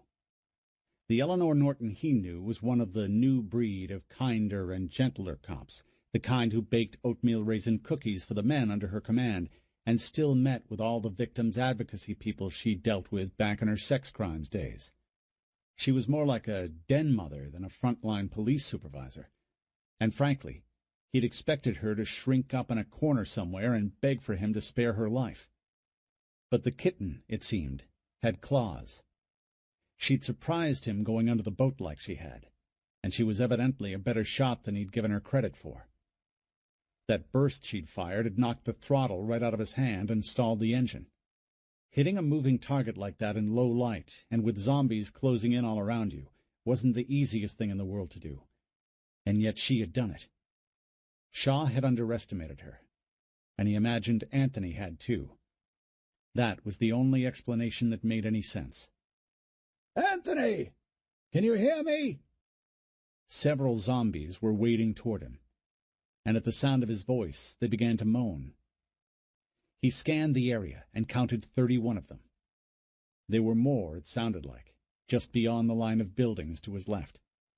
"Anthony! Answer me if you can!" There was a small apartment building to his left, the windows and doors blown away by one of the recent storms. He thought he heard a faint voice coming from inside there somewhere. "Anthony! Is that you?" The voice came again, and this time he was sure. That was Anthony in there, but his voice was distant, muffled. When Anthony was 15, a kid from Friendswood High School had slid into second base with his metal spikes up in the air. He caught Anthony in the groin, and though he'd been wearing a cup, the spikes had still managed to cut a 4-inch gash down the inside of Anthony's thigh. Listening to the muffled voice inside that apartment building, Mark Shaw was reminded of sitting in the stands that day all those years ago, listening to the pain in his son's voice as he fought with the runner who had just cut him. His son was hurting. A father could tell these things. "Hold on, Anthony. I'm coming." He toggled the selector switch on his M16 over to semi-auto and shot his way through the crowd of zombies. When he reached the door, he tied off the boat and went inside, lighting up the flooded building with a flashlight mounted to the barrel of his weapon. "Anthony?" "In here." Shaw followed the voice down the hall and stopped in front of the door to 1C. He tried to push the door open, but Anthony had it barricaded from the other side. "Help me get this open, Anthony." There was a slight pause, and then the sound of debris and furniture being pulled out of the way. Shaw pushed on it, and a moment later he had it opened. Anthony was standing there, a pistol in his left hand, his right arm hanging limp at his side. "Did you get hit?" "Yeah. I can't move it." "You're losing a lot of blood there. Lean up against the wall there and let me look at it." Shaw inspected his son's injured arm. The bullet had hit him high up, near the shoulder. Back in his SWAT days, Shaw had been trained as a medic, and his first instinct was to check his son's breathing and his pulse. He seemed to be doing okay there, and that was good news. If he went into shock here, without any proper medical treatment, Shaw would never be able to save him. It would be hard enough just keeping the wound clean. "Have you got any booze in the boat?" Shaw asked. "What?" "To sterilize it. We need to keep this clean." "I don't know," Anthony answered. "I think maybe Brent had—" But he trailed off there. They hadn't spoken of what happened to Brent back at the EOC's boatyard, not in any sort of meaningful way, and Anthony seemed unwilling to bring it up now. Or maybe afraid to bring it up was more accurate. "Brent had some vodka?" "Yeah, I think." "Come on," he said, and put Anthony's arm over his shoulder to support his weight. "Let's go check." "Dad, What is it, Anthony?" They were moving into the hallway now. There was a zombie in the doorway at the far end of the hall, and Mark Shaw dropped it with a single shot. "She snuck up on me, Dad," Anthony said. "What do you mean?" "She found out about the money somehow, and when she came up behind me, the bitch just shot me. No warning. I think she was trying to steal it." Mark Shaw hesitated for a second, then continued. Had the boy forgotten that he had lit them up with a searchlight right before the shots went off? Who did he think he was fooling? The only thing Shaw could think of was that he was covering for himself. The way he slinked off into this apartment building instead of staying in the fight. Pride, he thought. That's what it is. Our goddamn stinking pride. Well, at least he comes by it honestly. You're going to be okay, son. Come on. Let's get you out of here. Eleanor was aware of the smell as soon as she entered the church. She put the back of her hand over her mouth and nostrils, her face wrinkled up in disgust. Something was dead in here, and had been rotting for a while. The church consisted of one small room, big enough to seat maybe 100 people. It reminded her, briefly, of the little Methodist church her parents had brought her to when she was younger. But this one had been irreparably changed by the floods. The walls were mildewing plaster. They were literally melting, sagging and breaking apart in big, wet chunks. Garbage and bits of seaweed and drifts of unnameable slag filled the spaces between the pews. Tree limbs were stuck in the rafters. And up near the altar, huddled together like a driftwood pile on the beach, were the bodies of some 16 drowned souls. A few of the bodies had been nibbled on by animals. One woman, down on her knees, her cheek resting against the back of a man in a filthy flannel shirt, was staring up at her with sightless, dead eyes. Eleanor found herself staring down into that woman's face, wondering who she was, what had brought her to die here, on this altar. What faith did she have? Did it offer her anything in those final moments? She wondered if the woman's faith could have answered Madison's questions back on the boat. And then her reverie was broken by the rapid crack of gunfire coming from somewhere behind her. Captain Shaw was in the middle of all those zombies back there, and it wouldn't be long before he, and maybe his son too, tracked her down. It wouldn't be difficult. This little church stood on the edge of what must have been a wide, empty stretch of undeveloped land, for she hadn't seen any buildings beyond it. She would have to move if she wanted to live, if she wanted to find Jim and Madison. She looked down at her red shirt and blue jeans, and wished she had worn something different. The red shirt, especially, was going to make her a sitting duck. And then she looked down at the dead woman again, and an idea occurred to her. It was a terrible idea, a grotesque idea, but it just might work. Quickly she turned the dead woman over. Her face was purple on one side where the blood had pooled after death, but Eleanor steeled herself and started undressing the corpse. She could feel the dead woman's skin, and she gagged as she pulled the shirt off the body. Touching her was like poking the stakes through their cellophane shrouds at the supermarket, and she came very close to vomiting as the now naked dead woman dropped back down onto the pile of corpses. She didn't give herself a chance to think about what came next. She took off her shirt and slid it down over the dead woman. And then, God, she would rather walk into roll call wearing nothing but her bra and panties and her gun belt than do this. She put on the dead woman's shirt. She kept her eyes closed as she buttoned it up, and then pushed the tails down into her jeans. "I'm sorry," she said to the corpse as she slid her backpack onto the corpse and propped it up in the window. And then she did something only her desire to see Jim and Madison again would have allowed her to do. She wedged herself down into the pile of corpses, covering herself with them, pushing from her mind the weight of all that dead flesh. And there she waited. "Holy shit, Dad! Look there!" Mark Shaw stopped and followed the line of his son's finger. The only thing over there was a church, battered by the recent storms. He thought he saw a flash of red, but it was dark, and his eyes weren't what they once had been. "Is that her?" he whispered. "Yeah, that's her," Anthony said. "Same shirt, same hair." "All right. I'm going to put you down."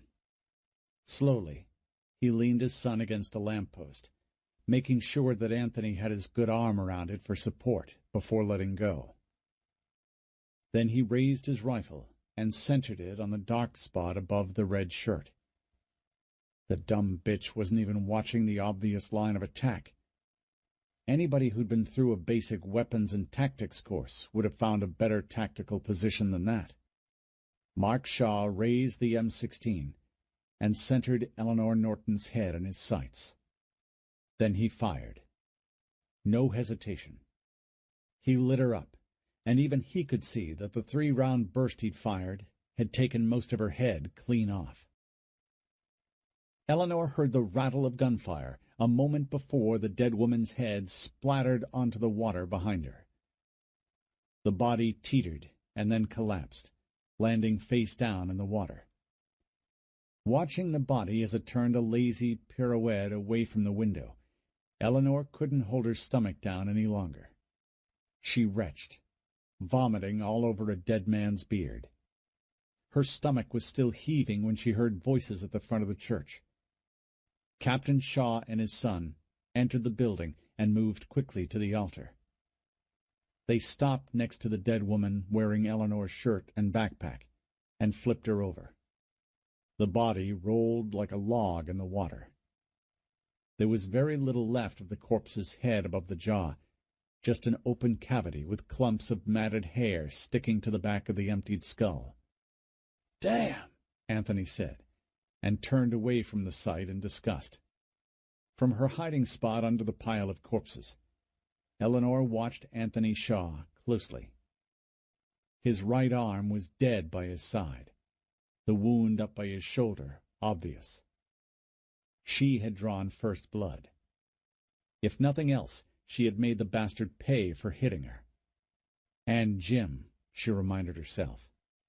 "What is it?" Captain Shaw said. "Nothing. You just blew the shit out of her." "Had to be done." "Yeah," Anthony said. "But damn, that's a lot of damage." From somewhere outside, Eleanor heard the sound of zombies moaning. She tried to identify the number of voices, but couldn't, and that only meant one thing. They were coming. Bunches of them. Captain Shaw seemed to realize it too. He started to move, then stopped to stare at the mound of bodies encasing Eleanor. Her eyes went wide and her pulse quickened. Had he heard something? Seen a flash of movement? She waited, cringing not only with disgust now, but fear as well. But he didn't move toward the mound.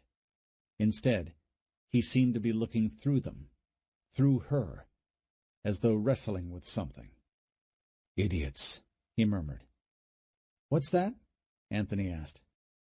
"Nothing," he said. "Just thinking." Anthony didn't answer at first. He watched his father like one who has lived with a powerful man for a long time, and has learned when it is best to stand and wait in silence, while the other wades in the tidal flow of his thoughts. But then there was a noise from the entrance to the church, and Anthony turned on it suddenly. Eleanor could only see dim shapes moving in the starlight that framed the doorway. But she could hear them moaning, and she could hear the irregular rhythm of their hands slapping at the water. "Dad," Anthony said. There was an obvious note of alarm in his voice. "Dad, we need to get out of here." Only then did Captain Mark Shaw turn from the corpses. He scanned the doorway, and then the windows along the sides of the church, and slid the M16 sling off his shoulder. "Okay," he said. "Get behind me, Anthony. Let's get out of here." Eleanor found herself alone beneath the pile of corpses. The Shaws had fought their way out of the church and then slipped away into the night, but the moaning remained. The zombies, Eleanor knew, were very close. She waited, afraid to move out from beneath her hiding place among the corpses. Though the moaning had suddenly stopped, she knew from all the splashing that more zombies had entered the church. Working as quietly as possible, she wedged herself down deeper into the bottom of the corpse pile and watched the narrow gap between the bodies. Several zombies staggered past. She could see them bumping into pews and slapping absently at the water around their waists. Then one of the zombies stopped directly in front of Eleanor's line of sight and slowly turned its head in her direction. It had eaten something recently. She could tell it had made a kill right away from the clotted clumps of blood on its hair and the dark, ominous stains on its face and clothes. Mosquitoes swarmed around its face. She couldn't tell whether it was a man or a woman. Not even the thing's race was obvious, and it occurred to her that she was looking at the great leveler of humanity. At last, here was something that cleared the slate, not only of the mind, but of the body as well. All are equal before the zombie. And it wasn't beautiful.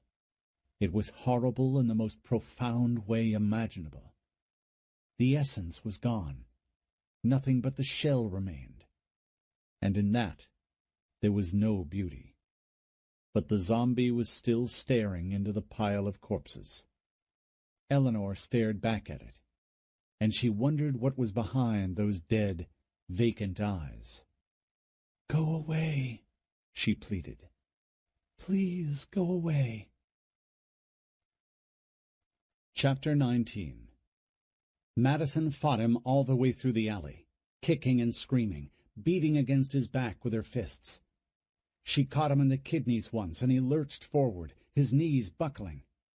He managed to carry her as far as the open courtyard behind the old gas station, before his foot caught on something hard under the water, and he pitched forward, face-planting into the water. Madison tumbled out of his arms and tried to scramble back to her mother. "Madison, don't!" he said.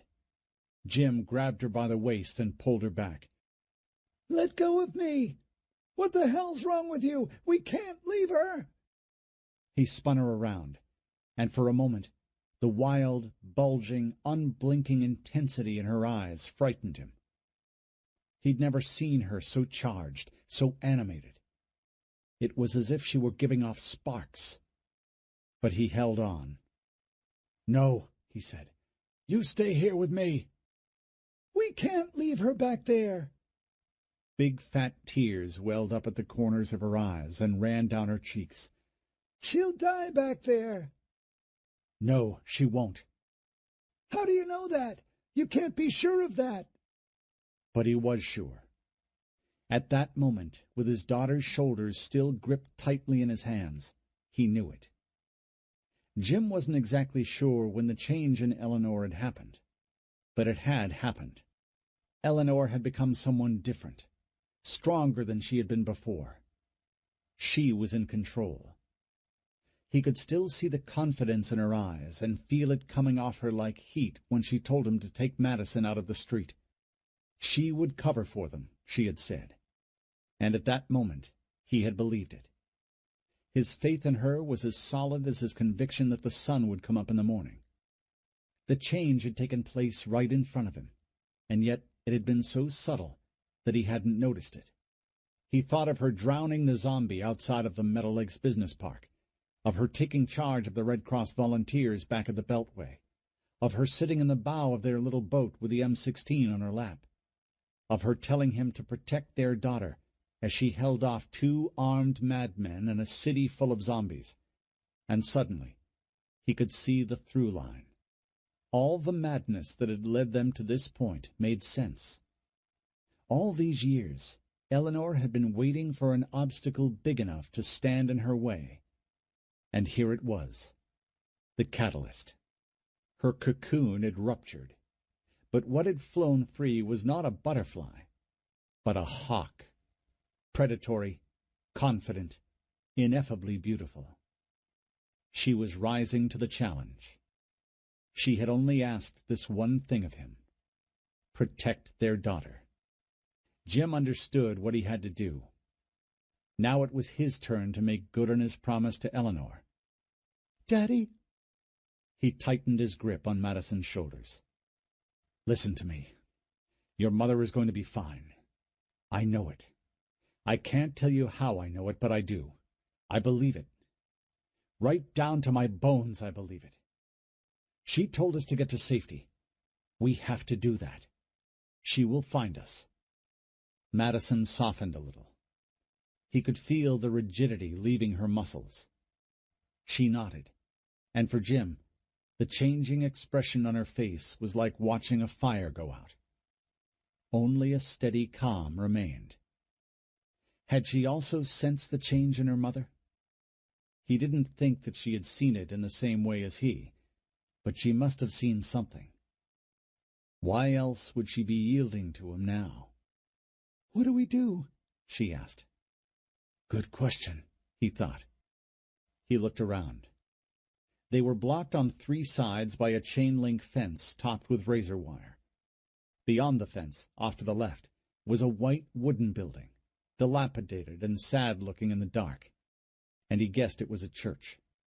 Just on the other side of the fence was a large rectangular building that might have been an apartment or possibly an office building. He couldn't really tell because of all the trash and tree limbs that had accumulated in front of it. Looking farther down the block, he saw dark, barn-like shapes. No telling what they were. "We need to find a way to get over this fence," he said. Shots rang out from somewhere behind him, and he turned. Madison had her back to him. In front of her, Coming down the narrow alley between the white cinder block wall and the gas station were 4 zombies. Another staggered out of the gas station. He could see 2 more inside, coming toward the back door. "Daddy!" Madison said. She backed up, and Jim pulled her behind him. He fired at the lead zombie coming down the narrow alley, hitting it in the arm. The zombie staggered, but didn't fall. Its arm dropped uselessly to its side, and yet it kept on coming. He fired again, and this time hit it in the chest. The zombie took a few steps toward him, and then sagged down into the water. Jim turned to his right and saw the zombie that had come out of the gas station was almost on him, its mangled hands reaching for him. Looking into its dead eyes, its open, bloody mouth full of cracked teeth, Jim felt a shudder all the way down to his bones. He fired a hurried shot that hit the zombie in the hand and blasted off 2 of its fingers. "God damn!" he said, the bile rising up to the back of his mouth. He fired again, and this time he got the zombie in the throat. The moan on its lips turned to a deep, gurgling, sucking sound, like a clogged drain. But impossibly, it kept coming. His 3rd shot put it down. "Daddy!" More zombies were coming down the alley, clawing their way over the one he'd already killed. 5 shots to put down 2 zombies, he thought. Christ, this isn't going to work. Madison, see if you can find a way through that fence. "It's got razors on top of it," she said. Just do it. His hand shook. He tried to aim the gun, but the front sights were bobbing all over the place. He couldn't steady his hands. A voice in his head was screaming for him to shoot, but the trembling was spreading. His mouth went dry. First he was numb, then burning up. His breath was coming in fast, shallow gasps. When he did pull the trigger, the bullet skipped harmlessly off the water near one zombie's hip before smacking into the side of the gas station. Come on, he thought. Come on, focus, Jim. Get a grip. From just behind him, he heard the musical jingling of the chain-link fence. "Daddy, I found it!" Madison shouted. "This way!" When he looked over his shoulder, he saw Madison slipping through the fence. A portion of it had come loose from the bottom of the fence pole, and Madison was holding it open for him like a curtain. "Come on, Daddy!" He rushed through the opening. It was long and narrow. She had made it through easily enough, but Jim was much bigger, and it cut painful gashes into his back. But he got through, grabbed her hand, and together they waded over to the nearest building they could find. "Where are we going?" she cried. "In here," he said. He was thinking, get to higher ground, or some place we can barricade ourselves. Anything but remaining out in the open. They reached the building. It was an apartment building. He could see that now. And Jim started pulling trash and tree limbs away from the door. He glanced over his shoulder to make sure Madison was still right there with him. She was watching the narrow strip of water they had just covered. Zombies were pouring out of nearly every doorway and advancing through every gap between the buildings. Their moans were deafening. "Daddy!" Help me with this, he said, and together they pulled a large tree limb from the apartment building's door. Jim climbed up on top of a bed frame and kicked at the door until it flew open. He held the door open as far as it would go and peered inside. He could make out a long hallway running the length of the building. It was flooded, just like everything else, and the far end was lost in darkness. But it was better than out here. "Okay," he said. "Up you go." Madison scrambled over the bed frame and dropped down into the hallway. "There's something blocking the door on this side," she said. "That's good. Here I come." He squeezed through next to her, and together they pushed the door closed. A small refrigerator was just under the water, wedged into the corner made by the door and the wall. Jim pushed it against the door, knowing that it wouldn't hold the zombies back for more than a few seconds at best, and then turned to face the hallway. He squinted into the darkness, wishing he had a flashlight. Something was dead in here. He could smell the rot mixed with an underlying note of mildew and sewage. Swallowing the lump in his throat, he grabbed Madison's hand and led her into the darkness, the only sound a faint splashing as they waded through the water. "Daddy, I don't like this." "Shh," he said, his own voice a stage whisper. "Check the walls. Try to find a door or a staircase. We've got to get to higher ground." Behind them, the door exploded open. Madison screamed. Jim swung around. Dark silhouettes were filling the square of light at the end of the hallway. He could see them dropping down from the bed frame and into the water, spreading out to fill the hallway once they were through the doorway. He raised the pistol, but already there were more zombies inside the hallway than he had bullets. "Run!" he said. Madison took off in the opposite direction. Jim rushed off after her, but they had only made it a short distance when they heard the sound of wood crunching up ahead. Madison stopped. Jim came up next to her. From the far end of the hall they heard the sounds of hands slapping against the other side of the door. There was another crunch, and both father and daughter flinched. "Daddy!" Abruptly, the door caved in. The far end of the hallway flooded with moonlight, and just for a moment, right before the zombies started filling the hallway, they saw the stairs leading up to the second floor. But there was no way they could reach them.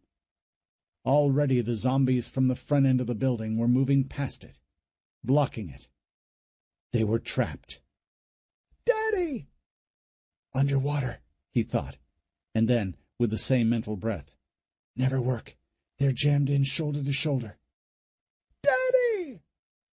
The zombies were closing in on them. Jim could see a sort of maddened frenzy in their ruined faces, their hands outstretched and clutching for them. Their moaning sounded like the starving pleading for food. "Daddy!" Madison said. She was shouting to be heard over the moaning. "There's nowhere to go," he thought. "Nowhere." The thought was answered by Eleanor's voice in his head. "You've got to protect our daughter. Please, keep her safe." Then he looked up at the ceiling. "Madison," he said, spinning her around to face him, "I want you to climb up on my back." "What?" "Get on my back, arms around my neck.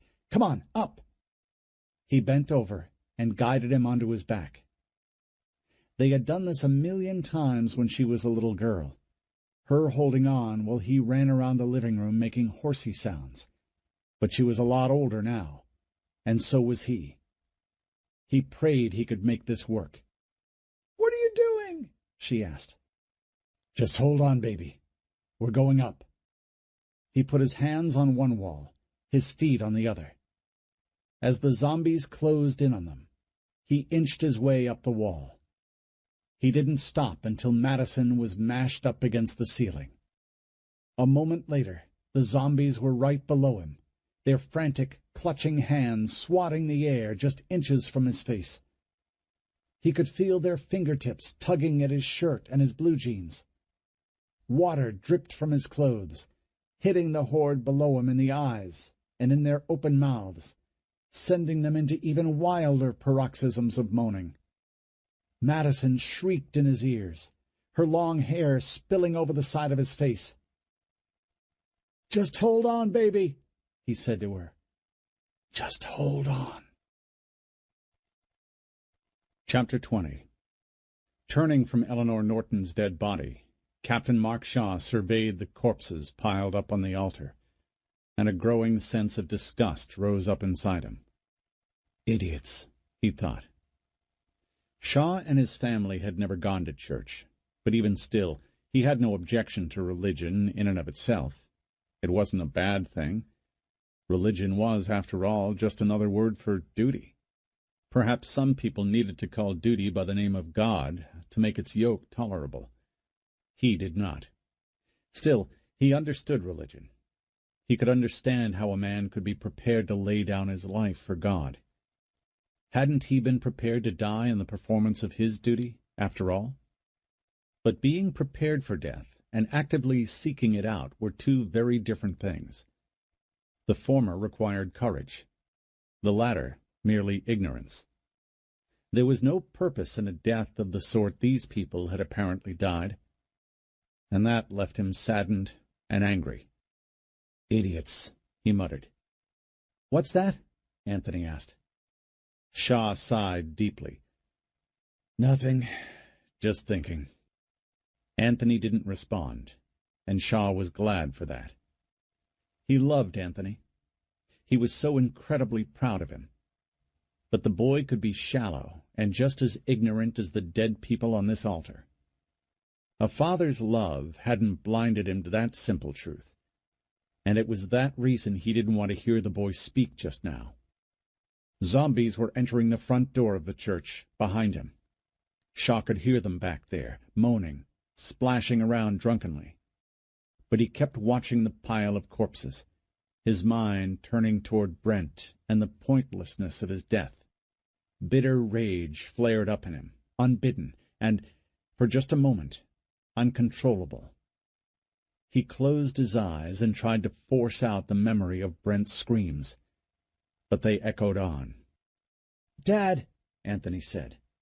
There was an obvious note of alarm in his voice. "Dad, we need to get out of here." Only then did Shaw turn from the corpses. He scanned the doorway and the windows along the sides of the church, considering their possible ways out. He slid the M16 off his shoulder. "Okay," he said. "Get behind me, Anthony. Let's get out of here." He began to move and shoot. It was just like the standard rifleman drills in the FBI's close-quarter battle school, except that he was shooting at zombies instead of targets. Of course, the waist-deep water kept the zombies from moving very fast, so they were practically standing still anyway. And they never flinched. They made no attempt to evade his rifle's sight line. They just kept coming, hands outstretched as if they were begging him for something. They might as well have been cardboard silhouettes. He moved easily through the gathering crowd, pointing and shooting, measuring each shot before he took it. He felt absolutely calm and in control. There was no question about what would happen from here on out. They'd get the money, get back on his boat, and he would get what was left of his family out of this hellhole. Once his son was provided for, he would take whatever lumps he had coming in the court of public opinion. But his family would be provided for. That was all that counted. "Anthony, you okay?" he asked over his shoulder. Anthony was a few steps behind him, his pistol in his left hand.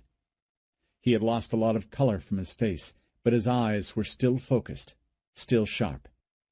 "Yeah," Anthony answered. "Breathing okay?" Anthony started to speak, but the words came out as a cough.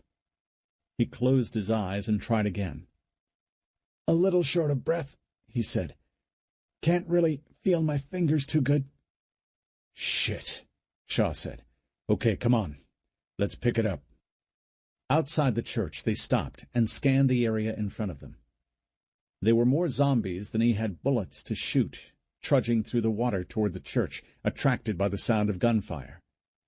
Even more were coming in from the east. Briefly he thought of scaling the chain-link fence with a razor wire on top, but he knew that wouldn't work. Not with Anthony's arm all messed up. That left one option, and it wasn't a good one. Several shots rang out from the other side of the fence. "Pistol shots," Anthony said. "Yeah." Shaw scanned the darkness up near the gas station, but all he could really see were the dim outlines of ruined buildings. "I bet that's her husband and the kid," Anthony said. Shaw looked at his son, and he realized he was probably right. Had Eleanor really lured him away so that her family could make a break for it? If so, Christ, he was impressed. He thought back over the few years they'd worked together, and he never would have guessed she had it in her. Well, he'd been wrong. Simple as that. "Mama bird," he said. "What?" "She was a mama bird," Shaw repeated. A bird will fake a broken wing to lure a snake away from her nest. It's instinct. Yeah, she was no bird, though. No, she wasn't. It's instinct when an animal does it, because an animal doesn't understand fear the way a person does. But Sergeant Norton was afraid, and she did it anyway. That's not instinct.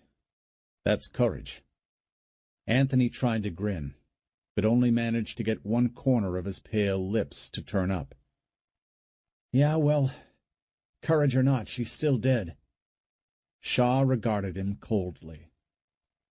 The boy's inability to understand the important things in life staggered him sometimes. "Come on," he said. "We're going that way, through that copse of trees over there.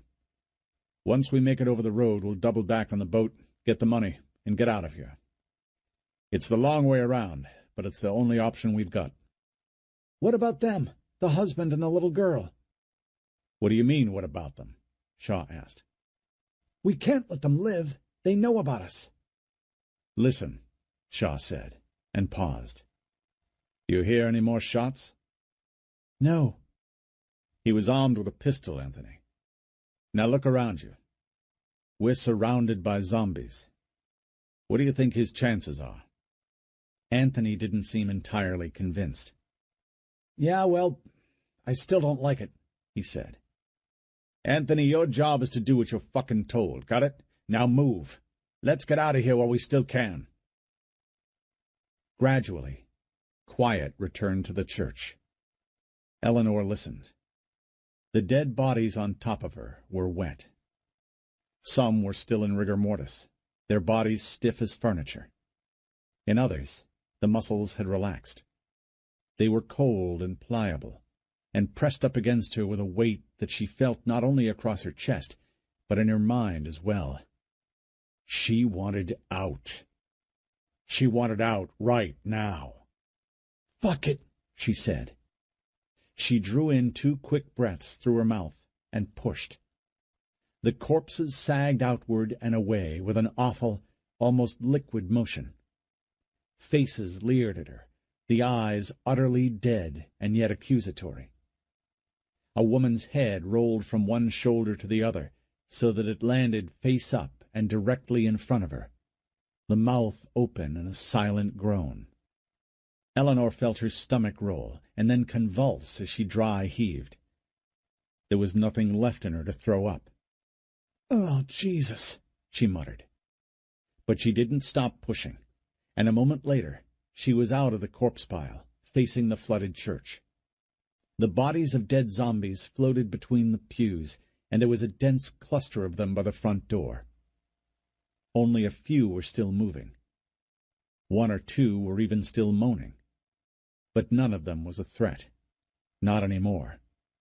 The Shaws had clearly done their work well getting out. And from what she could see out the windows, there didn't appear to be that many outside the church either. Had they followed the Shaws? The idea seemed reasonable enough. With Anthony wounded as bad as he was, they couldn't have moved all that fast. There would have been plenty of time for a crowd to gather and focus on the fleeing father and son. "Lucky me," she muttered. She crossed the altar to where her body double floated face up in the water. The poor woman's face really had been blown clean off, and as she stood there over the corpse, looking down on it, the idea that she was looking at herself sent a shudder through her that went bone deep. "Thank you," she said, and with trembling fingers she worked the backpack straps off the corpse and slid the pack onto her own back. With her foot she felt around the floor until she located her M16. Then she reached under the water, pulled it up, and let the water drain out of the barrel before slipping out a side window. No sense in going through more corpses, she figured, if she didn't have to. Once outside, she considered going over the chain-link fence with a razor wire, but the way the blades twinkled in the starlight made it pretty much a foregone conclusion. So instead, she followed the fence line up toward the street, figuring she would cross around the front of the gas station and retrace Jim and Madison's track down the narrow alleyway on the far side. The plan had seemed simple enough while she was thinking it, and it looked as if it was going to stay simple. right up until the moment she turned into the alley between the gas station and the cinder-block wall. A group of zombies was huddled there, unable to push forward because of some obstruction, and too unaware to turn around and go back the way they'd come, until they heard Eleanor behind them. At that point, one of them turned around and began to utter a long, stuttering moan. The others followed suit, and within seconds Eleanor found herself backing up toward the boats with at least 15 zombies closing in on her. She turned to the left and to the right, and saw more emerging from the gaps between the buildings down the length of the street. They stared at her for a second, and then they too started her way. "Shit," she muttered. Just then she backed against the little green metal boat Captain Shaw had used to catch up with her while she was still fighting with Anthony. The boat was empty. No rifles, no loose ammunition or magazines. But beyond it, coming from the far side of the street, were more zombies. She threw her backpack and rifle into the boat and climbed in. "Let's see if you start, you mother," she said, and pulled on the motor's ripcord. It coughed, sputtered, but failed to start. From behind her she heard a man's voice, and she turned, her heart rising up into her throat for a second, because she thought it might be Jim. But right away she could tell who it really was. Out beyond the narrowing ring of zombies, Captain Mark Shaw and his injured son were staring at her, their faces an almost comical mixture of rage and wounded pride, and the utter shock of disbelief. And, under different circumstances, she might have laughed. But for right now she was all business. "Start, please," she said, and gave the ripcord another pull. This time it fired up with a chain-driven rattle, belching clouds of oily black smoke.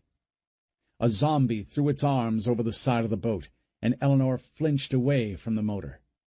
But it only took a moment for her to regain control.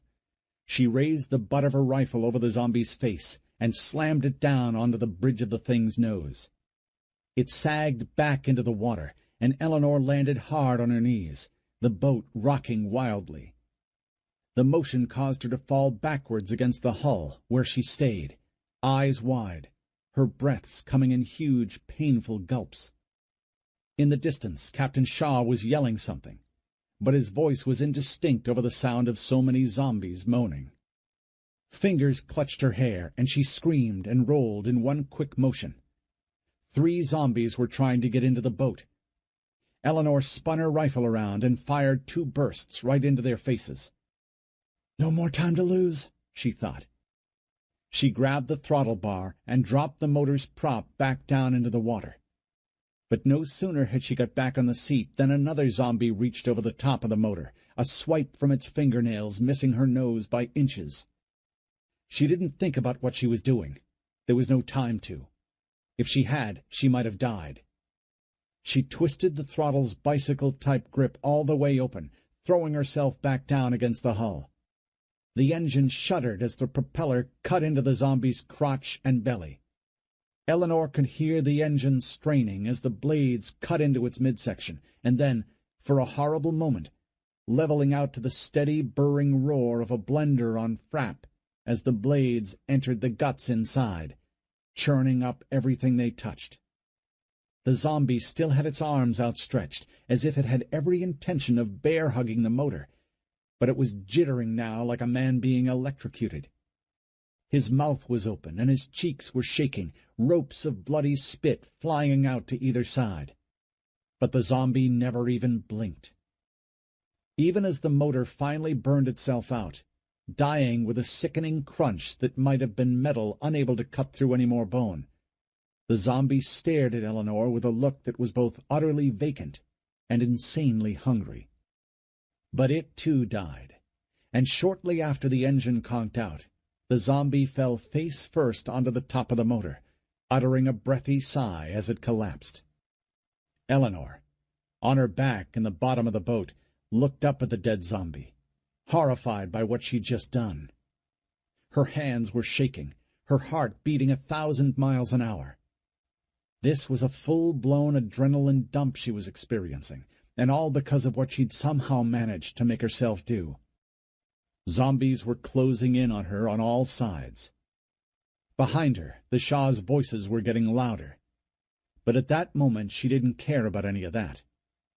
The only thing that seemed real was the memory echo of the throttle bucking in her hand as it cut into that zombie's guts, and the blood that had splattered all over its face, and the sickening crunch of metal on bone that had finally killed the engine and the zombie.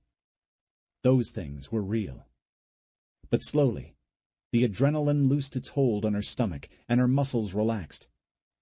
She rose onto her knees and looked over the back of the boat, and all at once wished she hadn't.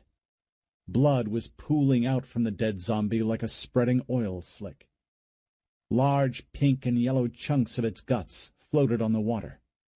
The zombie itself had been split open from the crotch up to the base of the sternum, a curling length of its spinal column jutting out behind it like a rat's tail. Eleanor gagged, but didn't dry heave this time.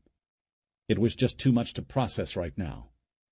She heard the shots that followed, but didn't realize the Shahs were shooting at her, at least not at first. What she did realize was that the zombie that had been trying to climb into the boat while she had her back turned had just been perforated by rifle fire. She heard a bullet strike the metal hull of the boat, and several others slam into the zombie that had luckily chosen the wrong moment to get between her and the Shahs. Eleanor watched the dead zombie slip off the gunwale and back into the water, a line of bullet holes down its back, and then looked up to see Captain Mark Shaw locking in his sights for another burst. She hit the deck just as another 3 rounds struck the motor above her. "Oh, Jesus," she thought. "Oh, my God! What do I do? What do I do?" Careful to keep her head down, she reached for her M16 and pulled it in close to her chest. Then, with her left hand, she slipped one shoulder strap of the backpack over her arm. "Please let this work," she whispered. And without pausing to consider what she was doing, she stuck the M16 over the bow of the boat and fired one-handed toward the Shahs. The next instant she rolled over the side of the boat and slid under the surface. There were zombies all around her, but as soon as she went under, she was lost to them. She kicked as hard as she could toward the edge of the street. Several times she bumped into zombies and felt their hands clutching at her back and at her legs, but she never stopped kicking. She swam until her lungs began to burn, and the need for air was too great to ignore. Only then did she pop her head up and look around. She had emerged just behind a female zombie. It turned toward her and lunged, but Eleanor was just out of the zombie's reach, and it fell face first into the water. The woman popped right back up, spitting and swiping at the air with her diseased fingernails. Eleanor backed away, heading toward a small gap between an air conditioner repair shop and a thrift store. "Dad, over there!" Eleanor spun around. Captain Shaw and Anthony were almost on top of the boat now. Christ, they'd covered a lot of distance, she thought. If I'd waited a second longer. She ran for the alley, expecting the air to fill with bullets at any second. But miraculously, that didn't happen. Eleanor rounded the corner, splashing and kicking as hard as she could. That voice inside her head, that voice that had grown more and more powerful since all this started, was screaming at her to go. "Run! Don't stop! Run with everything you've got!" The alley was short. It opened onto a wide, shallow sea that must have been a parking lot or a grassy courtyard before the floods. Ahead of her were 3 barn-like apartment buildings, white and dingy, with steep, sloping tiled roofs. An unbelievably huge crowd of zombies was pouring into the building on her left, their moaning so loud it seemed like a jet was passing overhead. More were coming from her right, attracted by the moaning. She was surrounded. Where was she going to go? "You gotta make up your mind," the voice in her head said. "Go! Go now!" And so Eleanor ran. Captain Shaw watched Eleanor slip into the alleyway with a dull rage that was becoming all too familiar. She had slipped through his fingers again. How the fuck did that happen? How was she even alive? He had killed her himself. He had blasted her brains out all over that fucking altar, all over those dead bodies. A thought took shape in his mind. At first he refused to acknowledge it, but the more he tried to resist, the more sense it made. After all, hadn't she done the mama bird thing once already? What would stop her from doing it again? "She switched her clothes with that dead woman I shot," he said. Anthony turned to his father. "You mean the one in the church?" "Yeah." Anthony seemed confused. Shaw watched his son thinking the problem through, and then suddenly the lights went on behind Anthony's eyes. "You mean she—" "Yeah, that's exactly what I mean." "But how could she do that?" Anthony said. His face was twisted up in a grimace, as if he had smelled something bad. "I mean, under all those bodies." "It's called mental toughness, Anthony." Then to himself he muttered, "I just didn't think she had it in her." He switched his rifle to semi-auto and started shooting zombies until the street was nearly clear. Then he went to his boat and examined the damage. Seeing what she'd done there, the way she'd nearly sliced the zombie in half with a propeller, all Shaw could do was stand in awe. "Damn," he muttered. "She's a tough one, all right." Anthony was watching the alley where they'd last seen Eleanor. "There's a lot of zombies over there," he said. "What do you want to do, Dad?" Shaw stared at the gutted zombie for a long time without answering. "What are we going to do, Dad?" "We're going to find her. And when we catch her, we're going to kill her." Anthony nodded slowly. "Okay," he said. "Okay." "Good boy," Shaw said. "How's your arm doing?" "It hurts like a son of a bitch. I can't feel my fingers." "You feeling cold? Short of breath?" "A little, yeah." "Okay, we need to hurry this up. Go over to your boat there and get the duffel bags. I'll carry them, but that means you're going to have to do some of the shooting. You think you can manage that?" Anthony stiffened. "Yes, sir." Shaw nodded. "I hope so," he said. The front door was blasted inward. As Eleanor reached the apartment building's landing, she saw it hanging from its bottom hinge. Beyond the open doorway was a narrow hall that ran the length of the building. At the far end was another door, also blasted inward. She stopped in the entranceway and looked down. Smears of what was almost certainly blood covered the top half of the door.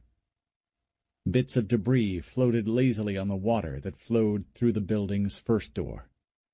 The zombies, she realized, must have gone through every building out here, looking for survivors. "Looking for something to eat," she corrected herself. And more would be coming soon. She glanced back at the water she had just traversed. There was no sign of the Shaws, but at the moment they were only one of her worries. Eleanor had managed to make it most of the way to the building before the zombies pouring into the building next door spotted her, and once they did, they sent up the call. She watched in horrified dismay as they peeled away from the building they'd been trying to enter, and staggers stumbled toward her. Within seconds they were closing on her from three sides, far too many for a stand-up fight. She had seen row upon row of them advancing on her position, an almost endless tapestry of psychotic and mangled faces, and she had run for the door. She made it inside, and they followed, as she both knew and feared they would. For a moment it looked as if she might be able to wade down the hallway and go out the back door, but she very quickly saw that wasn't going to happen. Even before she reached the back door, she saw a huge crowd, hundreds, maybe even thousands, emerging from the darkness south of the apartments. "No," she said, shaking her head. "It's not fair. Damn it." Zombies had already entered the front door, their moans echoing off the walls. Not knowing what else to do, she waded over to the stairs and climbed up to the second floor, where she turned and waited. She was thinking of the Meadow Lakes Business Park, how the zombies had struggled with the stairs, and she hoped that would help her now. She gripped the rifle tightly as the first moans reached the foot of the stairs. "This isn't going to work," the voice inside her head told her. "Yes, it will," she snapped back. She swallowed hard. Her waterlogged fingers felt cold and numb against the M16's metal receiver. Her breathing was coming fast and shallow now. "It won't work," the voice said again. "Remember Bobby Hester, how you watched him climb the stairs? You've got to run. Go, run!" "It will work," she said. "It will." But she didn't really believe it. And when the first zombies appeared at the foot of the stairs and started up, she surrendered to the voice inside her head and ran up the stairs as fast as she could make her legs go. The stairs led all the way to the roof. She emerged onto a small rectangular platform dotted with pipe vents and fans, the floor ribbed with snake-like tar strips. Eleanor closed the door behind her, and then turned around to look for some place to hide. But it was useless. There was nothing up here big enough to hide behind. She had gone as high as she could go, and now the zombies had treed her, just as surely as bloodhounds driving a raccoon up a pine. She had nowhere else to go.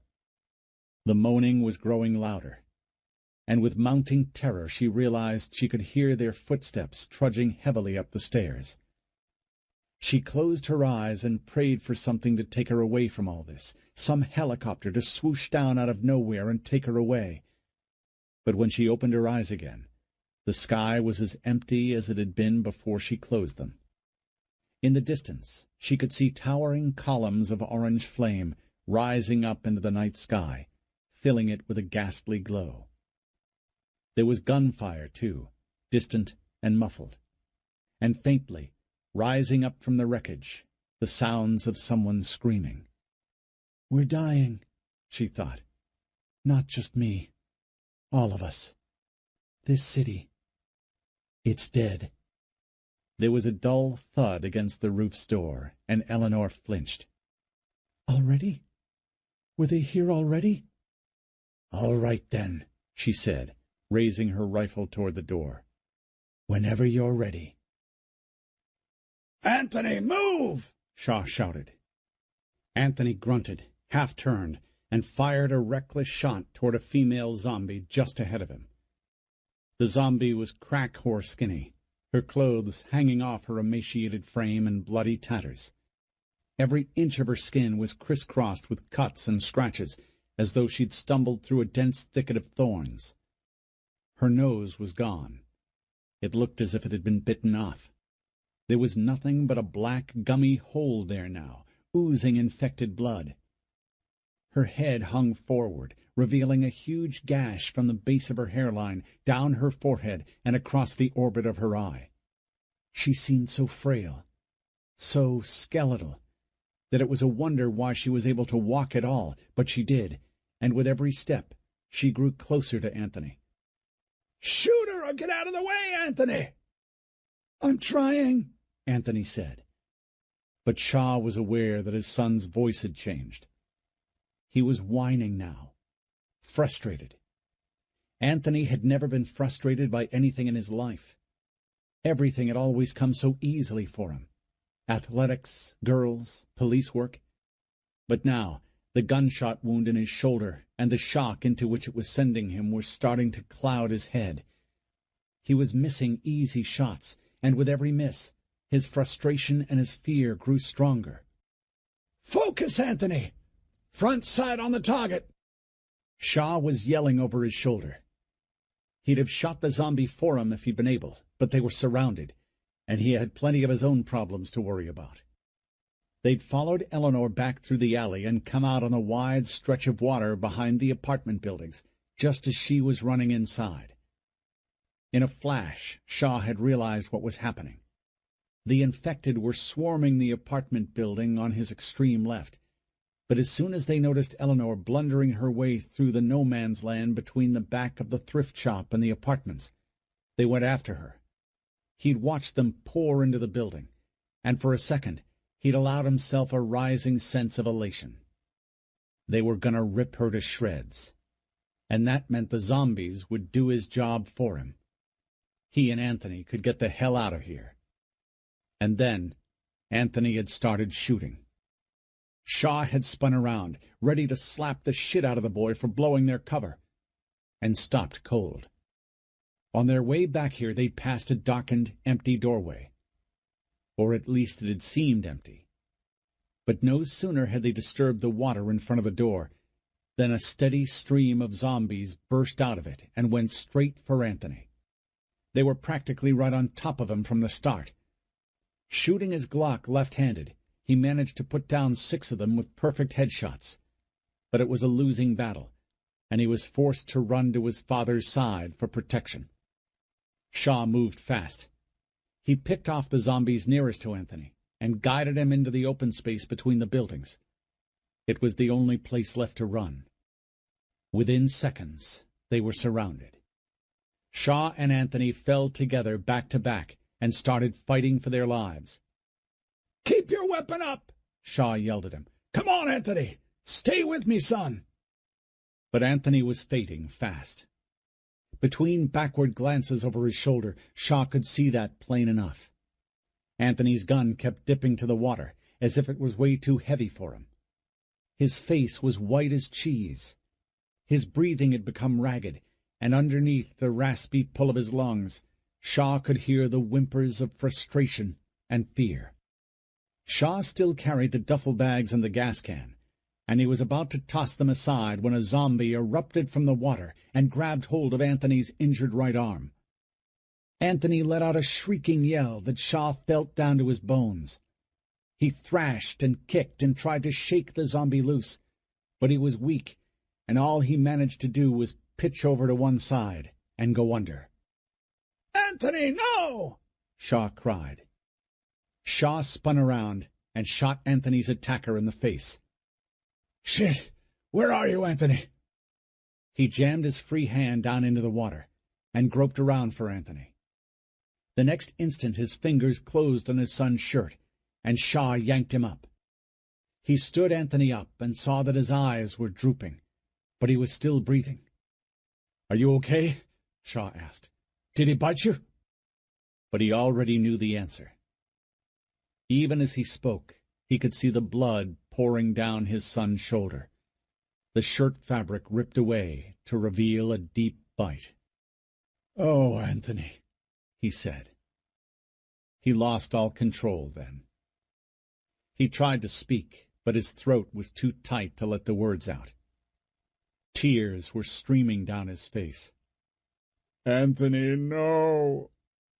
"Daddy, I don't want to die. Please don't leave me." The words polarized something inside Shaw. He was still raging inside, still trembling with anger and denial and fear and love. And somehow, in all that mixed-up pain, he found the strength to talk. "I've got you, Anthony. I won't leave you." And with that, he threw Anthony over his shoulder in a fireman's carry and ran toward the apartment building, firing his M16 one-handed into the zombies closing in around them. Hands and faces danced in and out of view, but Shaw just ducked his head and ran. He felt the zombies clutching at him, pulling at him. But all of that was somehow secondary, a world away. All that mattered was getting his son somewhere safe and warm, providing for him, caring for him. They entered the apartment's central hallway and were immediately thrown into darkness. He saw dim shapes midway down the hall, bumbling into each other as they attempted to mount the stairs, and he could hear the ones from outside splashing around behind him. He looked left, looked right, and saw a closed door a few feet down the hall. Shaw set Anthony down next to the door and rammed it with his shoulder. It gave way on his second attempt, and he found himself inside the open doorway, looking at a decomposing corpse face up on a mattress.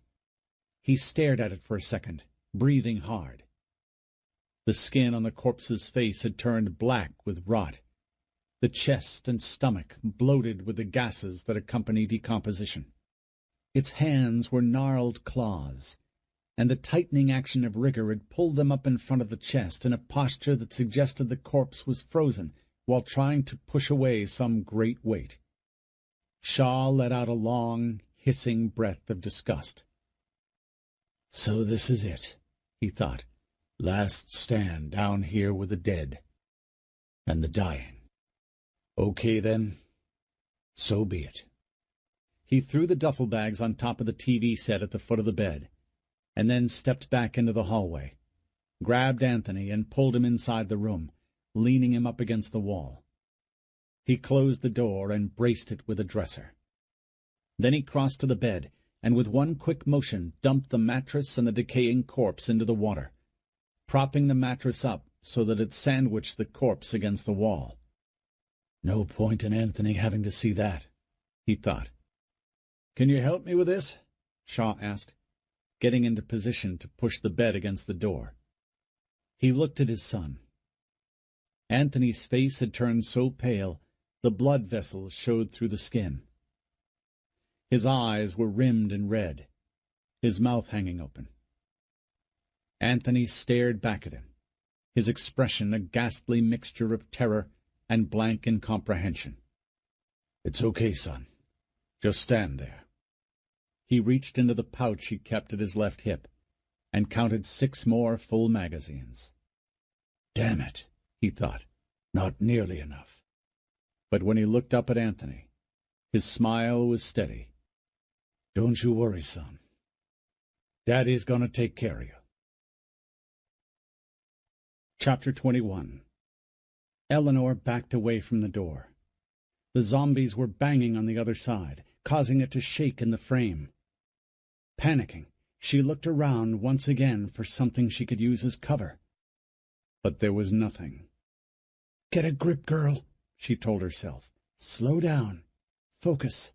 Think this through." "No," she said aloud. "No, I can't." "You can. You will. You have to, Eleanor. Get a grip." The gun was a known quantity, something she could control. In the academy, her tactics instructors had taught her to slow down, analyze the situation. When things get out of hand, you get control of one thing, really focus, and everything else will start to fall in line. Eleanor did that now. She ejected the M16's magazine and counted 11 rounds.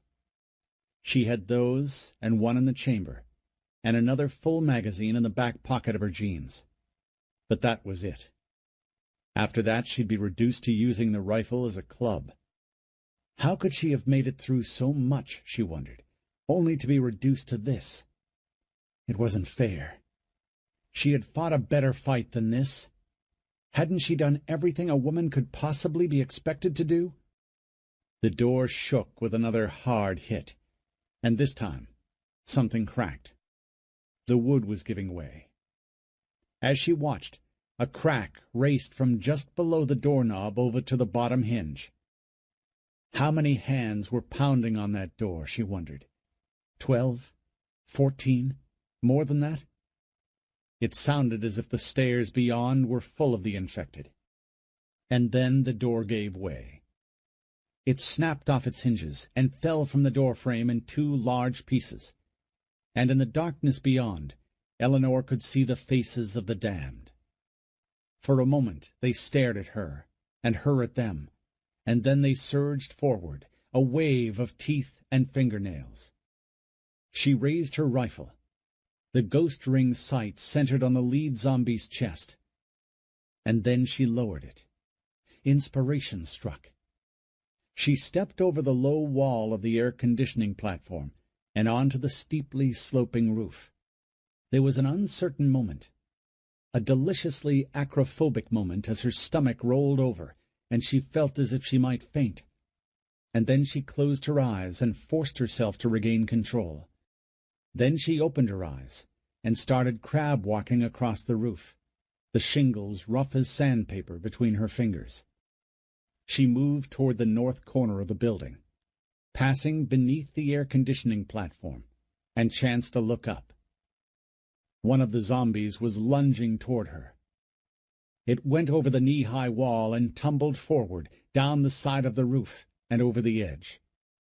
She watched it fall, arms and legs pinwheeling wildly in the air, and she let out a cry that was part terrified whimper, part triumphant yell.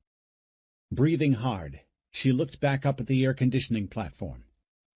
More zombies were coming over the knee-high wall around the platform.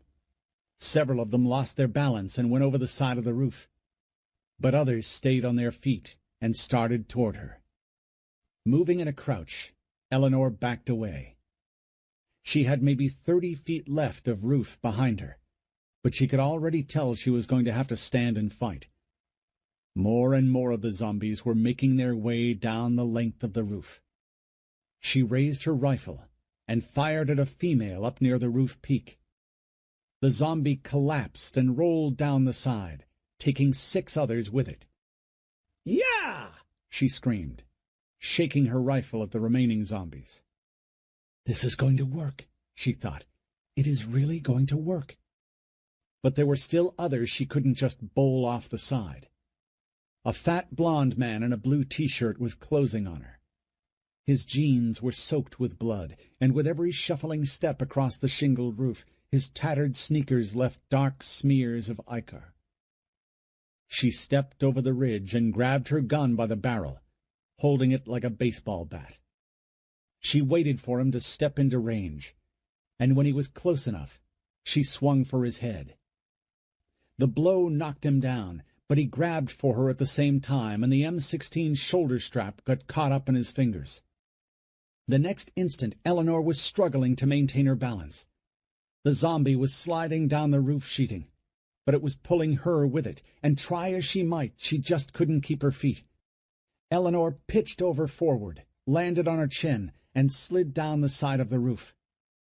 She saw the edge racing toward her, the yawning emptiness beyond it coming rapidly into view, and she clawed at the shingles for something to hold on to.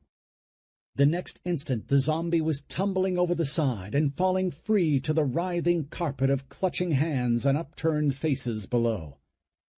Eleanor followed after it, swinging her legs over the edge and catching herself on the eaves at the last possible instant.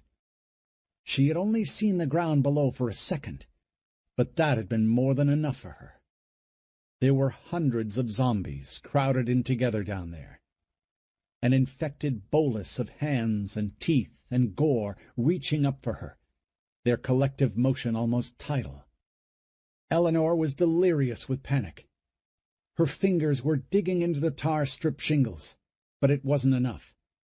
She was slipping, inch by inch. Her legs pumped and kicked at the empty air. Her backpack and the M16 seemed to weigh a ton. She would have jettisoned them if she'd had a free hand, but that couldn't happen now. Her grip gave for just a second, and she slid 4 or 5 inches farther down, leaving only her nose and chin above the level of the roof. A scream rose in her throat. Above her, coming down the slope of the roof in a lurching, out-of-control trot, was another zombie. This one was unable to control its descent, and toppled over the edge, his fingers grazing the sleeve of her blouse as he went over top of her. But the others behind her were moving more slowly. And even in her panicked state, a part of her mind told her that at least one of those zombies would have enough control to attack her hands. Then she caught a sound rising above all the others. It was a scream. A young girl shrieking for help. "Medicine!" Eleanor yelled back. "Medicine!" In her mind, Eleanor was absolutely certain that the sound was coming from her daughter, the way a mother will know the cry of her own hurt child above the din of dozens of others on a crowded playground. Madison was down there somewhere, alive. Alive, but in trouble. Eleanor kicked at the side of the building, praying for a ledge, a windowsill, anything she could use. What she found was a metal pipe. The toe of her sneaker raked across it. Frantic, she groped for it with her foot, trying to get a feel for where it was, and felt it curve upward, hugging the underside of the eaves. 2 more zombies sailed over top of her. She chanced to look down and saw them splash into the water, the zombie horde seeming to swallow them up whole. "Oh, Jesus," she thought. "Oh, sweet Jesus, please make this work." Aware that she only had one chance to get this right, she reached under the eaves with her right hand and gripped the top of the pipe. "Please," she said. "Oh, please." She let go of the roof and slid off the side, screaming as her weight dropped and her fingers nearly let go. But her grip did hold. Eleanor fell forward, smacking face first into the wall. She brought her left hand up, slapping wildly at the pipe, and got her fingers around it. She pumped her feet against the wall until she got traction there, and then was still. Her heart was pounding in her chest. A white-hot pain shot up from her fingers to her shoulders, but she didn't care. She was deliriously happy just to be alive, and she threw her head back and let out a yell that gave way first to laughter, and then to tears. Eleanor looked down and saw a window just below her left shoe. She could make it, she thought, as long as the pipe would continue to bear her weight. Working slowly, careful to keep as much weight as possible on her feet, she started to slide down. When she reached the bottom ledge of the window, she glanced inside. The floor was a patchwork of puddles, dotted by glass blown in during the recent storms. Sodden furniture had turned gray from mildew. The front door had been knocked in, by zombies, she guessed, going room to room looking for food. But there were no zombies in there now, and that was all that counted. She climbed in through the window and sat down heavily on the ledge, exhausted down to the bone. But she couldn't rest, and she knew it. Madison was out there. She couldn't hear her screams anymore, but she knew in her heart that her daughter was out there somewhere, and that Madison needed her. That was all it took for Eleanor. The muscles in her arms and back ached. Standing up took a sheer act of will. But stand she did. Eleanor turned and leaned out the window and looked down. A blur of faces stared back up at her. She felt suddenly sick, lightheaded and utterly empty of ideas. How was she going to get over there? And for that matter, what was she going to do if she did get over there? There were thousands of zombies down there, and all she had was a handful of bullets. But she had to try. From somewhere below she heard a man's voice, yelling in defiant rage. The sound was followed by the chainsaw clatter of machine gun fire. Mark Shaw, she thought. The fucking bastard's still alive, still fighting. She nearly spit on the floor in disgust. But then she stopped and thought about Captain Shaw, still alive, still fighting. He would fight, wouldn't he? To the very end. That was the kind of man he was. Maybe she could use that. She leaned back out the window and looked down. There was a cinder block wall down there that connected her building with the building from which she had heard Madison's screams. She could run across that. Maybe. And maybe Captain Shaw could help her with the zombies. She started to scream at the crowd. She yelled at the top of her lungs, waving at them, picking up trash from the floor and throwing it out the window at them. Up here, you fucking bastards! Come on! Come and get me! Her voice stirred them up, exactly as she hoped it would. Their moans rose from a dull roar to a maddened frenzy. That's it! She screamed, slapping the outside wall below her window. That's it! Come on up! You want me? Come and take me! The crowd surged against the ground floor. They were pouring in through windows and circling around to the front of the building to enter the doorway there. But she could hear them out in the hallway, too. The ones from the roof would be coming down. Probably already were. She was pretty sure she could hear them banging around out there on the stairs, searching for her. And then she heard gunfire again. Coming hard, coming fast. "That's it, Shaw," she muttered. "Chew 'em up." She didn't give herself a chance to think about what came next. There was no way she could have, and still have had the nerve to go forward. She climbed out the window, one hand on the metal pipe, and swung herself out. Then she started down the pipe, blocking out the ravenous moaning below as best she could, thinking only of Madison. As she went lower, the sound of shooting grew louder. Shaw was, exactly as she expected, putting up one hell of a good fight. And it was driving the zombies into a frenzy. They were pouring into the building now. "Come on," she said quietly, watching them. "Keep coming." She dropped onto the wall and teetered there, her arms outstretched for balance. Zombies reached up for her, slapping the wall with their bloody palms, trying in vain to climb the slime-slick walls. She swallowed once, and then turned all her focus on walking the wall. "One foot after the other," she thought. "One step at a time." She made it halfway across before one of the zombies managed to get a hand on her shoe. Eleanor wasn't sure how it had happened, whether it had jumped or simply scaled over the backs of the others, but the end result was the same. Its mangled hand clamped down over the toe of her sneaker and didn't let go. As the zombie tumbled back down into the water below, Eleanor pitched over. The pack shifted on her back. The M16 slipped off her shoulder, and she reached for it clumsily, barely regaining control of the weapon in time to prevent one of the zombies from grabbing it. She was on her knees now, struggling to get back up. Faces swam below her, indistinct and hostile. The noise was tremendous. But she had her balance back, at least for the time being. Would it help? She wondered. The tendons in her ankles felt limp as wet spaghetti. Her legs were burning. Eleanor rose slowly, painfully to her feet, straightened the pack and the weapon, and started walking again. She rushed her final steps and actually lunged for the wall, catching the metal pipe that ran up the side of the building as if it was base in a game of tag.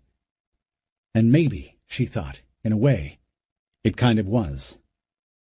She had made it across the courtyard. She was close now. Very close. The window to her right led into a second-story efficiency apartment. Eleanor had to kick in the window to get inside, and once she did, she ran to the door and listened to the hallway outside. With so many voices moaning, screaming, it was hard to focus on exactly where they were coming from. Behind her? Below her? Above? She couldn't tell. Eleanor took a chance and opened the door a crack. The hallway beyond was dark. She listened and couldn't make out any footsteps. If this building was anything like the one she just left, and she didn't see why it wouldn't be, from the outside they appeared to be twins, there would be staircases at the front of the building and another in the back. She went out into the hallway and crossed to the stairs. Looking down into the gloom below, she could see zombies pushing against each other, trying to make their way back to the back of the building. At the same time, she heard Madison screaming. She was very close. "Madison!" she gasped. Down below, several pairs of eyes turned toward her. They started up the stairs, a renewed hunger in their moaning, and soon a dozen or more were coming for her. "Oh, shit," she said, backing up. She looked up. The stairwell twined up 4 stories, just like in the other building. There was room to retreat. But when she looked back down the stairs, she realized that the number of her pursuers had grown. From an original dozen or so, a swarm had formed. They were pushing against each other, some falling onto their faces as the stronger ones behind them clambered over their backs in their rush to overtake her. "That's it!" she screamed at them. "Come on up, you bastards! Come and get me!" She backed up the stairs, careful to keep just a few steps ahead of the lead zombie, calling out to them the whole time. "Don't stop!" she yelled. "Come on!" When she reached the 3rd-floor landing, she broke away from the stairs and sprinted down the central hallway to the back of the building. Here she had to be quick. She brought her M16 up and worked her way quickly down the stairs, scanning every corner to make sure she wasn't stepping into a crowd of them. She passed a dead and mostly eaten body on the second-floor landing, but no zombies, and she was thankful for that. But then she jumped into the water at the ground floor and turned the corner. And there, less than 10 feet in front of her, was Jim, hanging from the ceiling, and Madison on his back. Eleanor couldn't believe it. He had his hands on one wall, his feet against the opposite wall, his body like an arch over the floor, and below him a swarm of zombies groped the air and tugged at his shirt. "Leave him alone," she said, her voice just a notch above a whisper. The zombies turned toward her. One by one their hands dropped from the air, and they came for her.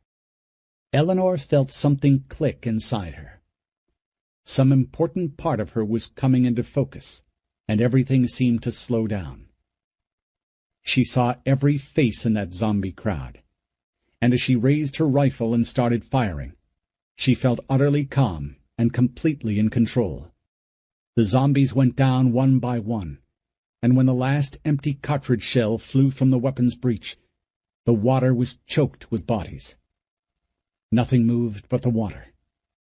It lapped against the walls and rocked the dead bodies gently. They were alone now. Eleanor looked up at her husband, at the ashen, sweat-soaked expression on his face, and said, "Jim?" He dropped from the ceiling then. He and Madison landed in the water with a dull splash. Madison let out a startled cry that was silenced by the water. Eleanor ran forward and scooped her up and squeezed her so hard Madison began to choke. "Mom!" she gasped. "Oh, baby," Eleanor said. "Oh, my sweet baby." She held Madison at arm's length then, barely believing that she was holding her again. Madison's dirty face was lined by tear tracks. The whites of her eyes stood out with startling clarity. "Mom, I was so scared." "I know, baby. Are you okay? Did they hurt you?" Madison could only shake her head no, and then she started to cry. Eleanor pulled her close and hugged her, and thought there was no way under the sun she was going to let that little girl go again. Until her gaze met Jim's. Eleanor had seen exhaustion before. She'd seen it as a girl in the faces of the rescue workers during Hurricanes Rita and Ike. She'd seen it in the faces of her fellow cops after the Westheimer riots 5 years ago. And she had seen it in the eyes of the refugees who waited up on the Beltway for their turn to go through the military's checkpoint. But she had never seen exhaustion like she did in her husband's eyes. The man had been pushed to his very limits, and yet he continued to hold on. She could only imagine what it must have been like, supporting himself and Madison both up on the walls. How long had he been like that? 25 or 30 minutes? "Oh, Jim," she said, and she let Madison go and reached for him. He staggered forward and collapsed against her. She took his weight by throwing her arms around him. "Jim, you did it. I can't believe it. You saved our daughter. Thank you." He grunted, but didn't embrace her. She backed away slightly and looked at him. "Jim?" The muscles in his upper arms felt hard as concrete. "Jim, are you okay?" "I can't feel my arms," he said. She laughed at that, laughed hard, and when at long last she got it under control, she threw her arms around his neck and kissed his cheek. "Come on," she said, looking first at Jim, then at Madison. "Let's get out of here." Chapter 22. The door caved inward. Mark Shaw's gaze snapped toward it, M16 at the ready. Hands were reaching through the narrow gap, pressing on the door, shaking it. The zombies had managed to open it maybe 3 inches, but the bed frame and the dresser were holding, for now, and Shaw lowered his weapon. Anthony was still standing in the same place, swaying drunkenly, a soul-sick look in his eyes. Shaw took the pistol from Anthony's hand and walked around the bed frame so he could see out the gap. A zombie was trying to jam his face through the opening, the lips pulled back in a grin of bloody teeth, and right before Shaw shot him in the face, he had a flash of Jack Nicholson in The Shining, jamming his head through the door he'd just hacked with a hatchet, taunting Shelley Duvall with an insanely shrill, "Here's Johnny!" Shaw's first shot killed the zombie, but there were too many bodies pressing up against it from behind, and though the corpse sagged downward, it didn't fall. Shaw had just enough room to see over the dead zombie. Working slowly, taking each shot in its turn, he emptied the remainder of the magazine into the crowd. "Let the corpses pile up," he thought. "The fuckers will have to climb their way over. Maybe it'll slow them up a little." When the gun was empty, he tossed it aside. There was no point in holding on to a weapon that didn't have any bullets. And it wasn't like they were going to get out of this alive. Shaw realized with an eerie calm that he'd already resigned himself to that fate. The only question was how long he could hold out. But that wasn't the only question, was it? There was Anthony to think about, too. Shaw licked his dry and cracked lips, then looked at his youngest son, his wonderfully gifted child. Anthony was doing badly. Besides a distinctly circular swaying, he was pale, so very pale. His lips had lost their color. His eyes were red-rimmed, and they had a glazed, unfocused look, as if he were high on dope and close to passing out. Beads of sweat rolled down his cheeks. Shaw thought, "What about you, son? When the time comes, will I be able to do it for you, like I did for Brent?" But with the same mental breath, he answered his own question. "Yes, you will. You'll have to. There is a duty to perform, and you will do it, just like you've always done, just like you tried to teach to your sons. Maybe Anthony won't understand why you have to do it. Maybe he'll spend his last few lucid moments pleading for you to save his life instead of taking it. For as gifted as he was, Anthony was never the one to make the hard decisions. He never understood that mercy could be savage, or that sometimes a father's love could hurt. He never understood. The zombies continued to pound on the door. Shaw could hear the wood snapping. It wouldn't be long now. 2 or 3 minutes at the most. Soon there would be some hard fighting, some Davy Crockett at the Alamo hard fighting. Shaw let his gaze slide from the door back to Anthony. "I'm sorry," he said. Anthony's milky eyes turned on Shaw's, and then seemed to slip out of focus again. "I could have handled this better, I know," Shaw said. "You trusted me to do the right thing, and I thought I was doing the right thing. But sometimes it's hard, you know? It's hard to always know what the right thing is. When you're a dad, you just kind of go with your gut most of the time and hope that dumb luck will see you through it. Most of the time it does. And when it does, it feels so good, but—" Shaw trailed off. He was rambling, not making any sense, and he knew it. Anthony was just staring off into space, as if he was empty inside. None of this was getting through. "You're talking to yourself," Shaw thought. "Yeah, maybe," he muttered. He fingered the edge of the dresser, his mind turning back over the years. "You don't remember this," he said to Anthony. "But when you and Brent were kids, you had this bedroom furniture set that your mom insisted we get for you. They're growing boys," she said. "They need real furniture." He laughed to himself. "I'll still remember it. The Easton collection, in honey pine. Easton, like the baseball bat, you know." I was a detective at the time, making shit for a paycheck. And that furniture cost a ton of money. But your mom said you guys had to have it, and she begged me to buy it. What could I do? I mean, it was for my boys, you know? Only the best. I'd do anything for you guys. He looked at Anthony, but there was nothing there. The boy had no time left.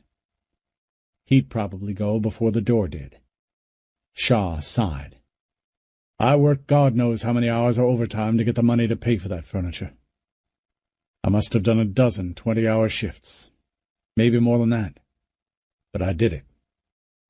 We got the money, and I bought you guys the furniture.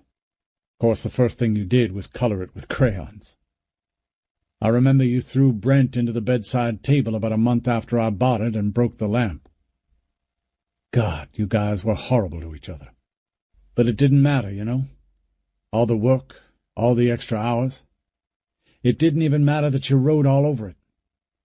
I'd never been so proud in my life, just knowing that I had provided for you, that I had done my job as your dad.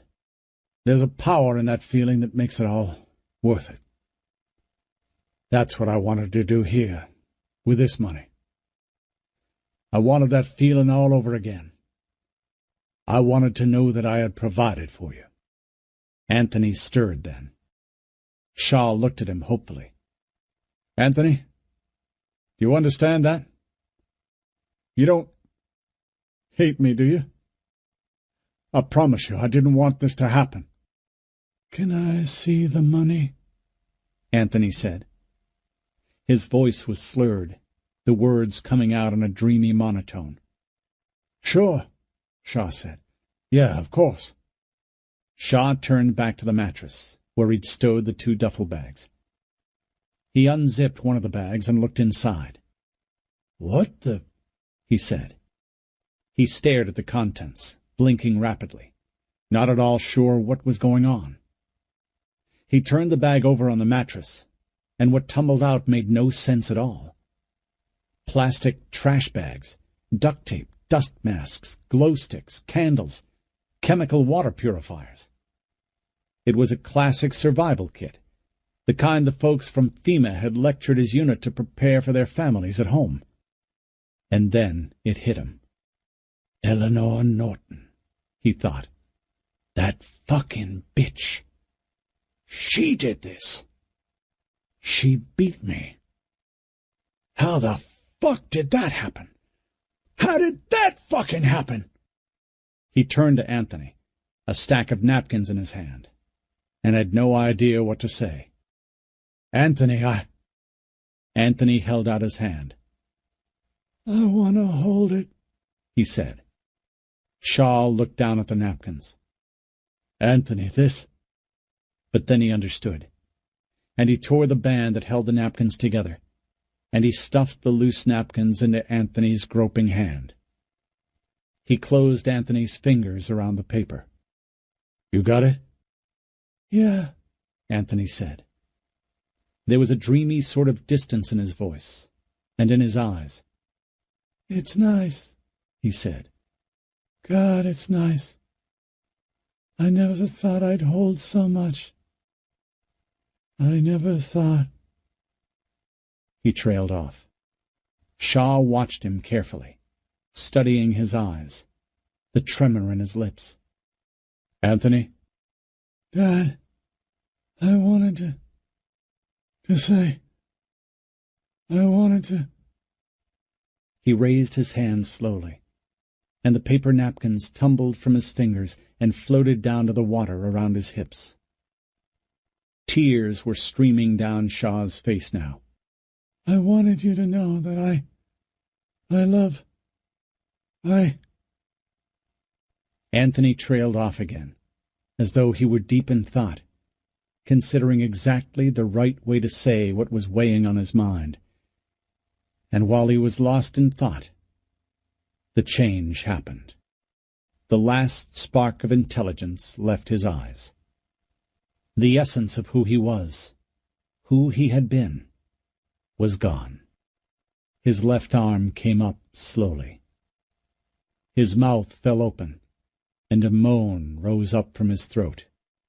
Shaw watched the change, weeping, then raised his rifle.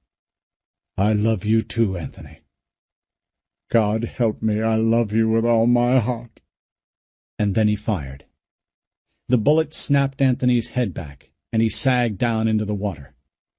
Shaw crossed the room quickly and scooped Anthony up in his arms. He pulled him back over to the mattress and threw his arms around him and rocked him gently. "I love you," he said, kissing the top of Anthony's head. "I love you, Anthony." Shaw threw back his head and yelled at the top of his lungs. There was so much inside him, so much rage and love and fear and bitter, bitter loss, and it came out of him in a flood he couldn't have controlled for all the world. His high, lonely cry was met by renewed moaning from out in the hallway. The door burst open, the top half coming loose from the hinges and falling over the top of the bed frame. Shaw was ready for them. As they scrambled over the top of the bed frame, he was waiting with the M16 trained on the doorway. "Come on, you bastards!"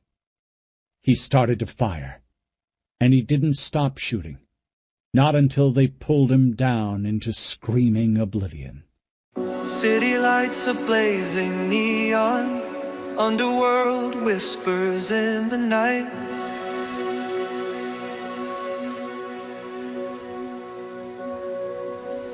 Concrete jungle keeps us moving, chasing dreams that take their flight.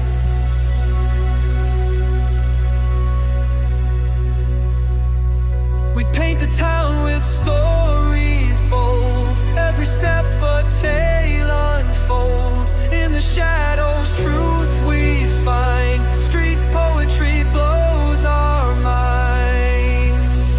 Graffiti preachers drop their wisdom, buskers play their unsung hymns.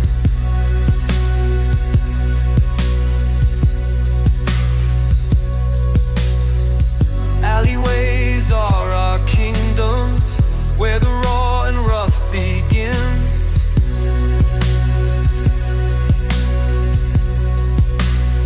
We paint the town with stories bold, every step a tale unfold. In the shadows, truth we find.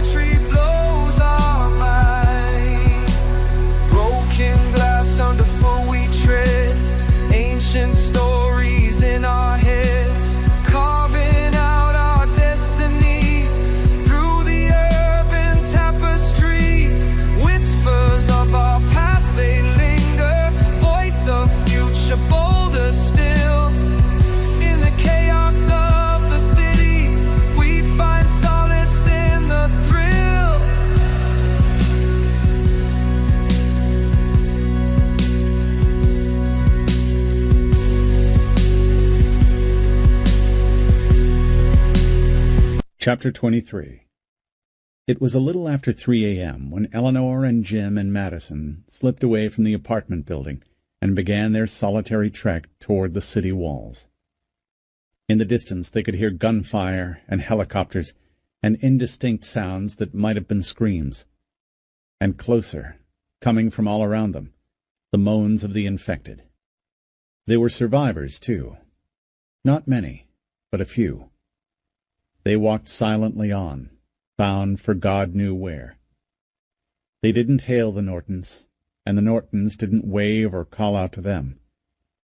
It was as if they all existed under glass bell jars, visible to each other, but worlds and worlds apart. It made Eleanor feel sad and small and very tired.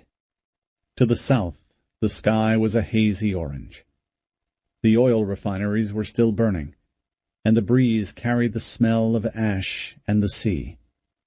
And under that, the deep, worn-in stench of chemicals and death. If this didn't qualify as hell, Eleanor wasn't sure what would. "We have to find a boat," Jim said. "I don't think I can walk much farther." Eleanor, her hair in damp clumps around her face, her eyes heavy with exhaustion, knew exactly how he felt. She wasn't far from falling over herself. Only Madison seemed to have any stomach left for a long walk. There was a sort of electric buzz around her. The girl couldn't stand still. Her eyes darted everywhere. She flinched at the slightest sound. Eleanor watched her and knew the poor thing was in for a crash when the adrenaline wore off. She just hoped it wouldn't happen too soon. "I guess," Eleanor said, "we head toward the wall and hope that we can find something. A lot of boats got left there." "How far you suppose it is?" She shrugged. "An hour's walk, maybe? I don't know." His shoulders sagged visibly. In the faint starlight he looked 10 years younger, his hair darker, his chin more defined. And that was it, she realized. He did look younger. The exhaustion, the resignation, had given him a boy's look, and yet one that seemed to hold the world at arm's length. She wondered if her own expression was equally as youthful. "No such luck, sister," she thought. "It doesn't happen for women that way. The men get younger looking. The women just get exhausted. You probably look exactly like you feel, like you've been run over by a truck." They trudged on. In the distance, Eleanor could see a street lined with the ruins of shops. Beyond that was the Beltway. Even from this far out she could tell that great lengths of it had collapsed and fallen into the water. Around them, the neighborhood had become a nightmare of burned buildings. Whole blocks seemed to have caught fire. In places, nothing remained but a few blackened poles sticking up from the water. Burned debris floated past them. "Did those helicopters do all this?" Madison asked. "I think so." "Why?" "To push people back from the fence, I would imagine. My guess is they're going to put up some kind of wall around the city, at least for the time being." "But what about all the people?" Madison asked. "What about the ones who aren't infected?" Eleanor sighed. "I suppose they'll be locked in with the zombies," she said. "Oh, my God," Madison said, cupping a hand over her mouth. Isn't that against the law or something? How can they do that?" "These are desperate times," Eleanor said. "People do desperate things." Madison didn't respond to that. At first, Eleanor thought it was another of Madison's angst-filled teenage moments, where everything about the world of adults seems stupid and unkind. But then she realized that Madison was crying. "Hey," she said, and put an arm around her. "Hey, you're okay." "They're going to lock us in here," Madison said. Her untidy brown hair had developed a kink above her forehead. Eleanor touched her daughter's hair and tried to smooth it down, but the hair wouldn't cooperate. "We're going to find a way out," Eleanor said. "I promise you. I'm going to take care of you." About a mile farther on, they found a boat. Jim noticed it first. They were walking next to a line of shrubs that had somehow escaped the rockets and the fires that had destroyed everything else around here. Eleanor was watching Jim. He had stumbled twice in just a few minutes, and he seemed to be having some trouble breathing. He put a hand to his chest and rubbed there absently, the way a man will do when he's felt a hitch in his heartbeat that he hopes is nothing. "Jim, you holding up okay?" "Yeah, he said. And that was when they heard the sound of tree limbs scraping up against a metal boat hull. They all stopped. "You hear that?" he asked her, suddenly perking up. She nodded. "It sounds like it's coming from over there." Over there was on the other side of the line of shrubs. Jim didn't hesitate. He ducked into the shrubs and disappeared. "Jim, wait!" There was a long pause, and then Jim's voice rose over the shrubs. "It's okay," he said. "You two come on through." Eleanor glanced at Madison, and Madison shrugged. "After you, Mom." "Thanks." Eleanor stepped through the shrubs nervously. The branches were scraggly enough that she was able to hold them out of the way for Madison, revealing a small silver boat with its prow jammed into the canopy of a fallen tree. Eleanor peeked around Jim's shoulder and saw a dead man sitting in the boat. His head had lolled back over his shoulders, but Eleanor could still see the blackened flesh on one side of his face. His clothes, too, were burned. "Ew," Madison said. "What happened to him?" "Must have gotten caught in the explosions over by the Beltway," Jim said. "But how did he get all the way over here?" "Who knows," Jim said. "Maybe he got injured over there and died while he was trying to get away." "Maybe he drifted over here," Eleanor offered. "Yeah," Jim said. "Could be. Here, help me move him off the boat." Eleanor and Jim grabbed the dead man by the back of his shirt and pulled him down into the water. Then they pulled the boat from the tree canopy and gave it a quick once-over. "Looks like it'll work," he said. "Yeah. Madison, you ready?" Madison glanced at the dead man floating face up in the water, swallowed, and then got in. Eleanor followed, then Jim last. He tried to pull the starter cord on the boat's outboard, but he couldn't make it work. "Eleanor, can you—" "Huh?" "My arms," he said lamely. He looked mortified. "I can't. They hurt too bad." She understood then. "Oh, yeah, sure." They switched places, and Eleanor got the motor started and guided them away from the line of shrubs and toward the Beltway. They were facing due east, and the coming dawn had lit the sky in tones of pink and gray. Ahead of them, the Beltway and the buildings around it looked like London in those grainy old black-and-white movies from the Second World War. Everywhere she looked, Eleanor saw skeletal ruins crumbling into the water. Some were little more than a single wall. Everything had been touched by fire. Gray concrete dust still hung in the air, moving slowly, like smoke on the water. The water was thick with charred bodies. A few, horribly, still moved, and some of them could even raise a blackened hand and moan. The Beltway itself was a jumbled mess. Large pieces of concrete jutted up from the water at odd angles, and in the screen of dust they resembled the prows of ships sinking into the ocean. A helicopter flew overhead, very close. Eleanor had already cut the motor a good distance back, rowing them to this point. She didn't want the motor's noise to attract soldiers, or worse, more zombies, and she thought that decision might save them now. The helicopters almost certainly had heat-sensing equipment, so they would pick them up for sure. But if the boat was just drifting, maybe they wouldn't appear any different than the other bodies in the water, and in the derelict boats. After all, most of them had been badly burned. Heat signatures would be everywhere. "Get your head down," she said to Madison. "Everybody stay still." "Mom!" "Shh," Eleanor said. "We're okay. Just stay still. It'll be gone in a second."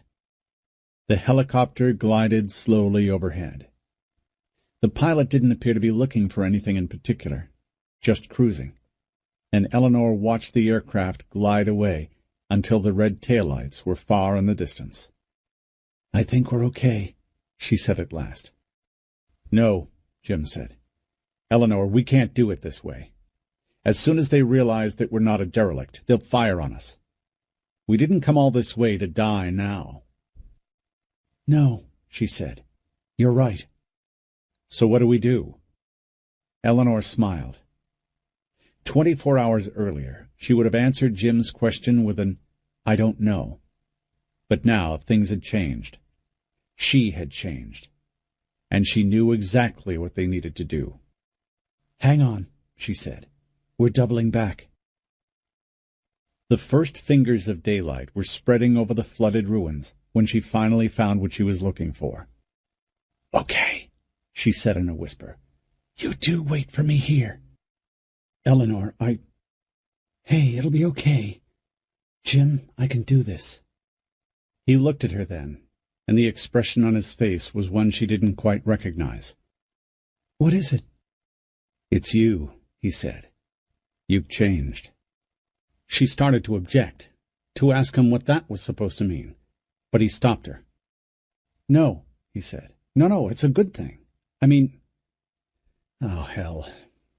Eleanor, we've been married 15 years, and I never knew this woman was inside of you. It's like you've blossomed. You're like Superwoman, or Wonder Woman, or whatever the hell she's called, but you have changed. All I'm trying to say is I like it. I like this. She was blushing to the roots of her hair. "I don't really—" she started to say, but trailed off. He leaned forward and kissed her then. "Just be careful, okay? Please?" She nodded. "Jesus," she thought, mentally kicking herself. "Are you crying? Stop being such a girl."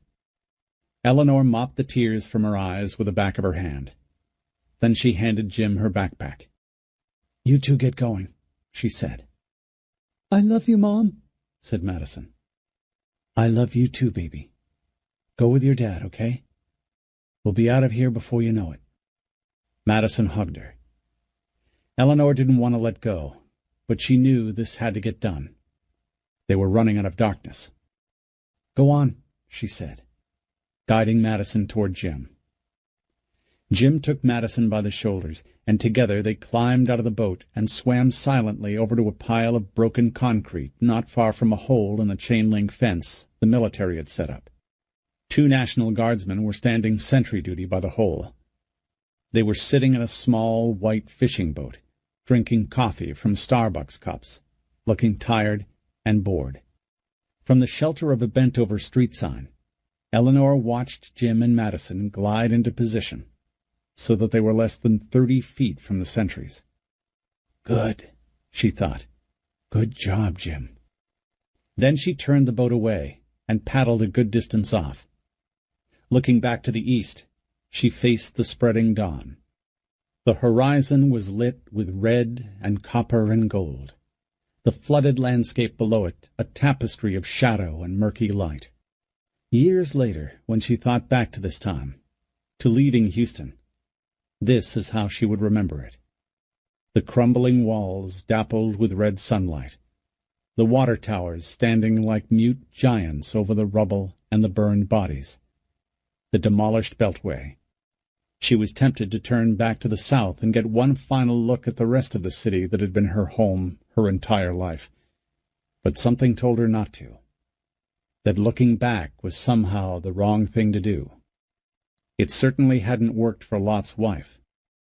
It was the second time in as many days she had thought of the story of Lot's wife, and she couldn't help but chuckle now at the idea of a woman turning into a pillar of salt. But while she could laugh at the image, she could not laugh at the sense behind the story. For wasn't there a certain undeniable truth in it? Didn't it tally with Eleanor's own situation just a little? There was nothing behind Eleanor but the ghost of a city, the end of one life and the beginning of another, but much more uncertain life. And maybe that was why Lot's wife turned into a pillar of salt. Maybe she couldn't reconcile the palaces of her memory with the ruins of her reality. Maybe. But there was no more time for idle thoughts and stories. She scanned the ruins to the east, looking for a target. There were burnt corpses all around her.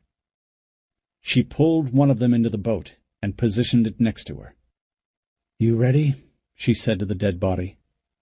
"Well, good. At least one of us is." And then she twisted the throttle all the way open, turning the little boat on a collision course with the military. She pulled the rifle's sling over her shoulder and threw one leg over the gunwale. "See you around," she said. Then she jumped over the side.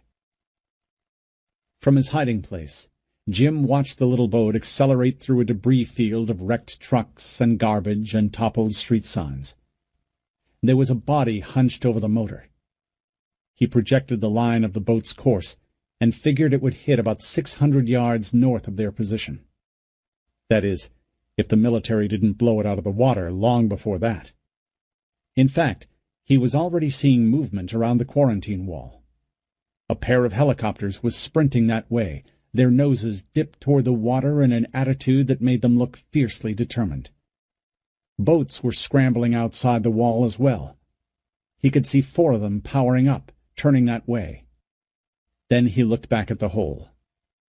The 2 sentries were still sitting in their boat, drinking their coffee, their weapons leaning against their seats. Only now they were craning their necks toward the little boat, watching its speed to its imminent destruction.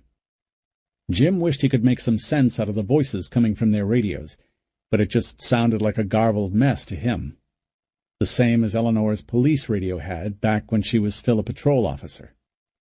They didn't seem too concerned, though. "Daddy?" Madison was looking at him. "Poor thing is terrified," he thought. "Well, that makes 2 of us." "It's okay," he said. "Your mother's going to be along here any second." "Are you sure this is going to work?" "No," he wanted to say. Instead, he smiled and squeezed Madison to him. "Your mother knows what she's doing," he said. And to himself he added, "Please let that be true." Eleanor rose slowly from the water. She was behind a pile of concrete beams, watching the National Guardsmen through a gap in the rubble.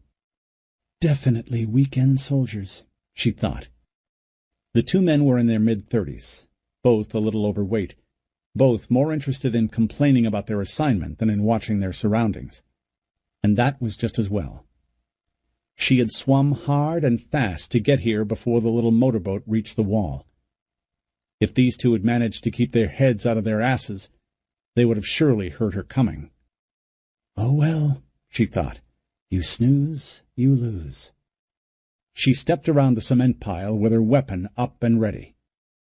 "Hey, hey!" one of the men said. Their coffee cups went flying as the 2 men reached clumsily for their weapons.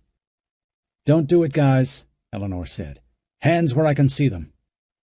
From somewhere off to their right, Eleanor heard the sound of guns firing, and she figured the little boat and its corpse captain had just been reduced to floating splinters. She didn't break her concentration, though. "Fellas, I don't want to kill you.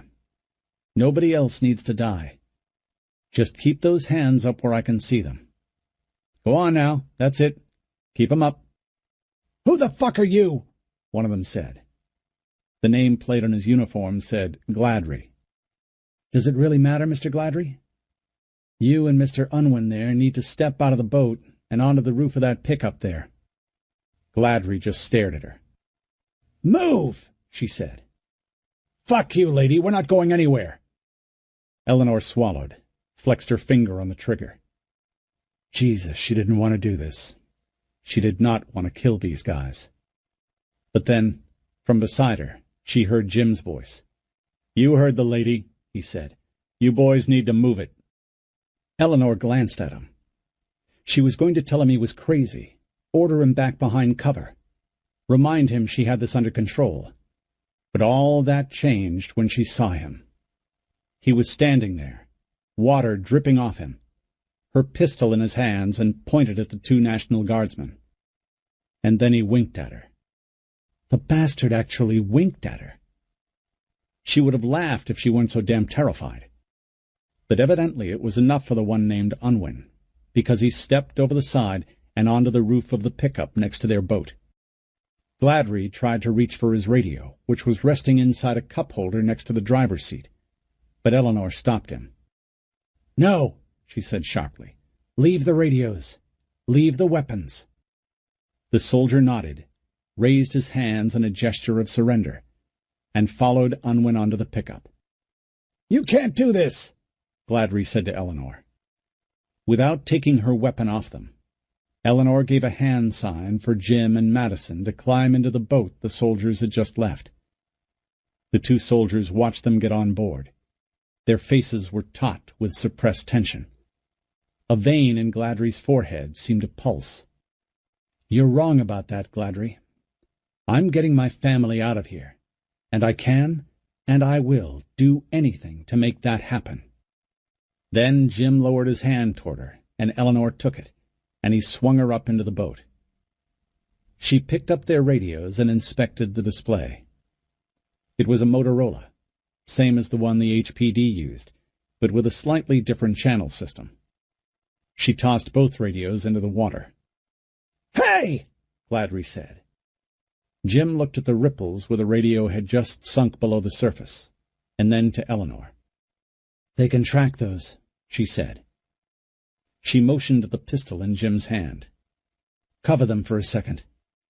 She ejected the magazines from each of the soldiers' rifles and cleared the chambers. Then she tossed the rifles into the flooded cab of the pickup the 2 men were standing on. "What did you do that for?" Unwin said. "Just because I want my family to live doesn't mean I want you to die," Eleanor answered. She tossed their magazines into the flooded bed of the truck. "You can get those back once we're out of sight. Deal?" "Fuck you!" Gladry said.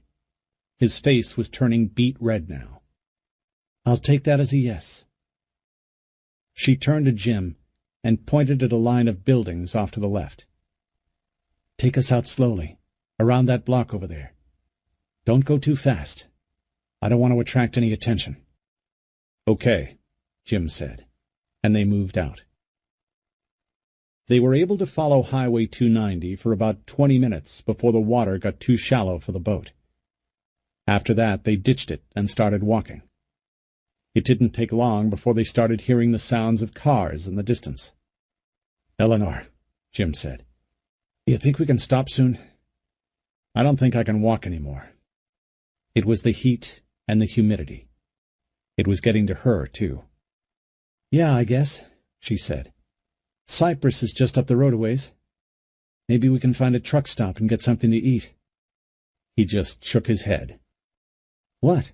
she asked. "I don't have my wallet with me. Everything was lost when I lost my backpack. Do you have yours in your backpack there?" "No," she said. "Yeah, well, we're pretty much screwed then." He kicked at a pebble on the ground. "Do you at least have any water?" "No." "Nothing? No juice boxes? Nothing?"